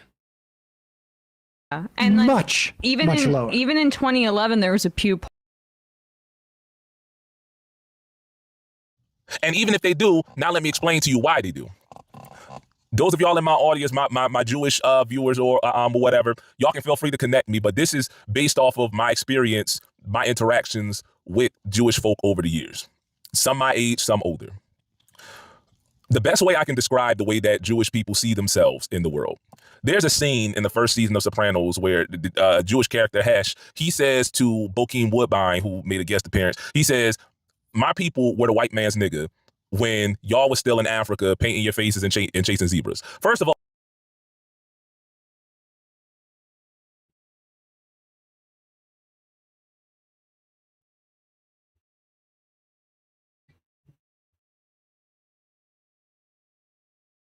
he says to Bokeem Woodbine, who made a guest appearance, he says, my people were the white man's nigga when y'all was still in Africa painting your faces and chasing zebras. First of all, that line was way out of pocket, but I ain't gonna hold you. I did laugh when I heard it. Second of all, that is how they see themselves.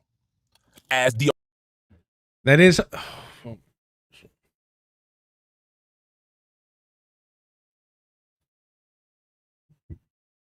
I don't even know what the fuck to say to that. Referencing the fucking Sopranos, bro.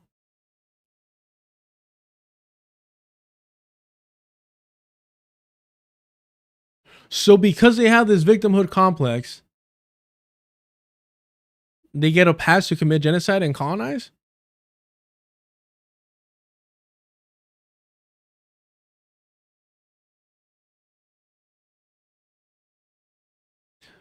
Wow. So where in Jewish history did Europeans enslave them? Because not even the Egyptians enslaved them. That's a fucking lie. That's not even fucking historically accurate. The Egyptians documented everything, including the wild shit that they were pulling. They're just like, yeah, we did this. What's up? No mention of Jewish slaves because it's made up. It's not fucking real. It's religious bullshit. So, if European Jews were of white people before black people, when were they enslaved? When were they put into chattel slavery? When were they bred? When were they dehumanized? When did they have their language, their identity, their name stripped from them? So you see somebody who sees themselves to the same degree of victimization as Africans forced and kidnapped into chattel slavery. You want me to take those people serious? Wow. Okay. The original nigga. The Egyptians nigga, if you believe the mythology about the Exodus story. No, what do you mean, if you believe? Why would you believe a fucking lie? What are you doing here? Literally lying about being slaves. The Assyrians, the Medes and Persians, the Greeks, the Romans, the Russians, the Germans, whoever the fuck else, the Americans, that's how they see themselves, is as the perpetual underdog.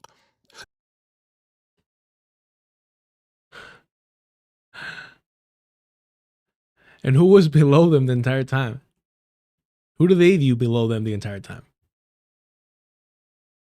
There's a reason why the most important dates in the Jewish calendar revolve around overcoming a seemingly insurmountable obstacle. Because it's an apocalyptic cult. They're still waiting for their fucking Messiah, bro. Overcoming some sort of oppression. You understand what I'm saying? By the literal grace of God and by the strength of their collective cultural identity. That is how they view themselves, as the perpetual underdog. You understand what I'm saying?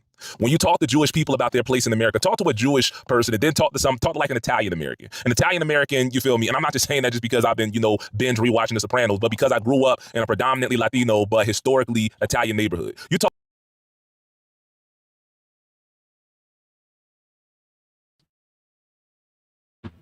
Did you guys see the connection there? Again,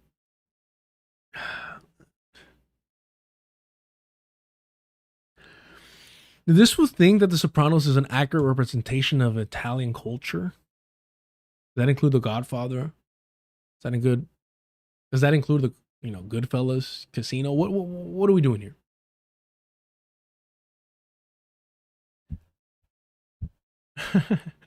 Casino's a documentary about Italian and Jewish solidarity, y'all. So okay, this guy's very easily influenced by the media and entertainment that he consumes, but his justification is beyond The Sopranos. He says, no, you don't understand. You don't get it.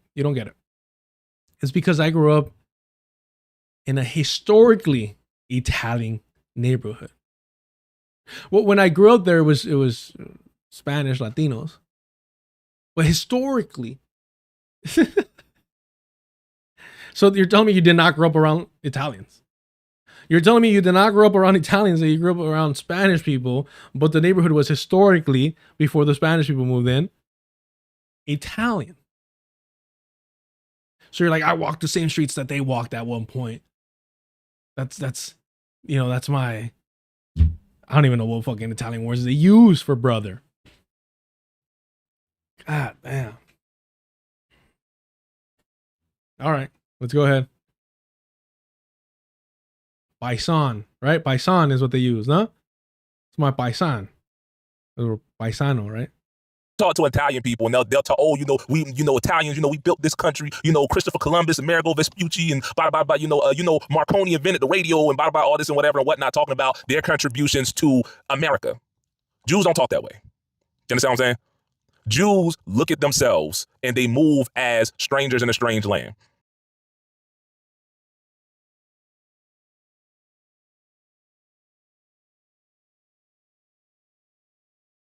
This is why it's considered anti-Semitic to mention Jewish involvement in slavery. Because that is who and what they have been for, I guess, the last 2,000 years, at least since the Hasmonean dynasty, I guess. That is how they have moved. And that is how they have viewed themselves. You understand what I'm saying? Is expats, right? So it's for this reason that the establishment, the importance of Israel to the vast majority of American Jews, and this is the important part, the importance of Israel is not material. The importance of Israel is symbolic. The existence of Israel is symbolic of how much and what they have overcome as a people. Is how much is, I always use this to describe the experience. Hold on, this is fucking hilarious because this is Ashkenazi European Jews have suffered so much that it's symbolic of their triumph of struggle and oppressions and pogroms to become colonizers themselves, to earn their place alongside whiteness and demonstrate to their Christian brethren, their European brothers and sisters, that they too are legitimate whites by colonizing brown people. And Little Bill salutes, applauds that shit. We love it. We love it. All right. This is why you have to oppose spiritual This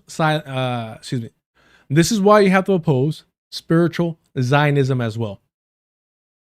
This whole symbol, it's not the material. It's not the material, literal expulsion, ethnic cleansing, massacre, and genocide of Palestinians. It's not about that, bro. It's symbolism. You got to read between the lines. It's symbolism. That's why you have to oppose spiritual Zionism as well. These are all excuses to avoid the material reality of colonization. Experience of blackness across the diaspora. I always use this to describe the experience of blackness across the diaspora, but it's the shared experience of cultural trauma, and more important than that, triumph over that trauma. The establishment of a Jewish state is symbolic of that triumph, and that is why an Israeli state matters to them. To prove triumph, you colonize. Dope.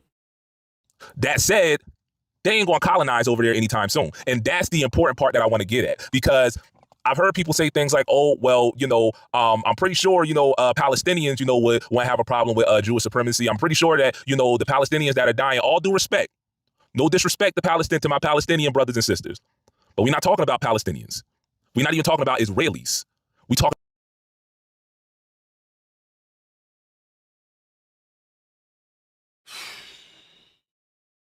One of the issues I had with North Finkelstein and a lot of white leftists is that too often they'll compare things to Black history.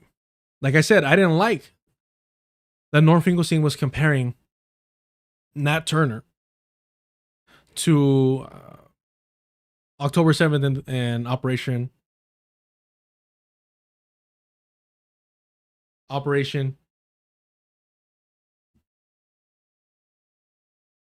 Thank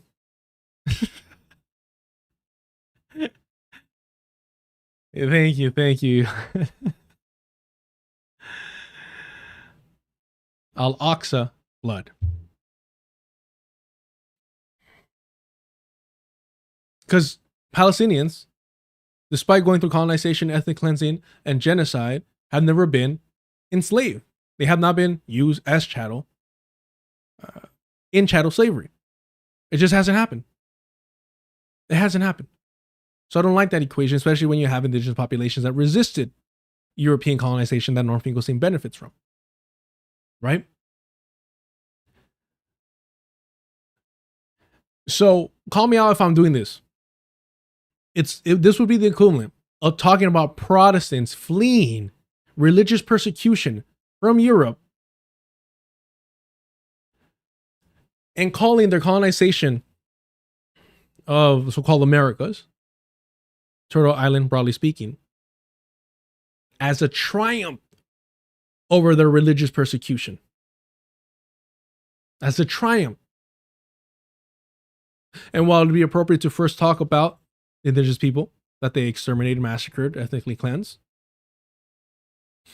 and enslaved, tried to enslave as well, it'd be like saying, yeah, but you know, they started chattel slavery and kidnapping Africans, forced them to work. I voted for Kamala Harris. You got a problem? Thank you for the super chat, Gio. You know, and then a white person being like, whoa, whoa, whoa, whoa, whoa, whoa. We're not talking about black people right now. We're talking about the suffering, the religious, you know, persecution of the Protestant European whites. We're not talking about all that stuff. We're not talking about the natives. We're not talking about indigenous people. We're not talking about Africans. No, we're not talking about all that. We're talking about the triumph, the symbolic triumph of the white Protestant man. The glory that is manifest destiny, symbolically speaking. It's the same fucking shit. Then I think it's appropriate to make that comparison. But call me out if I'm wrong, because I hate when people make those unnecessary comparisons. Gio, YouTube censoring my jokes. I mean, I'm not even gonna, I hope you understand why I'm not gonna repeat that super chat, Gio, but much appreciated. Freedom of speech, brother. All right. Brothers and sisters. But we're not talking about Palestinians. We're not even talking about Israelis.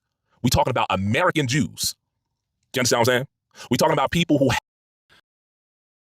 We're talking about the people that fund and arm, lobby for, advocate, defend, march, protest, file fake police crimes, charges, reports. That's what I was saying about. File fake police reports, claim anti-Semitism. What else did they do? Oh yeah, commit terrorist attacks on behalf of the Zionist entity. Yeah, okay, cool. Huh?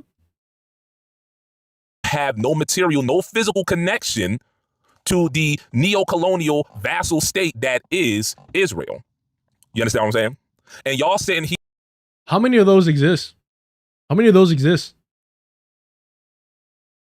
About people who have no material, no physical connection to the neo-colonial vassal state that is Israel. You understand what I'm saying? And y'all sitting here and saying shit to them like, oh, you know, and white people at that, that's the thing that throws me. And not even spicy white like Hassan. I'm talking about people who your entire cultural identity is genocide, nigga. Your entire, nigga, you're American. You know, you're British.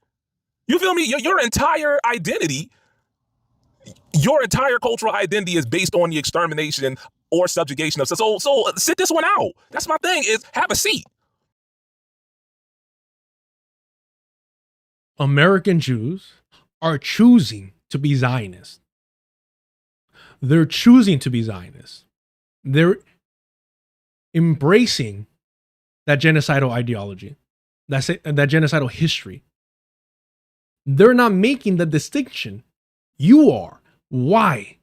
If they're not making that distinction, why are you? Why do you feel obligated to defend people who are proactively aligning with the genocidal Zionist entity, with Israelis, individuals who have no material, physical connection to the Zionist project? Hell, many of them haven't even gone yet. Some of them, I wouldn't say many. Some of them haven't even gone and are still supporting the Zionist entity because that's their fucking backup plan. That's their retirement home. If they ever get accused of sexual assault, that's where they're going to head to. That's their fucking safe house at the expense of the indigenous Palestinians that you don't even want to talk about. They're going through a genocide. I'm centering Euro-American Jews who benefit from white supremacy because they're seen as white and who benefit from Zionism. You know, all of the ones that are anti-Zionist, that are protesting at their synagogues, that are calling out a land sale. You know, all those. Those that oppose the genocidal Democratic Party, oof. So much for Jewish Voice for Peace. Those who call for decolonization, oof. So much for Norm Finkelstein, right? They had classes in settler colonialism and decolonization and de-Zionizing the Jewish mind. You know, really stupid, cringy. Have a seat, dog. If anybody's going to be leading this conversation, then let it be the Palestinians. You shut your mouth. You.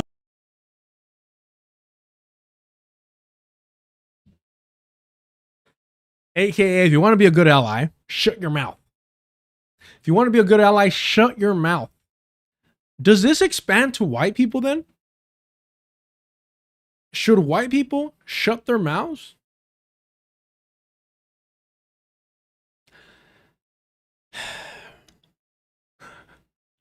When they see white supremacists?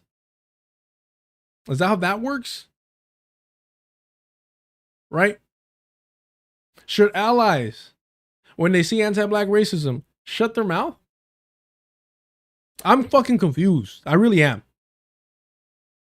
Should allies, when they see anti-black racism, shut their mouths? Fuck no. Absolutely not.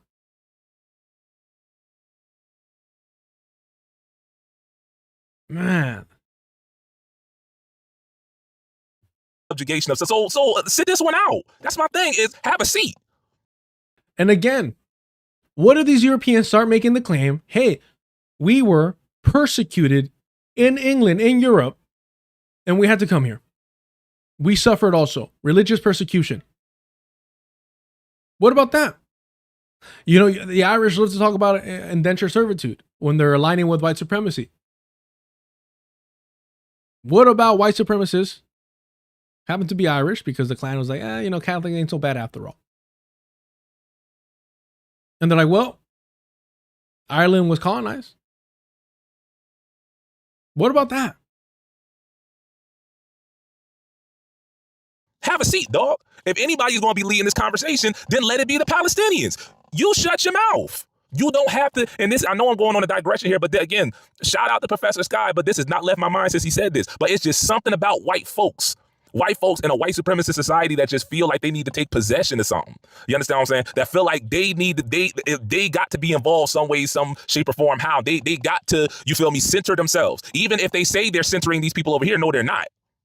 They're using those people as a scapegoat to be able to get their thoughts off. They're using that as justification to be able to say what they want to say with impunity.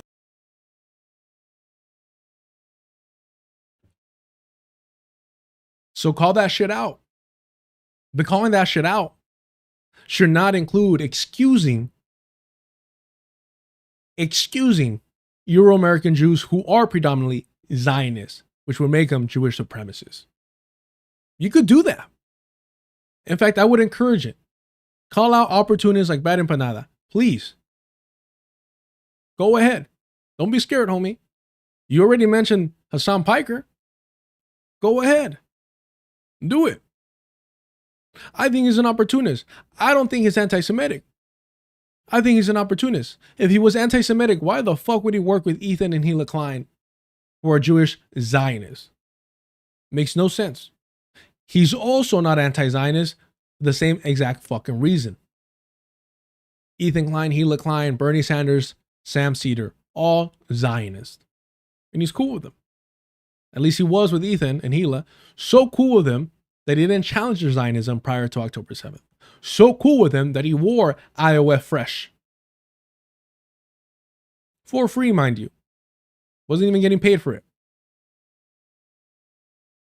Man.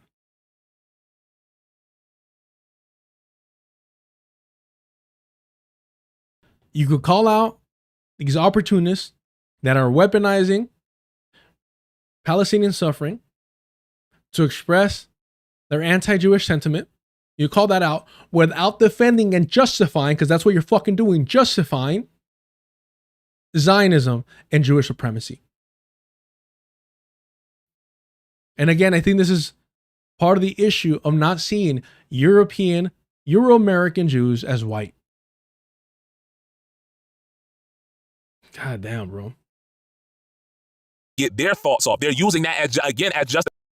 You know what was one of the few times, and I have to be vague about this. You know what's one of the few times I've actually spoken to a Jewish individual? One of the very few times. I knew he was Jewish because he had a yarmulke. He had the whole fit on.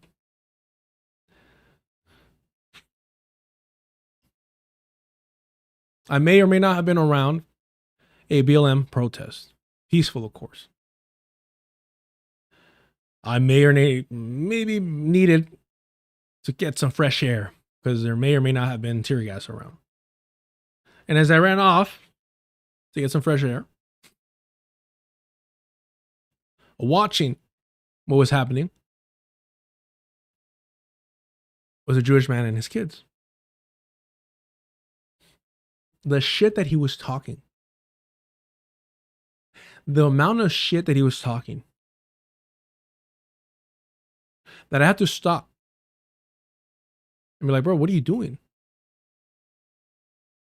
What about the pogroms? What about Nazi Germany? What about the persecution of European Jews? That was different. It's not the same, he said.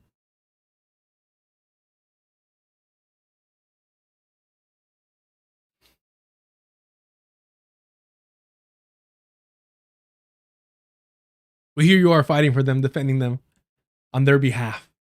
Gotta love it, man. Gotta love it. Justification to be able to say what they want to say with impunity. That's what that is. You understand what I'm saying? So I get at that to get to this. If you want to make the argument that the vast majority of Israelis, if you want to make the argument that the majority of Israelis are not only by definition Zionists, because they're colonizers. Let's keep it a bean. That's who and what they are, is that they're colonizers. And I'm gonna get to this in a second. If you want to make the argument that they are Jewish supremacists, all right, I ain't gonna hold you. You understand? If you want to make the Thank you. Oh my gosh, thank you. Oh my goodness. Thank you. Wow. And, I was nervous about saying that for quite some time, but Little Bill gave us a pass. We're good. We're good to call them Jewish supremacists, I guess. If you want to make the argument that they are Jewish supremacists, all right, I ain't gonna hold you. You understand? If you want to make the argument that the majority of them, you feel me, won't be satisfied until every Palestinian is either subjugated or exterminated, then all right, I ain't gonna hold you. But again, we not, because that's what they say. But I don't need to say it, they say it. Won't be satisfied until every Palestinian is either subjugated or exterminated, then all right, I ain't gonna hold you. But again, we're not talking about Israelis. We talking about Jews outside of Israel. So when you start saying, all right, this would just confirm that I hate the term Jewish supremacist. This would just confirm I hate the term Jewish supremacist. It's literally labeled. The video is literally labeled Jewish supremacist. Jewish supremacy. Because he can't pull this shit with Zionism. All right, cool. I'm good. Dope. Thank you, Little Bill. I'm good. Thank you. Because you can't pull this shit with Zionism. God damn. and shit like the vast majority of Jews, period, are Jewish supremacy, are Jewish supremacists rather, now you want some bullshit. You're on some bullshit. Just based on your vibes, your feelings, or what? Bro, what's her name? Homie, what's her name? What's going on? What's her name, bro? Where'd you meet her? What's going on? She got you eating kosher now? What's happening, dog? I mean, are you down this bad, homie? Come on. What the fuck? I mean, I'm trying to rationalize this nonsense. ¿Cómo se llama, güey? She really? It's that? Fuck, bro. I don't understand it. I can't even begin to understand this nonsense. But when you start saying shit like the vast majority of Jews, period, are Jewish supremacy, are Jewish supremacists rather, now you want some bullshit. You're See, because he can't deny that the vast majority of Euro-American Jews are Zionists.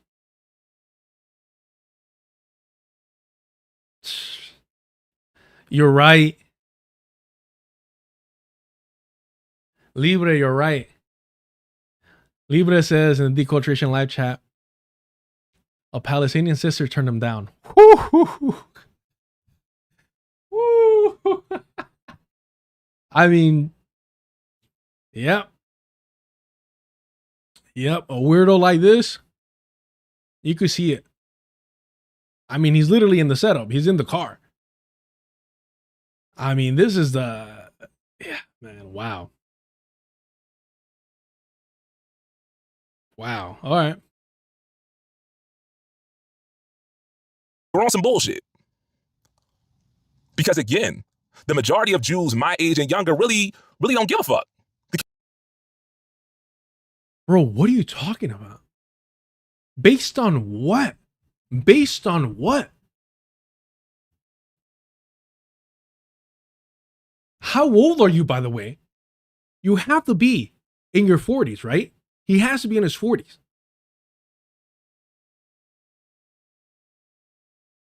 Keep it a bean. And even the ones that are older, again, their connection is symbolic more than anything else. They say it's symbolic when they move over there. It's symbolic when they fund shit for them. It's symbolic when they have fundraisers for them. It's symbolic when they're selling land, Palestinian land. That's symbolism, motherfucker. That's what symbolism is.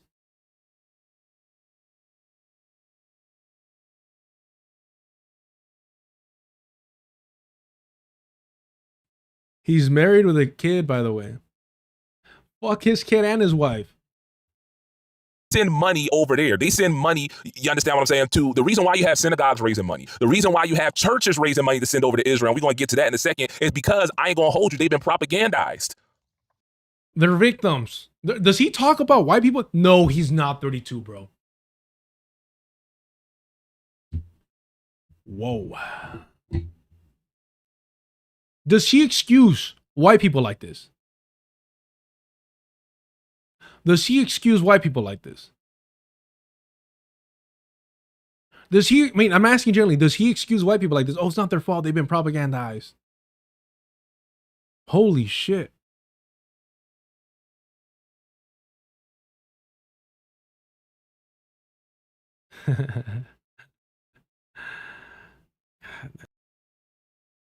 They've been propagandized. I hate when we do this thing where we want to act like propaganda only works one way.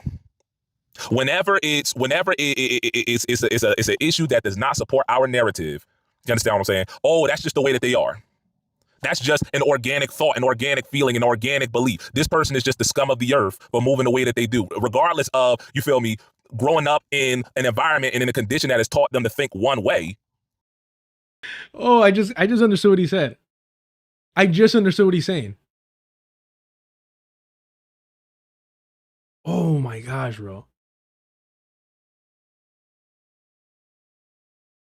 He's saying the same way that we're other non-white communities, right, are conditioned to behave or see the world a certain way, that white people are also a victim of that, and they're conditioned to, I don't know, be white supremacists and enjoy the fruit of white supremacy and Western imperialism for them. So this was just like a liberal all the way through.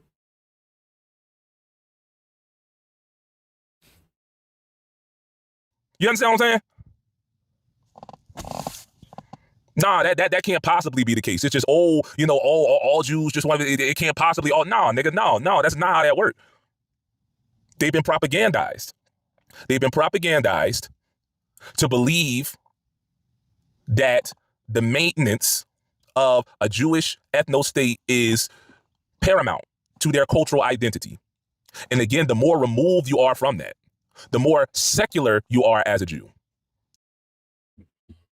I know you don't want to talk historically, but secular Jews, atheist Jews, were the ones that started the Zionist project. They're the ones that established it. It was the so-called Israeli left, not the fundamentalist, not the more rabid, reactionary, true fucking believer.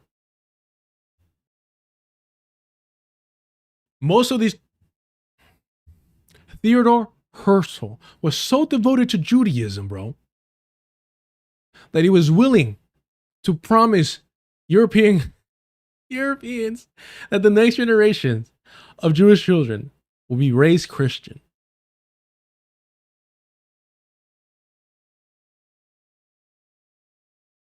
Bro, I don't think I've wanted to smack somebody in quite some time.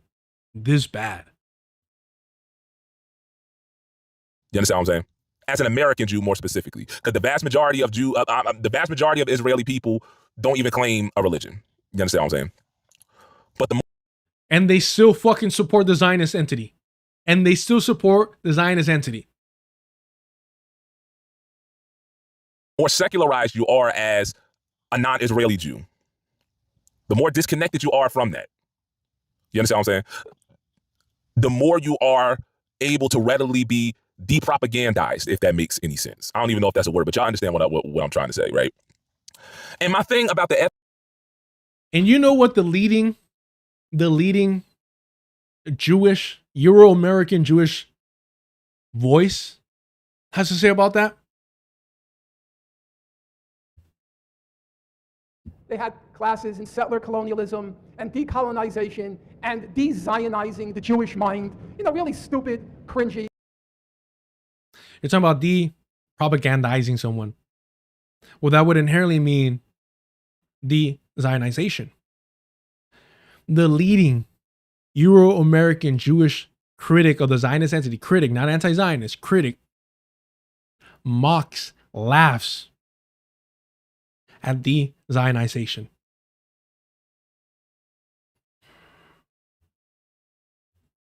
So who the fuck are you talking about, bro? And mind you, because I do not consider Euro-American Jews any different than white Euro-Americans, Christians, Catholic, what have you. All I hear you doing, little Bill, is excusing and defending white supremacists, white people. Congratulations. Pathetic fucking sellout, bro. ethno-state argument is people make that, because the reason why I get tired of that point, because yes, Israel is an ethno-state. You feel what I'm saying? Israel is a neo-colonial power. But I keep coming back to this point, is that Israel would not exist if not for the interest of Western powers, if not for the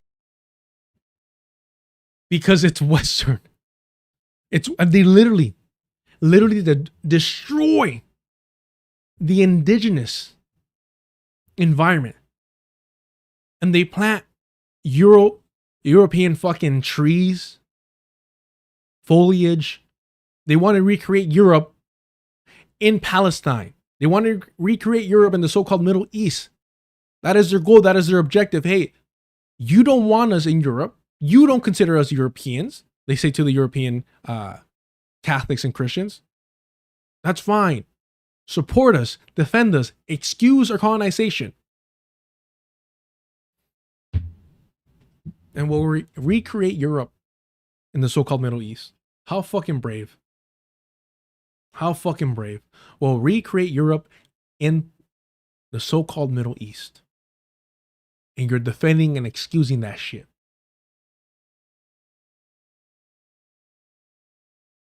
interest. Shout out to Extra History did, the best crash course that you want to see on how and why all of the bullshit that you see in the Middle East is going on today. You feel me? Going back to, the early 1900s. This one doesn't read, huh? I know you don't want to talk historically, but fucking it. With the British and the Ottomans and the French and all the other motherfuckers, you feel what I'm saying? Comes from that.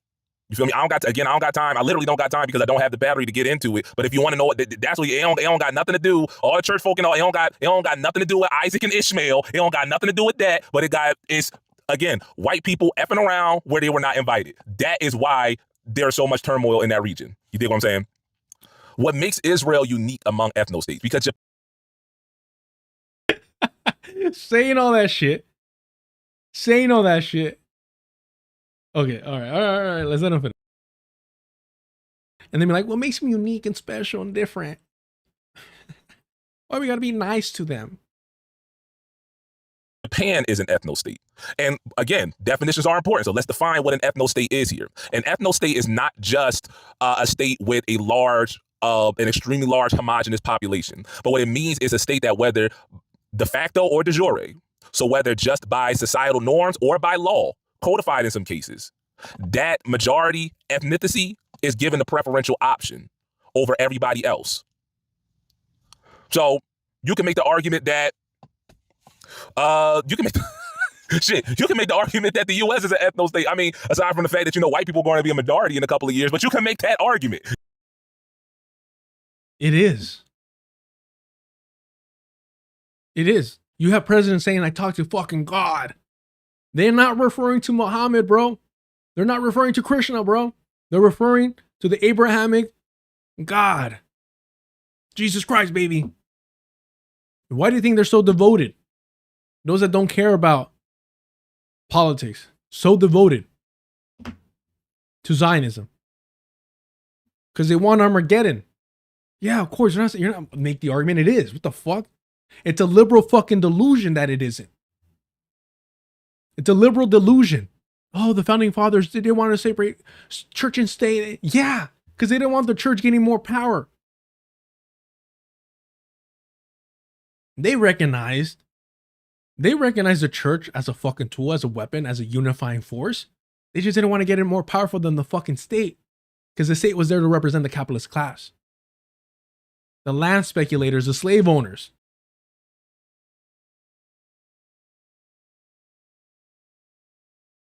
I mean, bro, people think they're really saying something. Like, people are like, hold on to your hats on this one. You could possibly kind of sort of make the argument. Fucking, all right. The U.S. is an ethno state. I mean, aside from the fact that, you know, white people are going to be a majority in a couple of years, but you can make that argument. I was thinking theocratic ethno state. Specifically, when it comes to ethnicity, if you look at the numbers of representation, of course it is. They only granted us civil rights. They only granted us civil rights because it's a settler colonial project. And once they had the numbers, they're like, yeah, fine. We're still going to be the majority, regardless if they vote, regardless if they unify and they organize within the political machinery that we set up to benefit us. And that's what you want. Or I don't know what the fuck this fool wants, to be honest. To protect Euro-American Jews, apparently. Who cares what Palestinians are going through? God damn, bro. This was going to be on the next Ole and Friends. I'm calling it. If he hasn't already, it's going to be on the next Ole and Friends. Watch. People like Emma Vigeland, Hassan Piker, they want to see the liberalization of the Zionist entity and to grant Palestinians civil rights under the Zionist government, right? That'll only happen, if it ever does, that would only happen once European Jews, whether you're American or from Europe, make up the majority. That's the only time it'll happen. It'll make up the majority and they'll refuse the right of return to keep that majority. You dig what I'm saying? But again, Armenia is an ethno state. Poland, Hungary, both Koreas, Uzbekistan.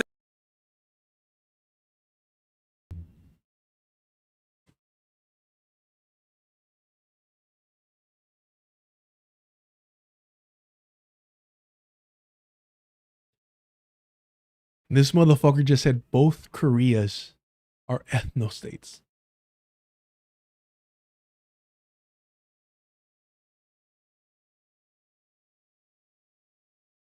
Gee Willikers, little Bill. I wonder why North Korea might be categorized as an ethno state.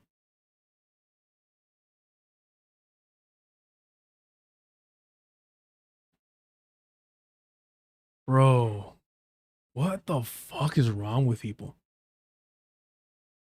Kazakhstan, Turkmenistan, you know, all them Balkan states, you know, Serbia, Croatia. You understand? And are they committing ethnic cleansing on the indigenous population? Are they committing a genocide against the indigenous population? Otherwise, why the fuck are you bringing them up? Understand, this is a Zionist talking point through and through. So now he can't deny that he's not advocating and defending Zionism. This is a Zionist talking point.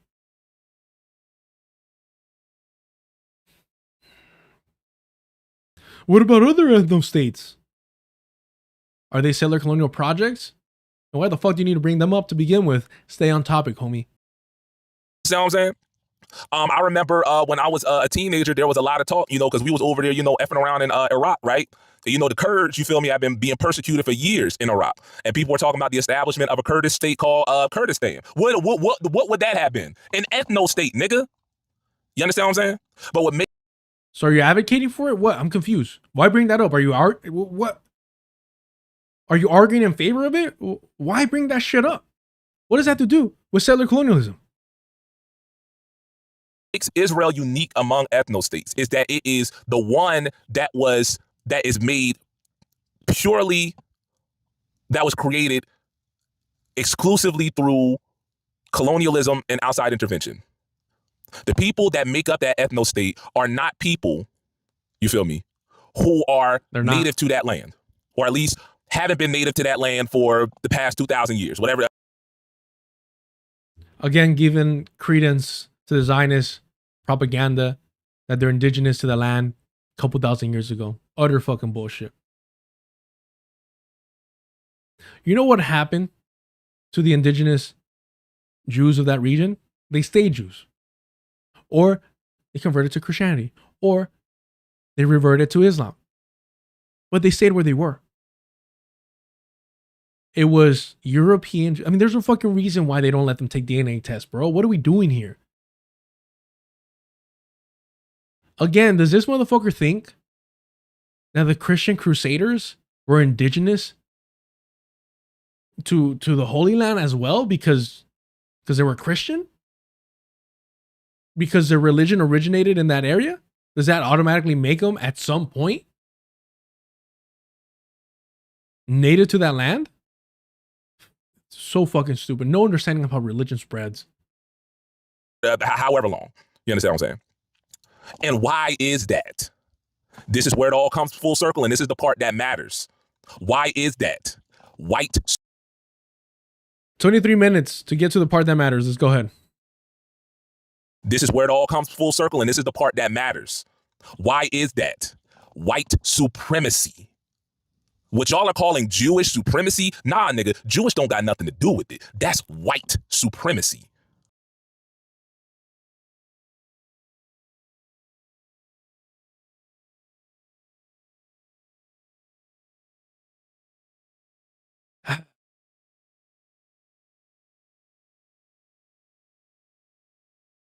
I'm so glad that I'm very specific and detailed with my positions, or at least I try to be.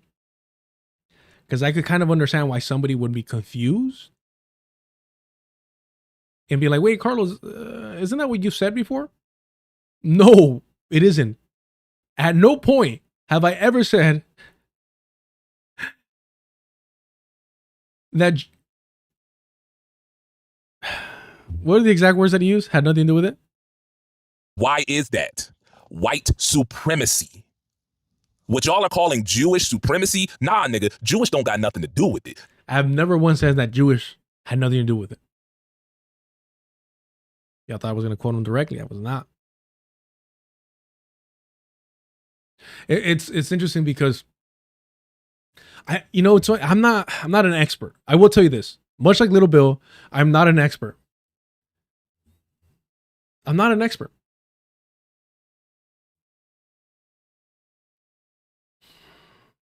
Sorry, no, I'm looking for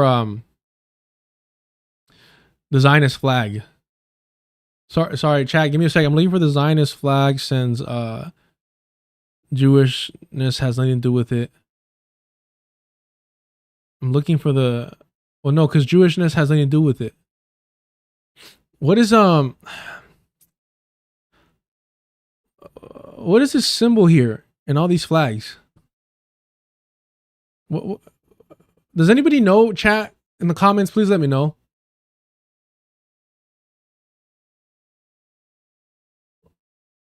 What is this? What is this symbol here? Yeah, no, right in the middle. What is the symbol here?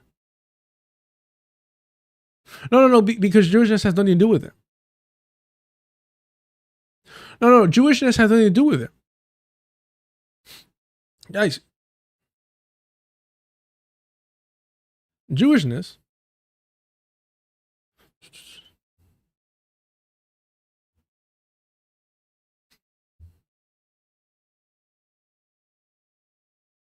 According to Little Bill,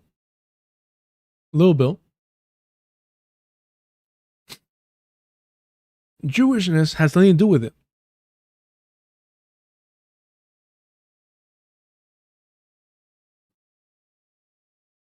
So I wonder what this is.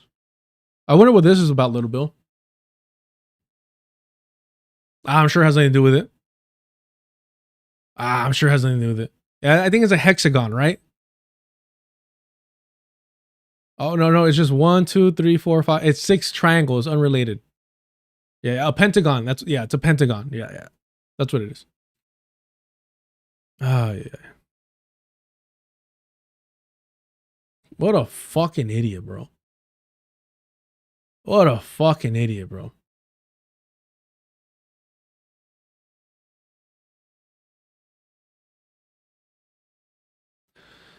Israeli guards shave Star of David on Palestinians.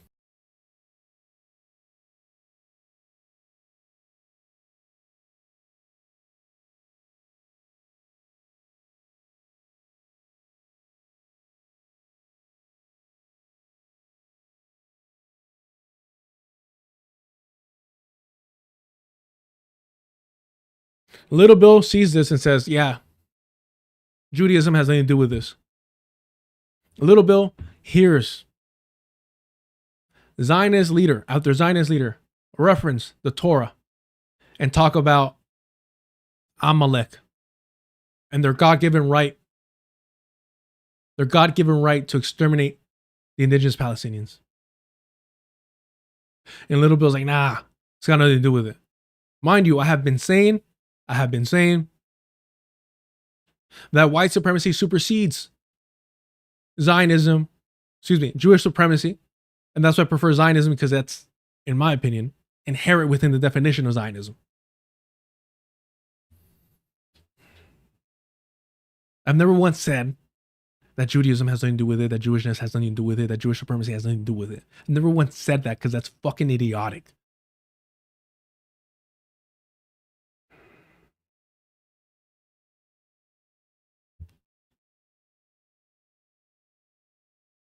I don't understand why he felt the need to do this. Has he seen an increase in anti-Semitic attacks? Because again, if your concern is, hey, Euro-Americans are taking this opportunity to get a pass for their anti-Semitism, and we shouldn't allow that, then call that shit out. But that does not require you to downplay or excuse the devotion, the allegiance, the invested interest, material, the benefit that Euro-American Jews have in relation to the Zionist project. That is why the vast majority of them are Zionist.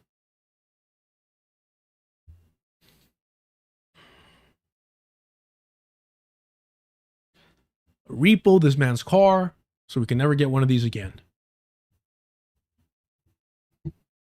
God damn, bro. Imagine how he's raising his kid. Imagine how he's influencing his child. Raising a little, I mean, at this point, he's a Zionist in my book. This is a Zionist in my book.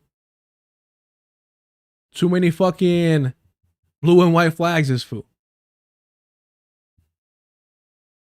That's white supremacy. That's white folks. That is white people doing white people shit. And Euro-American Jews aren't white? Are Euro-American Jews white or not? Little Bill. Are you a Nazi, Little Bill? Little Bill, do you not consider Euro-American Jews white? Do you not consider European Jews white? And guess what? The Catholics, they weaponize Catholicism. The Protestants weaponize Christianity. You think it had nothing to do with it? You think the Catholic Church had nothing to do with La Conquista? You think Protestant pastors and leaders, priests, did not have anything to do with it? Were they not out here excusing and using the Bible to justify their enslavement of Africans? Was the Vatican not using the church and the Bible to justify the colonization and genocide of the indigenous population? So you can't have that conversation, you can't tell that story accurately without addressing those things, without highlighting their involvement and their benefit. In the same way that you cannot have a conversation about the colonization of Palestine without addressing the benefit, the material benefit, and the influence that Judaism has garnered from this. Why is it that every synagogue is Zionist? Why is it that every synagogue is over here supporting the IOF? Name me just one major Jewish institution that is anti-Zionist, and your argument may have a leg to stand on. May have. Doesn't exist. Shit for white people's interest. You understand what I'm saying? And when I say white, I'm also including those Jews who move like white folks. Who move like white folks? Who move like white folks? They are. Are you a fucking Nazi or an idiot? Or both? What is it? Again, same thing with Emma Vigeland. Same goddamn thing with Emma Vigeland. You say we. Who are you referring to when you're talking about Sam, huh? Well, I don't Settlers, European. Hold on. You're talking about white people, or are you talking about Jewish people? No.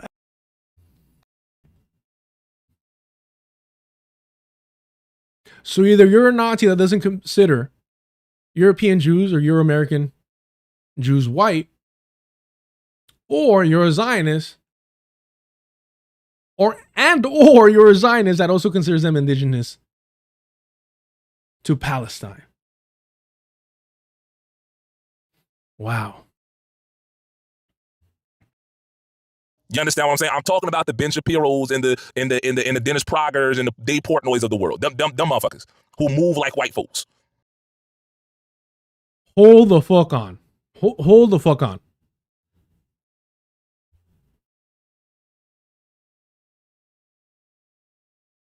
Yeah.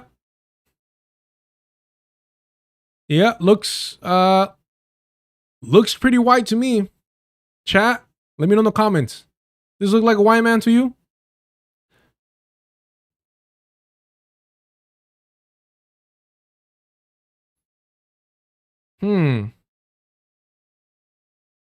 Yep.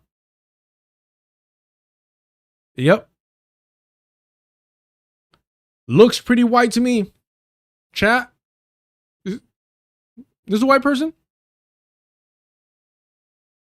So this motherfucker. I don't even know how to spell the other fool's name. Dennis Prager. Yeah, Dennis Prager. There you go. Oh, shit. Okay, never mind. Hey, my bad, bro. This looks nothing like a southerner. This does not remind me of a fucking plantation owner at all. At all, y'all. Nope. Whatsoever. Nope. This ain't Southern man over here.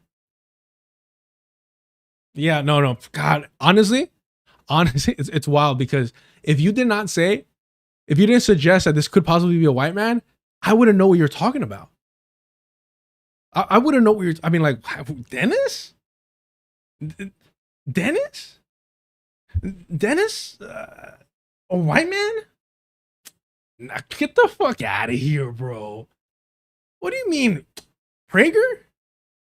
DP? Because that's what I call him. That's how I know him. DP. White? Nah, bro, come on. How? Where? Bro, where?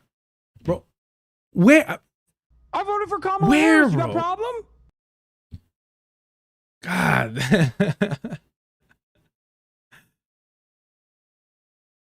Wow.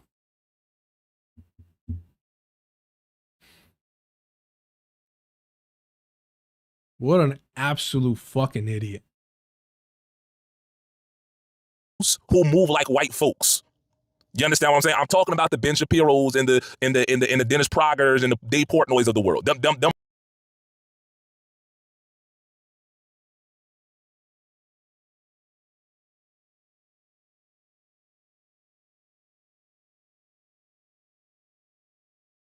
motherfuckers who move like white folks, who only decide to be Jewish when it's convenient, who only decide to be Jewish to buffer themselves from criticism. You dig what I'm saying? So here we go. Yeah, Ben Shapiro, the guy that was always rocking a yarmulke. Okay. He picks and chooses when he's Jewish. God damn, bro.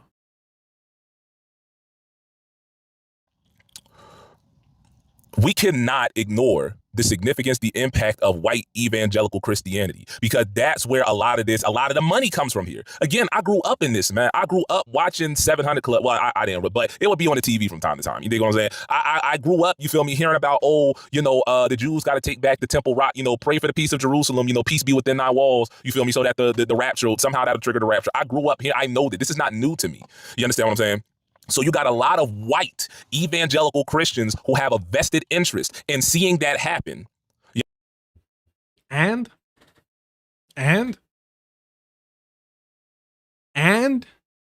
what the fuck does that have to do with how it benefits and the complete support of the Euro-American Jewish community for the Zionist project?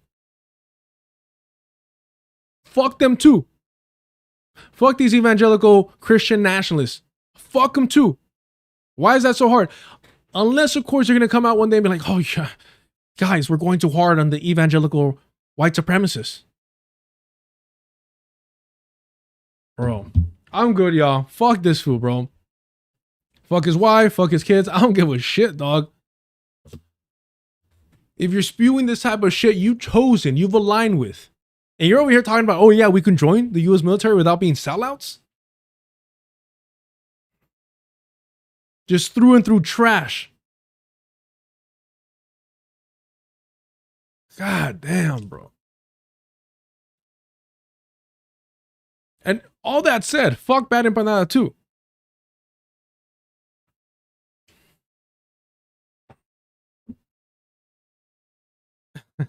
Motherfuckers probably downplaying white supremacy. Man. Do me a favor, y'all. Hit the like button. Subscribe if you haven't already. If you're sick and tired of all these liberal sellouts like Little Bill. Thank you for the super chats and the super stickers. Join the Patreon if you can. $2 gets you access to the Discord. God damn, bro. I didn't even want to watch all this. 27 minutes. I can't do anymore, bro. He's so uneducated on the topic. Like literally every other thing he says is wrong.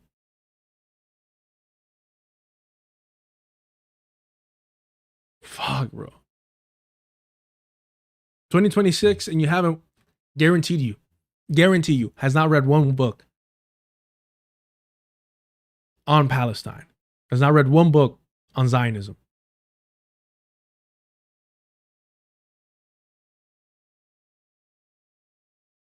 Nah, Vic, I can't do it. And I'm hungry as shit. All right.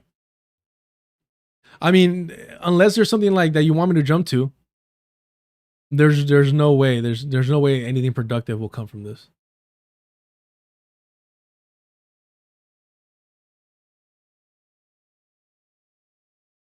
Man.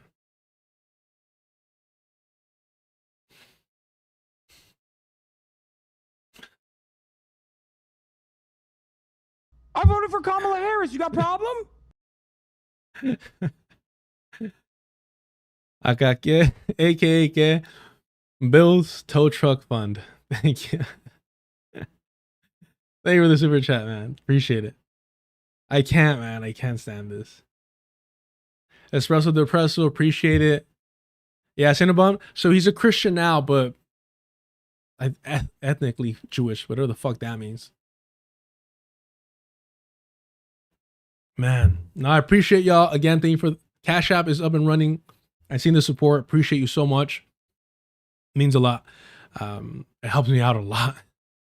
But yeah, Little Bill, Zionist through and through. Appreciate y'all. It was a good one. Man. Remember what Glenn Ford said, organize with eyes wide open. And as always, John Trudell, the beast. In a wisp of smoke down on the corner, there was this cat named Fortunate Lee, talking at me from voices in his head, yelling about what storyteller said. You gotta be careful here, child. There's a beast in the promised land. There's madness you don't understand. The beast is crazed and running wild. Little boy, man, little girl, woman, no big deal. Nothing personal. Your mind's another meal. Savoring the rush of you, like heady wine, feeding is what the beast is meant to do. Stranger are those walls built to hide, stranger to look and learn not to see. He's in the mask you put on your face, thoughts his favorite breeding place. In the race to midnight, it's after 11. The nature of the beast is all he knows. Behind doors of hell are gates of heaven. Doors are open, but the gates are closed. Yasu.